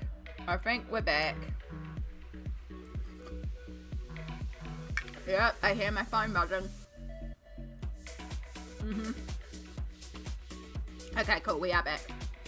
Sorry, I was just stuffing my face while we were offline. Stupid internet. No, it's entirely my internet. That's the third bounce out today. But yeah, so what happened was they changed the requirements for chickens here in New Zealand. Now, it's not like they just changed it overnight, but it was very much just a, like, boom, and then suddenly every cheap egg was off the market because they could no longer cage raise hens here. Which, granted, great thing for the chicken health, you know, great thing for the chickens. Ethics-wise, wonderful thing. But suddenly a massive portion of our egg-laying industry was no longer viable. So they had, you know, worked out a little bit. We were kind of aware that eggs were going to go up in price. Some of us were anyway. We didn't really advertise it too much, or else we would have stocked up on a lot more eggs. But right around when that happened was also, yeah, they had 10 years. They had 10 years. This is not a quick thing, right? They had time to prepare for this. But the number of chickens that were available for egg laying did drop very quickly. But at the same time is when the US got that massive salmonella uptake. Same time as when you guys got hit with the chicken flu. Now, the egg laying industry will tell you that the reason why our egg prices and eggs became so scarce is because of the new rules. They were prepared for that. However, export takes priority. And America needed a lot of eggs. And so the reason why our eggs went scarce is because America's chickens got sick and all our eggs went overseas, and suddenly our eggs went up to $18 a carton. And it is exactly as Fud said before, for the cheese that we produce and manufacture in New Zealand, we pay so much more. It is cheaper to buy our cheese in another country. It is cheaper to buy our butter in another country. It is cheaper to buy our lamb in another country.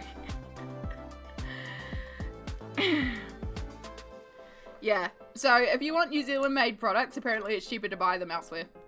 I was watching a video about I watch a lot of like Korean and Japanese and Asian lifestyle vlog ladies, as they like just go around the supermarket, cook foods, and they don't really talk or show themselves, they just kind of live their life, but I find them really fascinating and calming, and I get great recipes from them. But one of them went to the supermarket and was buying a bunch of New Zealand made lamb and butter, and it was like a block of our butter, which is like $6 here, was $1 over there, and I'm like, why? And it's like the West Gold, really fancy butter. It's not even like the cheap Tarua one. It's the fancy New Zealand butter. I'm just like, that's not fair. I don't even buy butter because it's too expensive.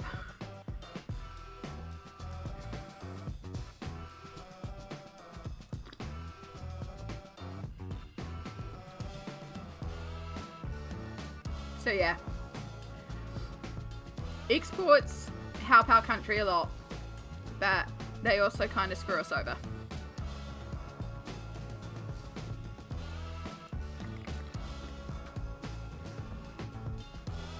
Yeah, that fancy West Gold butter.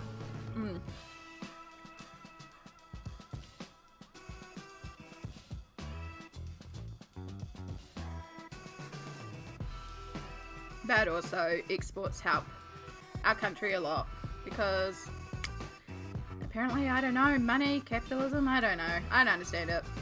All I know is I just go to the supermarket and try and figure out what I can afford to buy that week, and then that's what I make that week.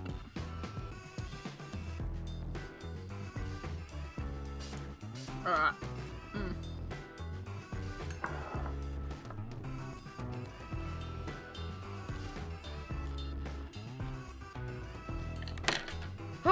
I feel better. I will probably pick up that some more later on, but I also don't want to overstuff myself and cause a bellyache. Twitch is being dumb again? Oh no. Reloading may help. It may be struggling because of the dropout drop-in. Also just realised I need to remember to restart my captions again because it thinks it's a new stream. At least I still have automated ads off, so...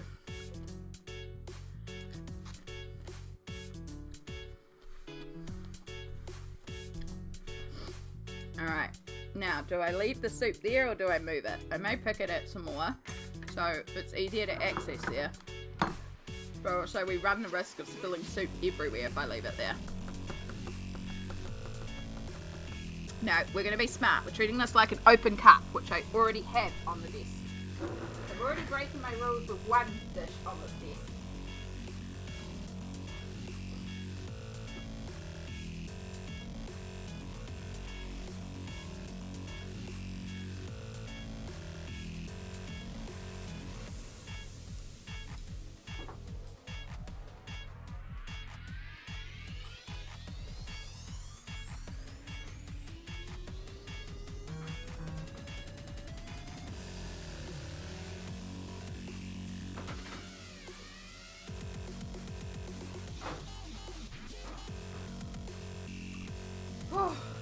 Definitely made too much though. Ugh. No belly H's, exactly. And I'm out of quickies, so I have not to drink off the bedside table twice in 3 days now. No. Yeah, I try to really not have open drinks. The most I'll have is an open can normally, but I have got this, so at least it's staying way over there. And then I have my painting cup as well, but that one's got like a little suction-y type base. It's not suction, but it does kind of stay in place with the little rubberness, so it's not as dangerous, but it's still dangerous. Alright, thank you for bearing with me while I had some lunch, because I feel way better now. And now we can also take our pain meds, because we have food in our belly. So everybody, if you need to, make sure you take your meds.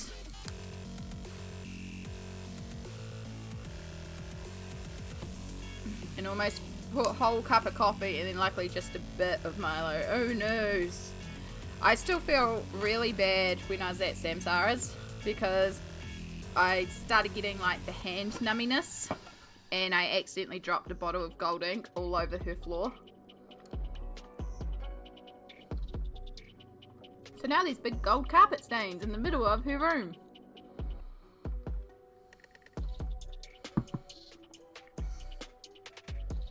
My lower intestine pain is starting to subside. I thought I was going to have to go back to bed and die. Oh, well, I'm glad to hear it's starting to subside because we definitely don't want that for you. It sounds awful.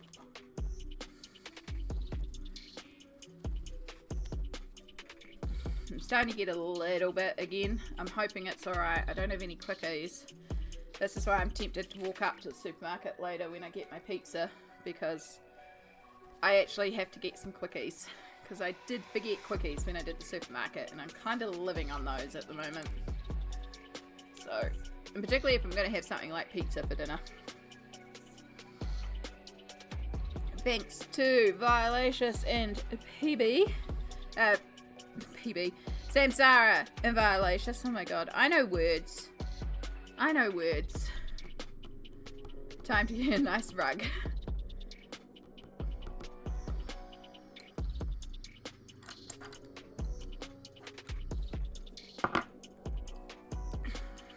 She was very good about it. I was feeling very, very bad. Honestly, the amount of times I've dropped things today, I was so scared I was going to drop my lunch while I was moving it. Although it does help having a trolley that you can kind of just load things carefully onto and then push the trolley. The worst is when it goes numb and I'm pushing the trolley because I lose my grip on my hand and then I go flying forward or stumbling, or that's how I stumbled onto the heater spoke. Ended up with a massive hole in my foot.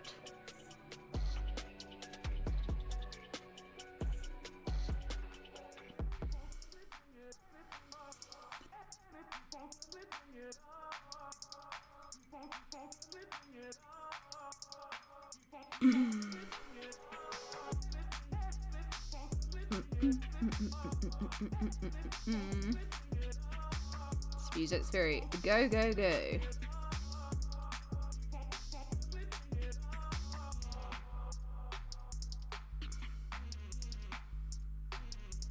Oh wait, I took meds at the start of stream. I'm not on my 8, hold up, no. No, 10-2. No, we're good. We're on the right schedule. Oh my gosh. It's not 12 p.m, it's 2 p.m. Oh gosh. It usually ends up that I take meds at 4, 8, 12 and work on that sort of time frame, but today I woke up at 6, so we're on 6, 10, 2.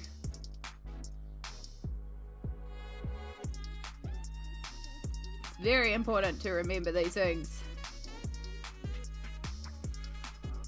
Should really get one of those apps that allows you to put in like when you had your last dose, and then it kind of pings and reminds you and be's like, hey, it's time for your next dose. Except like my pain meds, I try to not take them regularly when I can, except for on stream days I do take them regularly because this is a lot.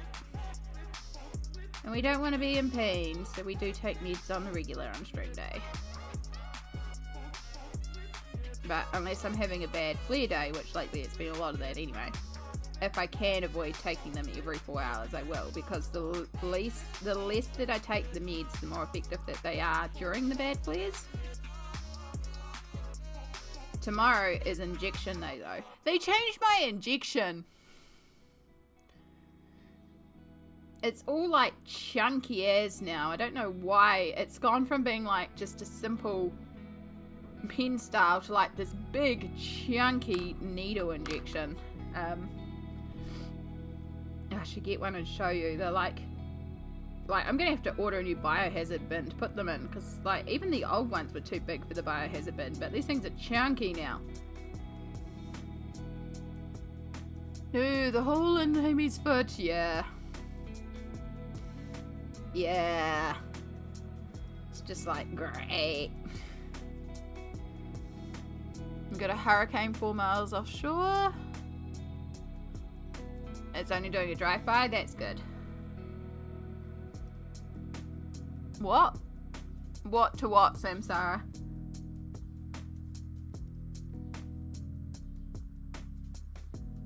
Oh, was it about them changing the...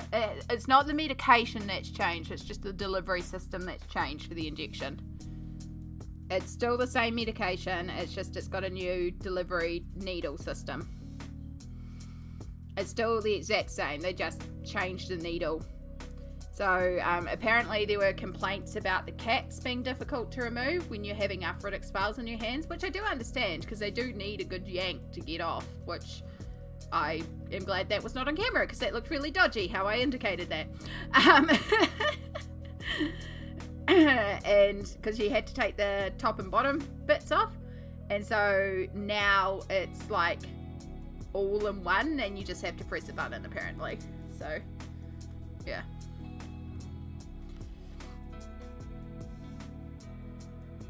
but they're like way bigger, which also makes me wonder if they're gonna fit in that little travel case now too. I'm sure they will, because I usually pull them out of the box when I travel with them in the case anyway, so I can fit my other meds in there and just have it as a med box. Yes, stay safe. That's fair, PB. That's fair. It's a lot. The world is a lot sometimes. I like that with the news. I don't like watching it. And then someone will message me and be like, have you seen this thing? It's like, nah, I don't watch the news. I don't have a TV. I mean, I have a TV. I just don't have regular TV hooked up to it. I just have a Prime and YouTube. And they do the job. And Twitch, obviously, too. It's like, why would I watch regular TV? I'll go and hang out on Twitch and have actual conversations with people. I mean, they're not real conversations because I'm typing and they're talking, but it feels more like conversation, you know?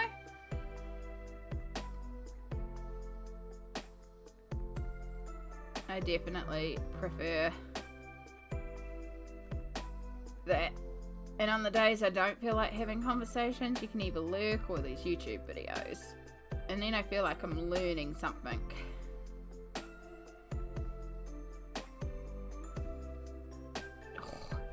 Pins and needles.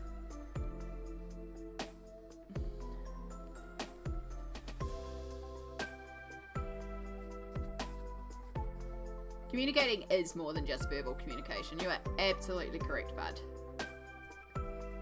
Absolutely. That's why there's a whole subcategory of studies on non-verbal communication.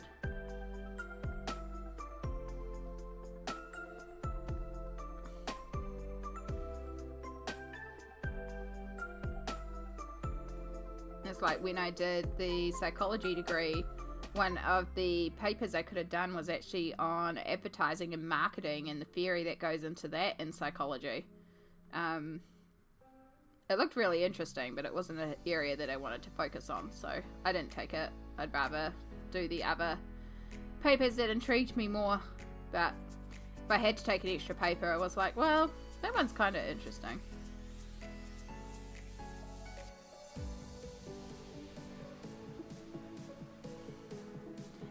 My wonderful degree that I'm not using in the slightest. I'm using it a little bit here.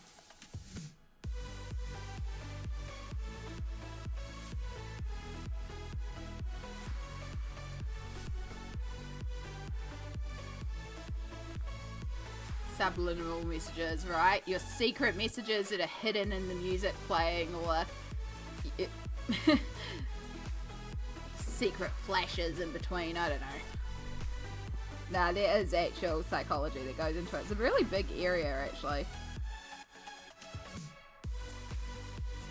We've talked about it before, about the psychology of colour, and colour theory, that certain colours have certain effects, and that's why a certain colour, for example, that they will paint rest tones in, because it's like meant to be more calming and keep the elderly people safe and contained and compliant.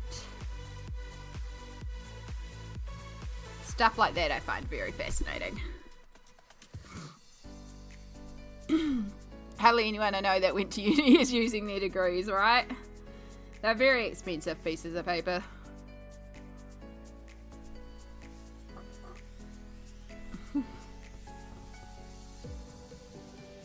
Well, I mean, I know multiple people at work who are working in the field they got their degree in, but they have degrees in laboratory science, specialising in a subfield, and now they're working in a laboratory doing science in said subfield. Some of them are doing it in different fields than their specialty, like our head of biochem is actually a microbiologist, but their secondary was biochemistry, because they all take two, so they'll do like biochemistry and hematology, or microbiology and histology, or usually histology and cytology. So they'll have a couple of areas, and like you'll do one, but you can do others as well. So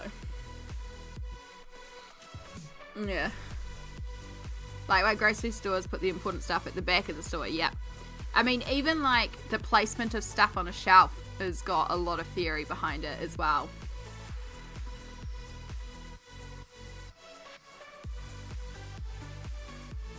2 out of 15, yeah, it's probably accurate. It's probably accurate out of, like, I'm trying to think of the people I know. Most of them, though, are at work. So granted, that is a very specialised degree that they've used to get into a specialised job. So it's a little different.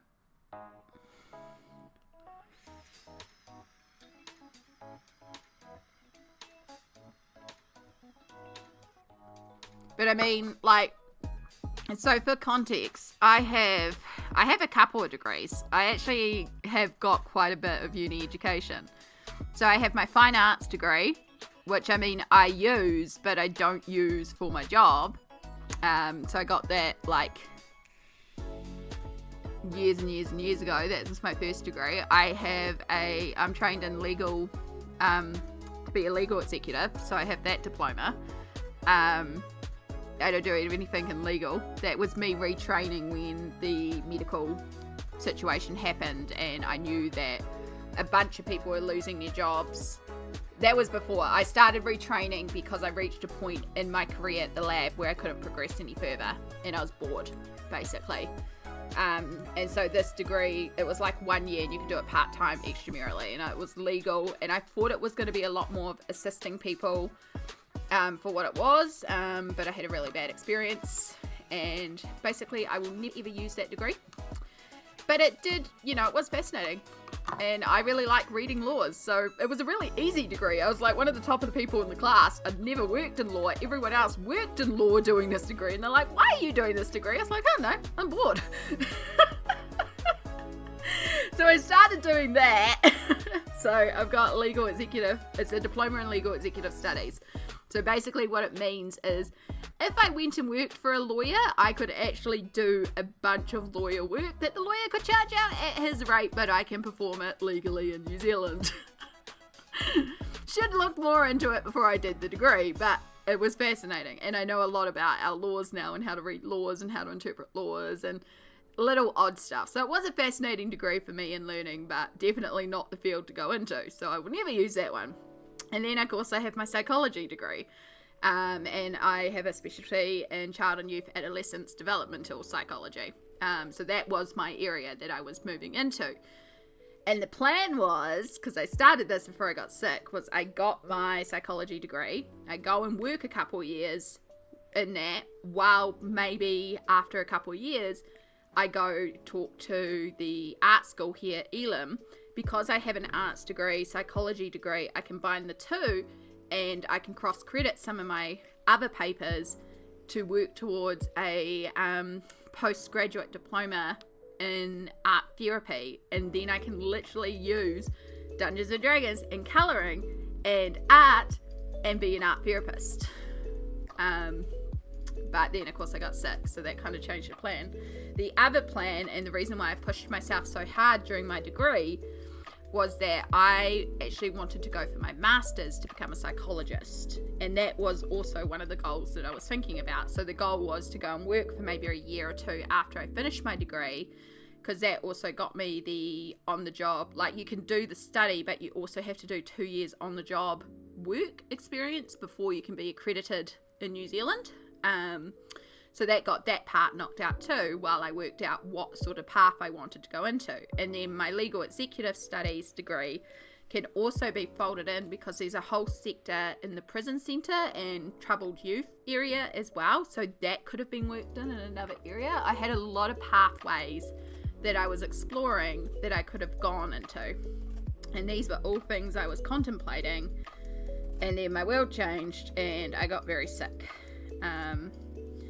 And so now, right now, I am in a job that understands my health, allows me flexibility, but I'm bored.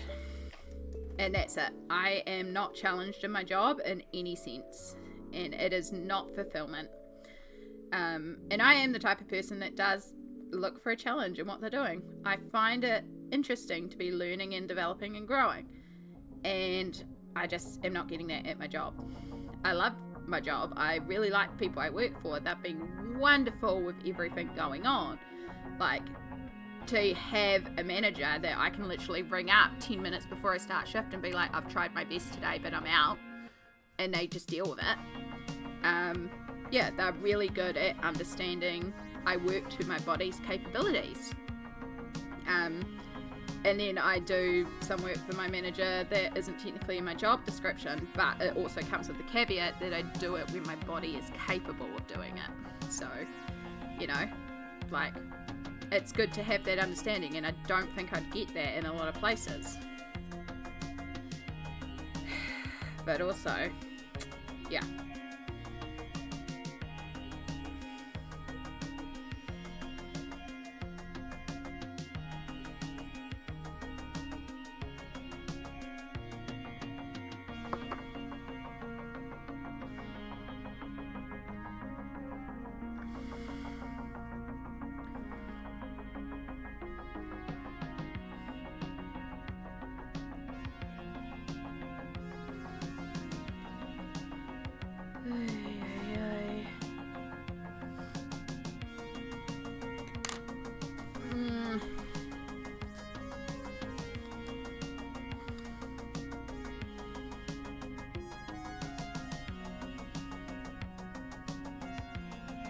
Yeah, as much as I don't miss the pressure of study, because I don't, I really did enjoy learning.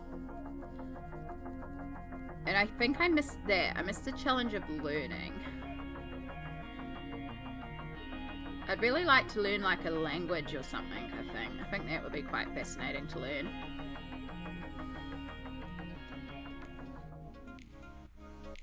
I know that there are places that do offer Terreo learning, and they're actually for free as well.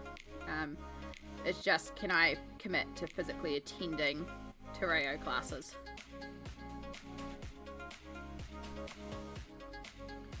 S'mores rubbing.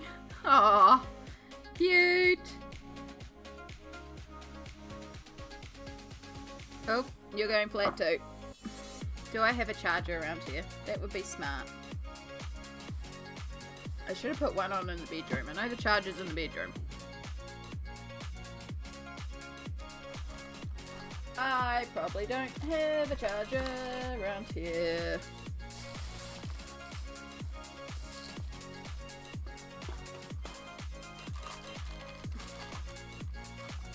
Gosh, I need to clean up my desk.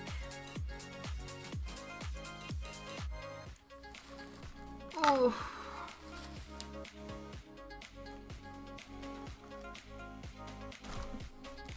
I do have a charger around here. Fantastic. Do I have a plug? Next step. We're going to sacrifice the mouse and keyboard.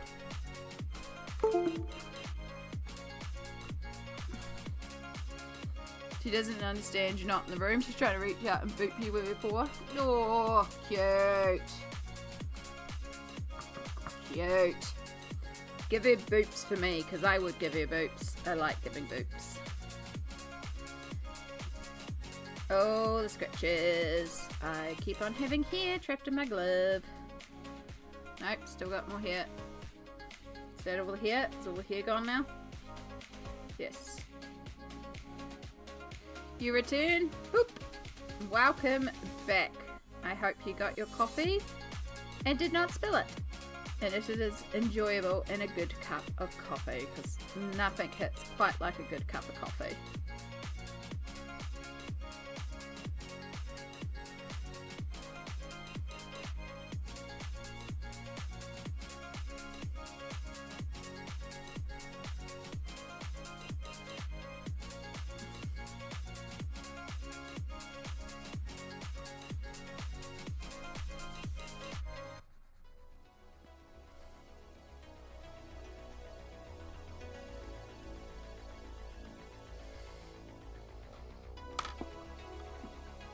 I had a big cuddle last night this morning. Or I have coffee, no spill so far. Heck yeah, I love that for you.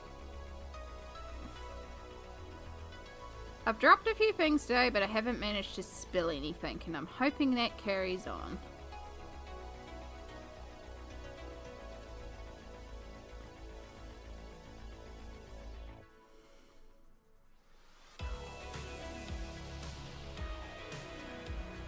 I don't think we're going to finish this today, but if we can get these mushrooms finished, that would be pretty good, because then we just got to get on to the,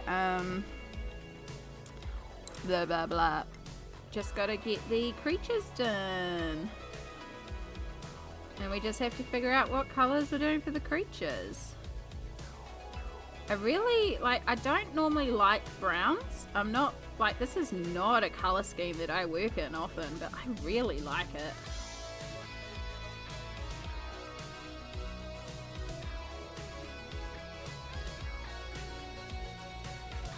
There's a very full, appropriate seasonal colours. Unintentional. It's also spring here in New Zealand, so...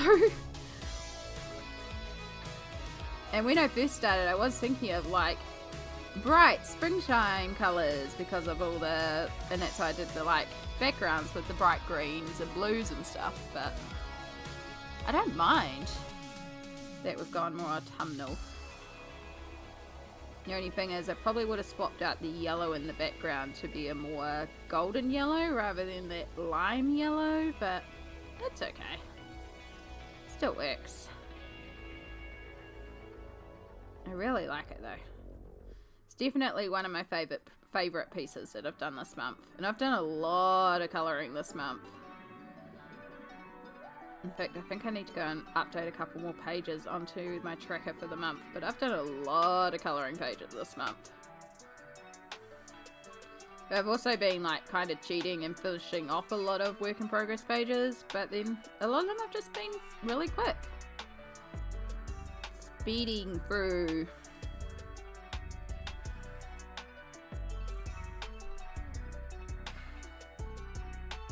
She's giving Boots to find you and asking you to pick her up. Aww. Such a Boots. Cute. Cute! I would if I could. Oh, the scratches. Oh, the Boots. Oh, that one's flat. We're waiting on the other one to charge. Alright, our last two mushrooms, which are this darker red-brown colour that we did for the flowers at the bottom. And then we've just got some stems.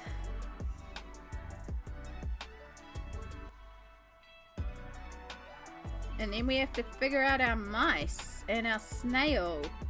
So if anyone has any, particularly if you can find a Google reference or something for me to look at, for colour suggestions for the mice, because I'm a little like, I can do the browns that we've been doing, but also the browns might get a bit lost. I could do something really odd, but then I feel like we might, like if I coloured them like bright pink or something, I feel like we might lose some of what we've created. Like I really like this colourway at the moment. So I'm a bit stuck on what to do. I could do them like a darker brown and make them the focus that way, but then everything might look a little washed out next to them if they're like our darks, because why haven't we pulled that dark into the shadows of any other colours, you know? You're back eating caramel popcorn and one fussy cat fed and happy. Well done. Well done. That caramel popcorn is well deserved. We also ate. We ate some spicy Korean soup and an egg and some dumplings in the soup. And now we're working on our last mushroom top, and then we've just got some mushroom stalks, and we're trying to work out what colour to do the mice.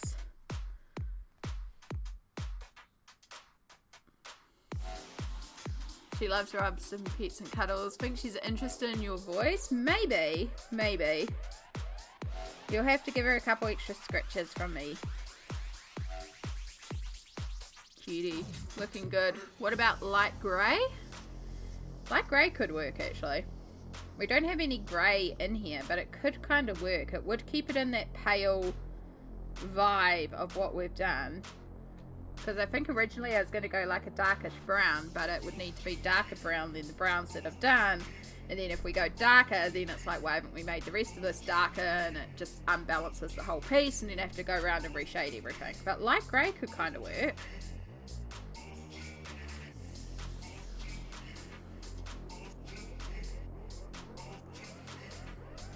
We also have snails. Alright, so we're going to do a bit of a shadow under our snail here.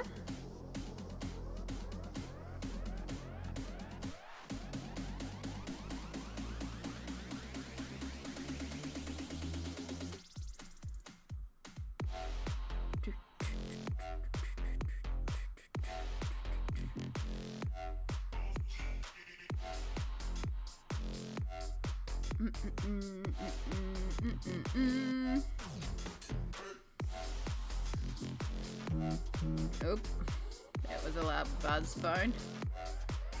Oh my gosh, so many notifications.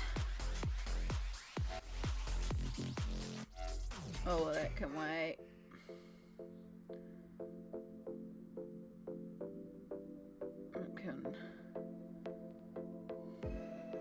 Oh, that can wait.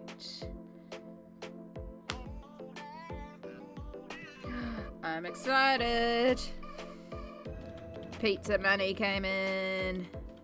Pizza, pizza, pizza, pizza. I still have spicy soup though, but that'll be like afternoon tea.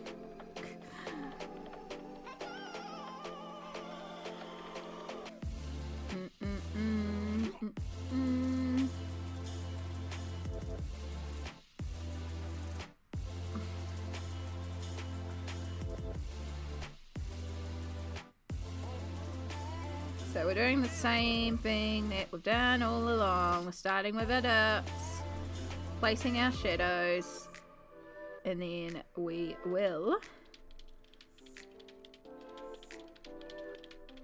carry on from there.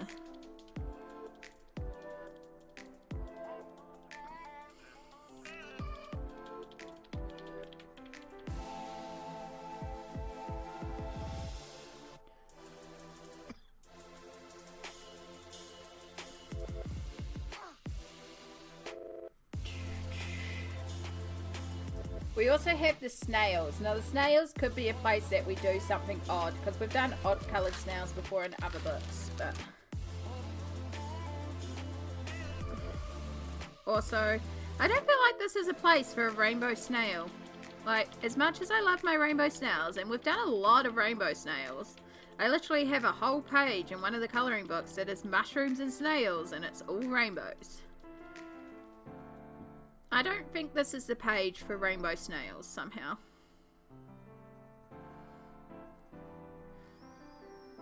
Oh, flat.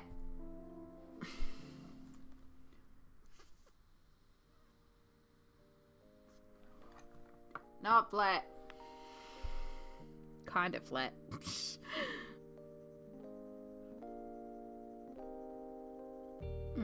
So we're working with Indian red. It's a very pretty colour, this. It's a really good terracotta-y colour. But like a richer terracotta-y, more like a clay. Like there's certain type of red clays that are like this. It's a very pretty colour. Don't use it enough. I don't really dig into my browns a lot though. Again, brown is not really a colour I do a lot with.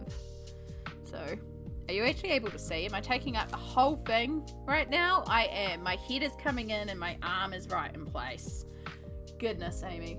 It's probably got that in the wrong position to be perfectly honest. Right, let's do a little rearrange. Let's bring that up a bit more. And now my head won't be in frame.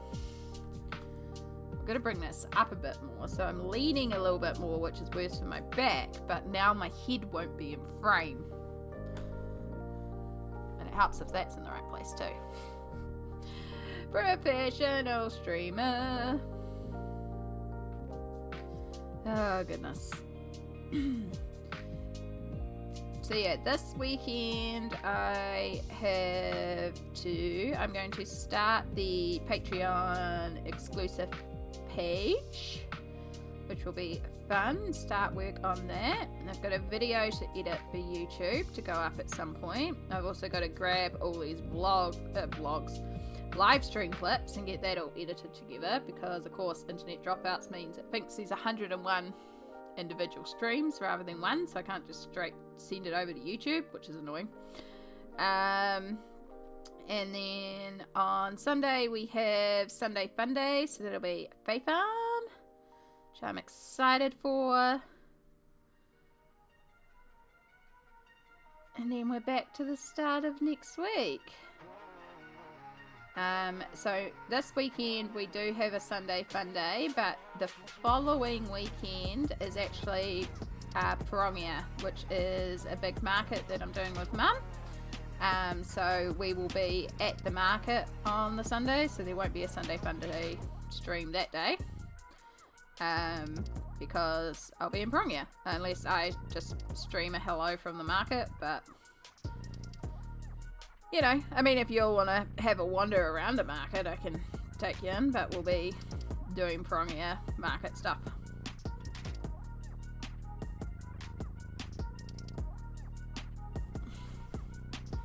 Calm down, chilling on your head, purring away. Cute.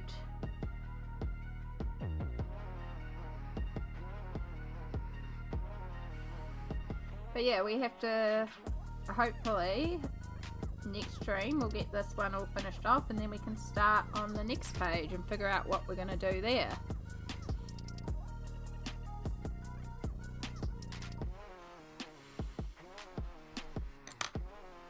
Alright, that's possibly enough. We might have to come back and darken that a bit.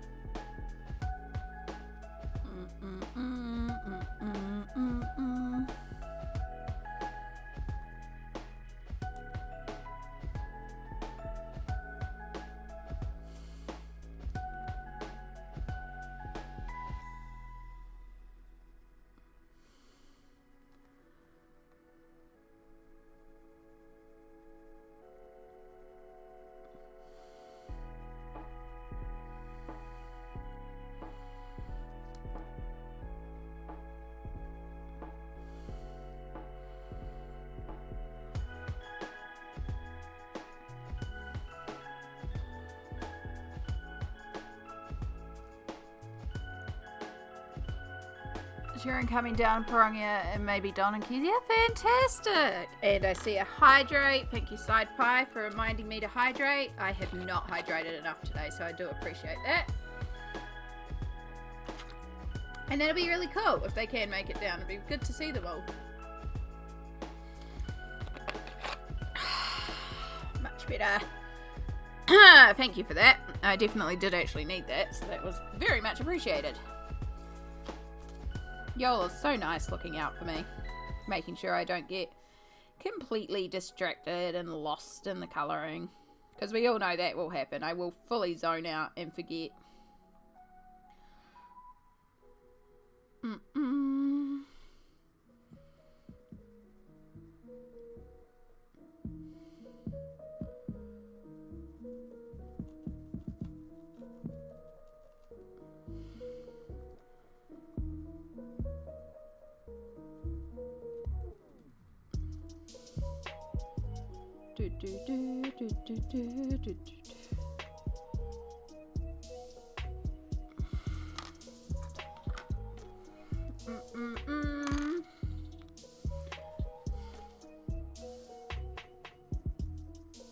I don't think that was the right colour.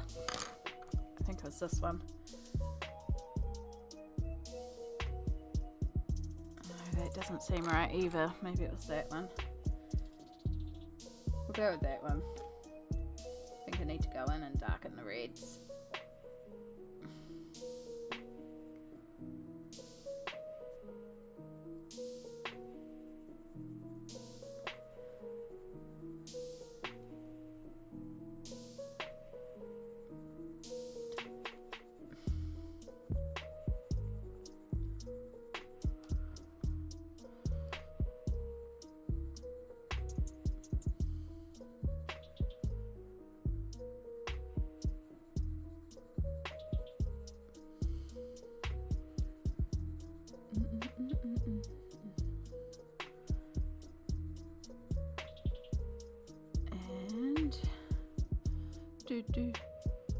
I got posted. I want to redeem all the points. I mean, you can. You absolutely can if you got the points to spend. They're there too. I think most of them have a little description to explain what happens when you redeem.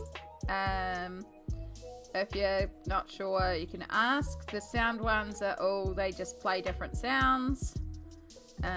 There is a hydrate and stretch. So hydrate makes me take a sip of water. Stretch makes me do a stretch. Feed me candy is exactly that. It feeds me candy.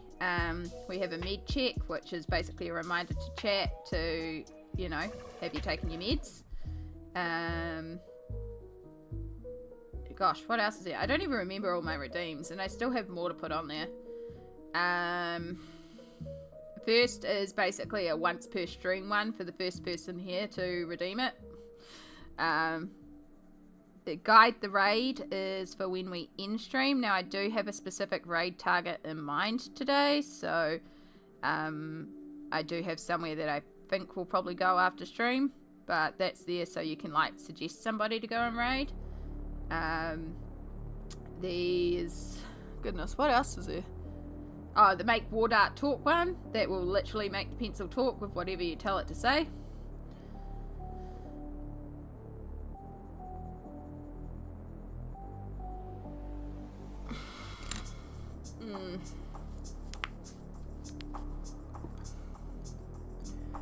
I unplugged my mouse so I could charge my vape, so we're using terrible.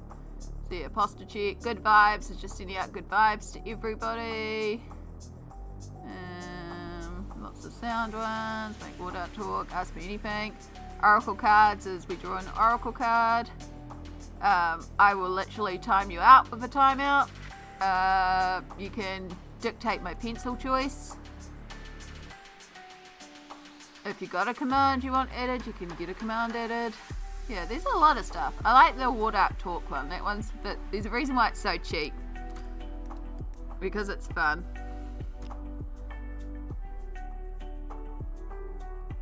Hi, Mommy. It's so cute. I'm so proud that I made that.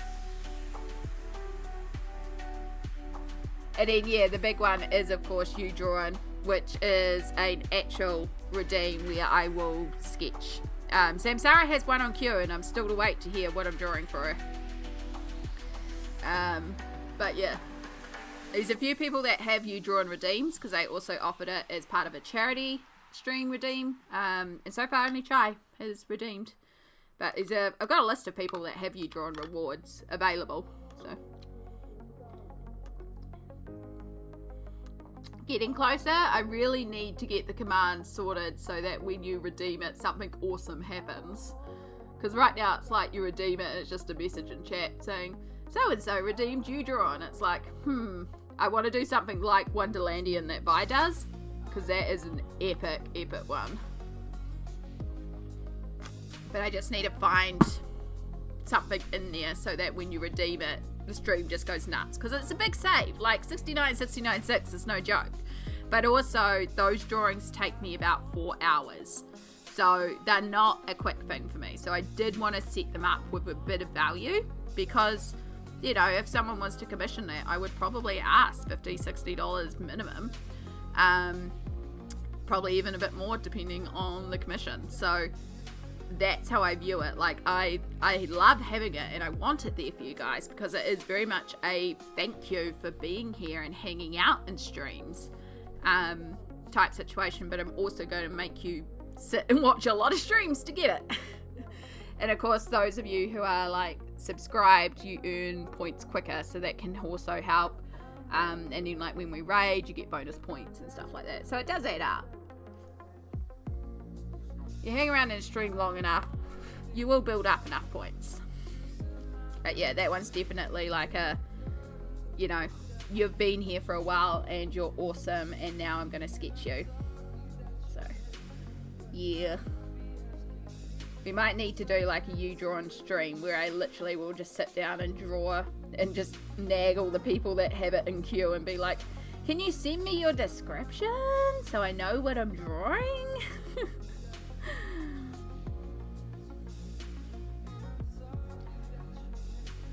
You'll get it eventually. Yeah, eventually it will build up. It, like I said, it builds up, it adds up. So it's not going away anywhere. It's going to be there. And there's no rush for it. And it's also not a like one-time redeem thing. So if you wanted to be the person who saved up for it like and redeemed for it once, you technically could. Like, it's there for a reason. And Mum redeemed a stretch. Thank you so much for keeping me nice and loose. Oh, we're going to stretch the back and the shoulders. Oh, not too far with that left shoulder. And stretch out. And then we're just going to do a little bit of a finger stretchies because the fingers are getting a lot today. But yeah, it's fun. These are a few more redeems I'd like to get. There's a lot more sound alerts I'd like to get. I do think I'm going to swap over some sound alerts. Because obviously some sound alerts are used to a lot more than others. I might add in some more, especially this is one of those jobs that's been on the to-do list for a while because I will be changing bot, and when I update the bot I can update all like the sound commands and different things. So one of the things that I want to get in there is a command that you can summon for free, or maybe the mods can summon, but people can summon for when I'm working off camera, and it will yell at me and you'll be like, oh yeah, I'm not on camera, and reminds me to look at where I am. So, you know, little things like that. Or like your head's in frame, or, you know, just those little reminders of look at how you're positioned.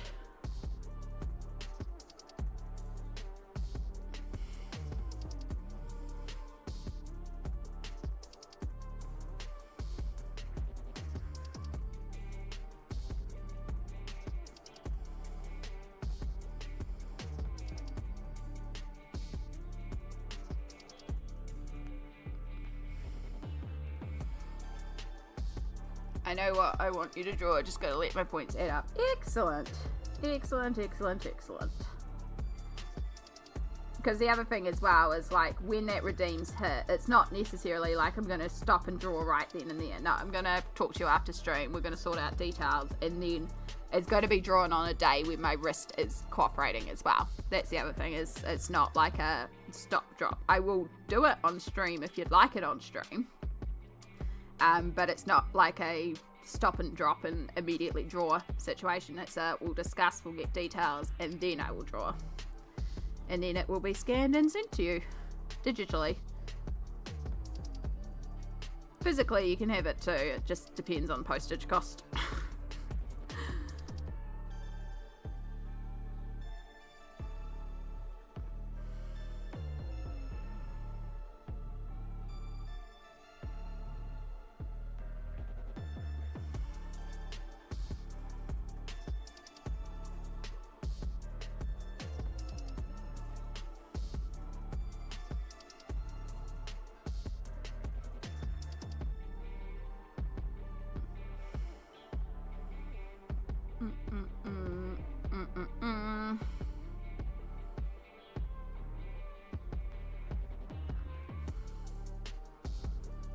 Oh crap, I just realised I need to do some work for Ison at some point too.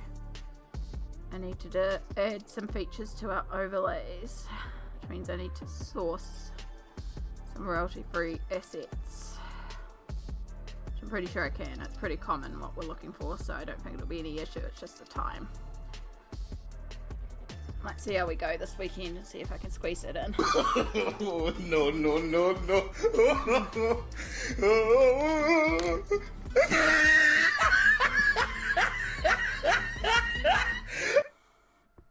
The oh screw up noise.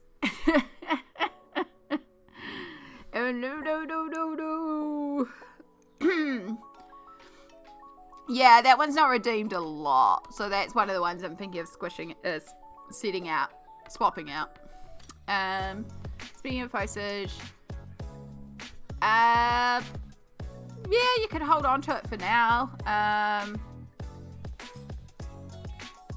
I'm not fussed. If you have the stamps and you want to flick it off, you're welcome, but I'm also happy to wait if you'd rather put it in a care package. No, you're not being a pain, Mum. It's fun. That's what they're there for. They're fun ways to interact with stream. Click them all. Spend all your points. It's fine. You earn the points sitting there, so spend them. It'll be a long while yet. No, that's all good. And like I said, Sci-Fi, these extra ways to get the points with watching, like the little bonus ones that pop up when we do a raid.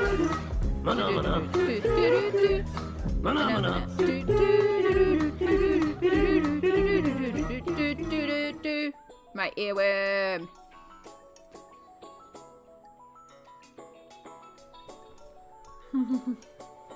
It is fun. Yeah. I think I'd rather you hold on to it. I really don't want it to get lost in the mail, and it really could get lost in the mail, so.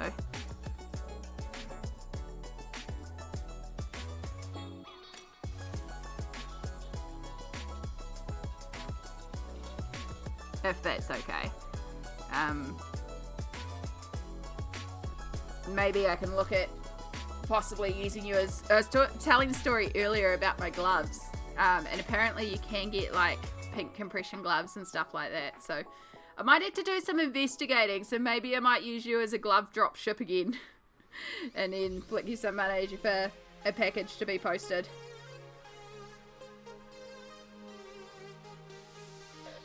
Did I break my subtitles by singing along?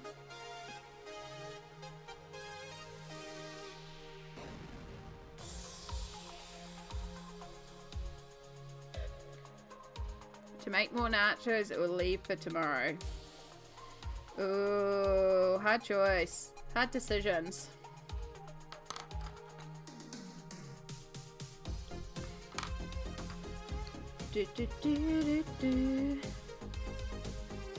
Right. So we need to do these stalks, and we'll do them brown like the other stalks that we've done. Just so they all match up.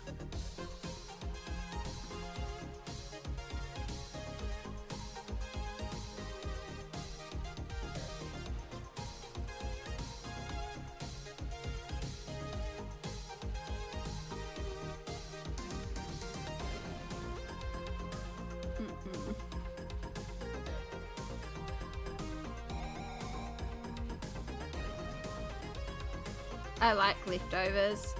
That's why I left half my soup, because I knew I was like comfortably full enough that I could stop, but there's enough there that I can have basically afternoon tea after I finish stream and have some more soup.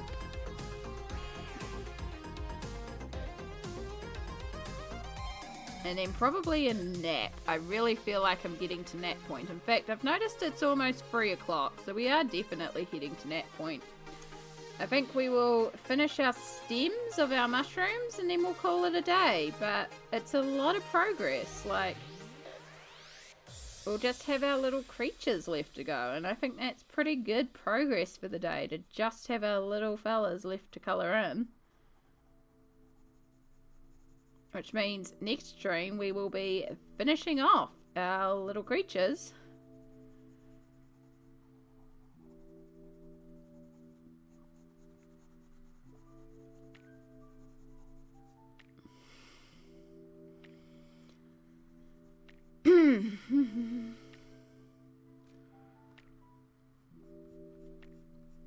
Alright, this one needs to be brown because the other mushrooms kind of grow into it as well, so we're going to keep this one the same as well.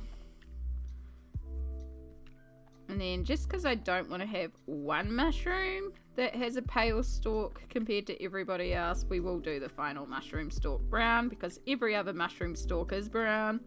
If I was doing this again, I would have left some of the stalks paler, just so we did have some differences, but we've accidentally done all the mushroom stems the same sort of brown, so just for consistency, we will colour that final one the exact same way.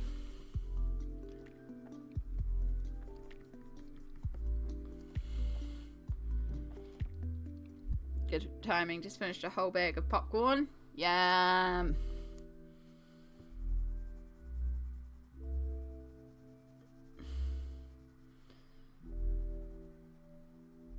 My open snackies at the moment are pretzels. I have a little bit of lolly cake left. Of course I have sweets, but we always have them. And I have a bunch of grapes.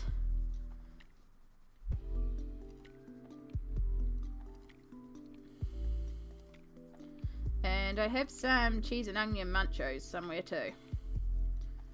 Probably still in my grocery box of groceries I haven't unpacked from the supermarket.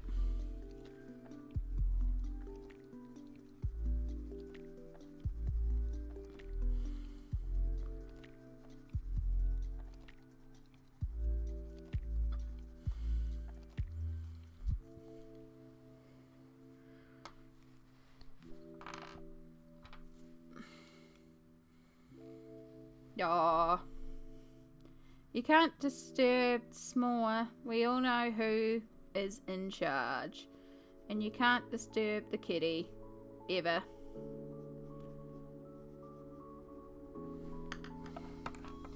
Where's my other extender? We're gonna have to do this.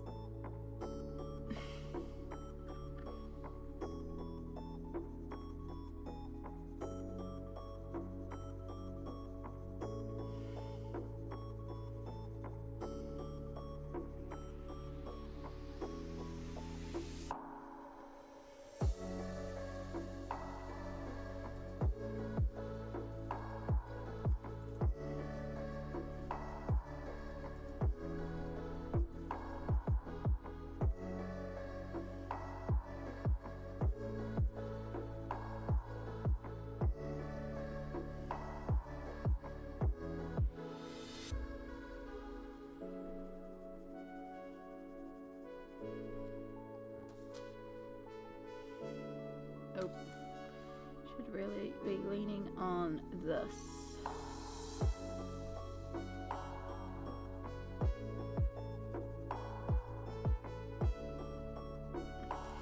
Oh my gosh, we're almost there, folks.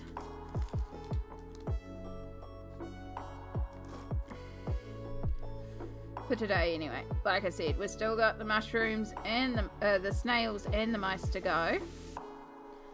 But I don't want to rush those, so that'll be a stream in itself, and if we finish the next stream we'll find our next page to start working on. I just realized that this mushroom has got like no stem down here. Hopefully they all just kind of meet in behind here or something, unless I just sketch it in fadedly with the pencils and just have it as part of the background that you can't see. There's another option. But that's something we will think about for next time, because look at that! New World never has the deals you can find. Yeah, I never score well at New World for clearance deals. New World, though, does have a wonderful, wonderful, good quality produce, so... Ah, thank you. That is an appropriate use of the applause sound.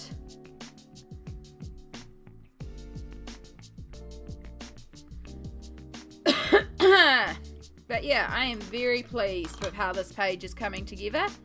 I really, really like it. Let me zoom you out a bit. So my mouse doesn't work because I've got this charging in there. We have to do it with the laptop keypad.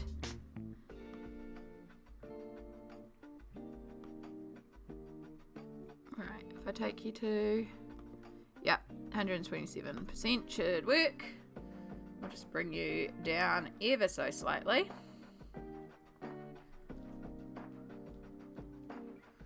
There we go. So that's where we're at. Our little, like, this is looking good, especially the double page. Like, they're not meant to be together, but I do like them side by side as well. I feel like they're not conflicting, which is something I was a bit worried about.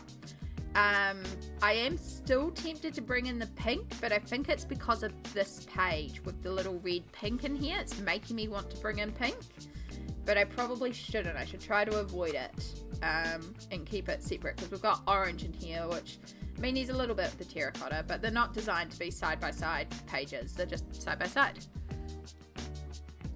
But yeah, I'm very, very happy with how this is coming together. So the next definite colouring stream will be Tuesday next week, our regular colouring stream starting at 10 AM New Zealand time. And in that we will finish off this one, and then we'll figure out what we're doing next. I've got quite a few pages on the go that I'd like to get into finishing, and just finishing off a bunch of work in progress pages, or we'll start something new. I don't know, we'll figure it out on stream. But in the meantime, I'm going to start a raid, and I hope you will join me for this raid. We're going to somewhere pretty special today. This is not somewhere we've raided before. So if you'd like to grab that message and copy and paste that, and then when we get over there, oh, Vi's on as well. Okay, so we all know Vi. We should all go and check out Vi. This is hard. This is hard now because I love Vi and I kind of want to raid Vi now. Screw it. We're going to change our mind. We're going to go raid Vi. We love Vi. So the other place we were thinking of going, however, I've just seen what they're up to and how their stream is going. They don't need our help, so that's fine. We were going to go and raid Blade. So if you know Stardew Valley YouTube, you may have heard of Blade.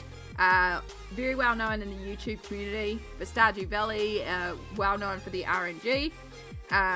He is also a Kiwi, and he is doing his charity stream today to raise money for Starship Hospital. However, I can see for a fact that he's got nearly 300 people in his stream and he's already almost doubled his charity stream goal. So I think he's fine. So I think we'll go and raid over to Vi. And we'll go say hi to Vi because we love Vi here and Vi is wonderful. So yeah, make sure you've grabbed that raid message and I'm going to start this raid if I can remember how I do this. If it's going to even let me pick a channel. That's not how we spell Vi. Oh, you're going to make me type it properly, aren't you? It's really annoying how it only shows like the first couple in your list. And it's like, I have more people live, you know. Looks like we've got VTuber Vi tonight. So yeah, let's get this raid started. Let's head over to Wonderlandian. Again, thank you so much for being here. Make sure you take your meds, hydrate, and look after yourself. You know, as you should. And I'll see you all on Sunday for Fae Farm. Heck yeah!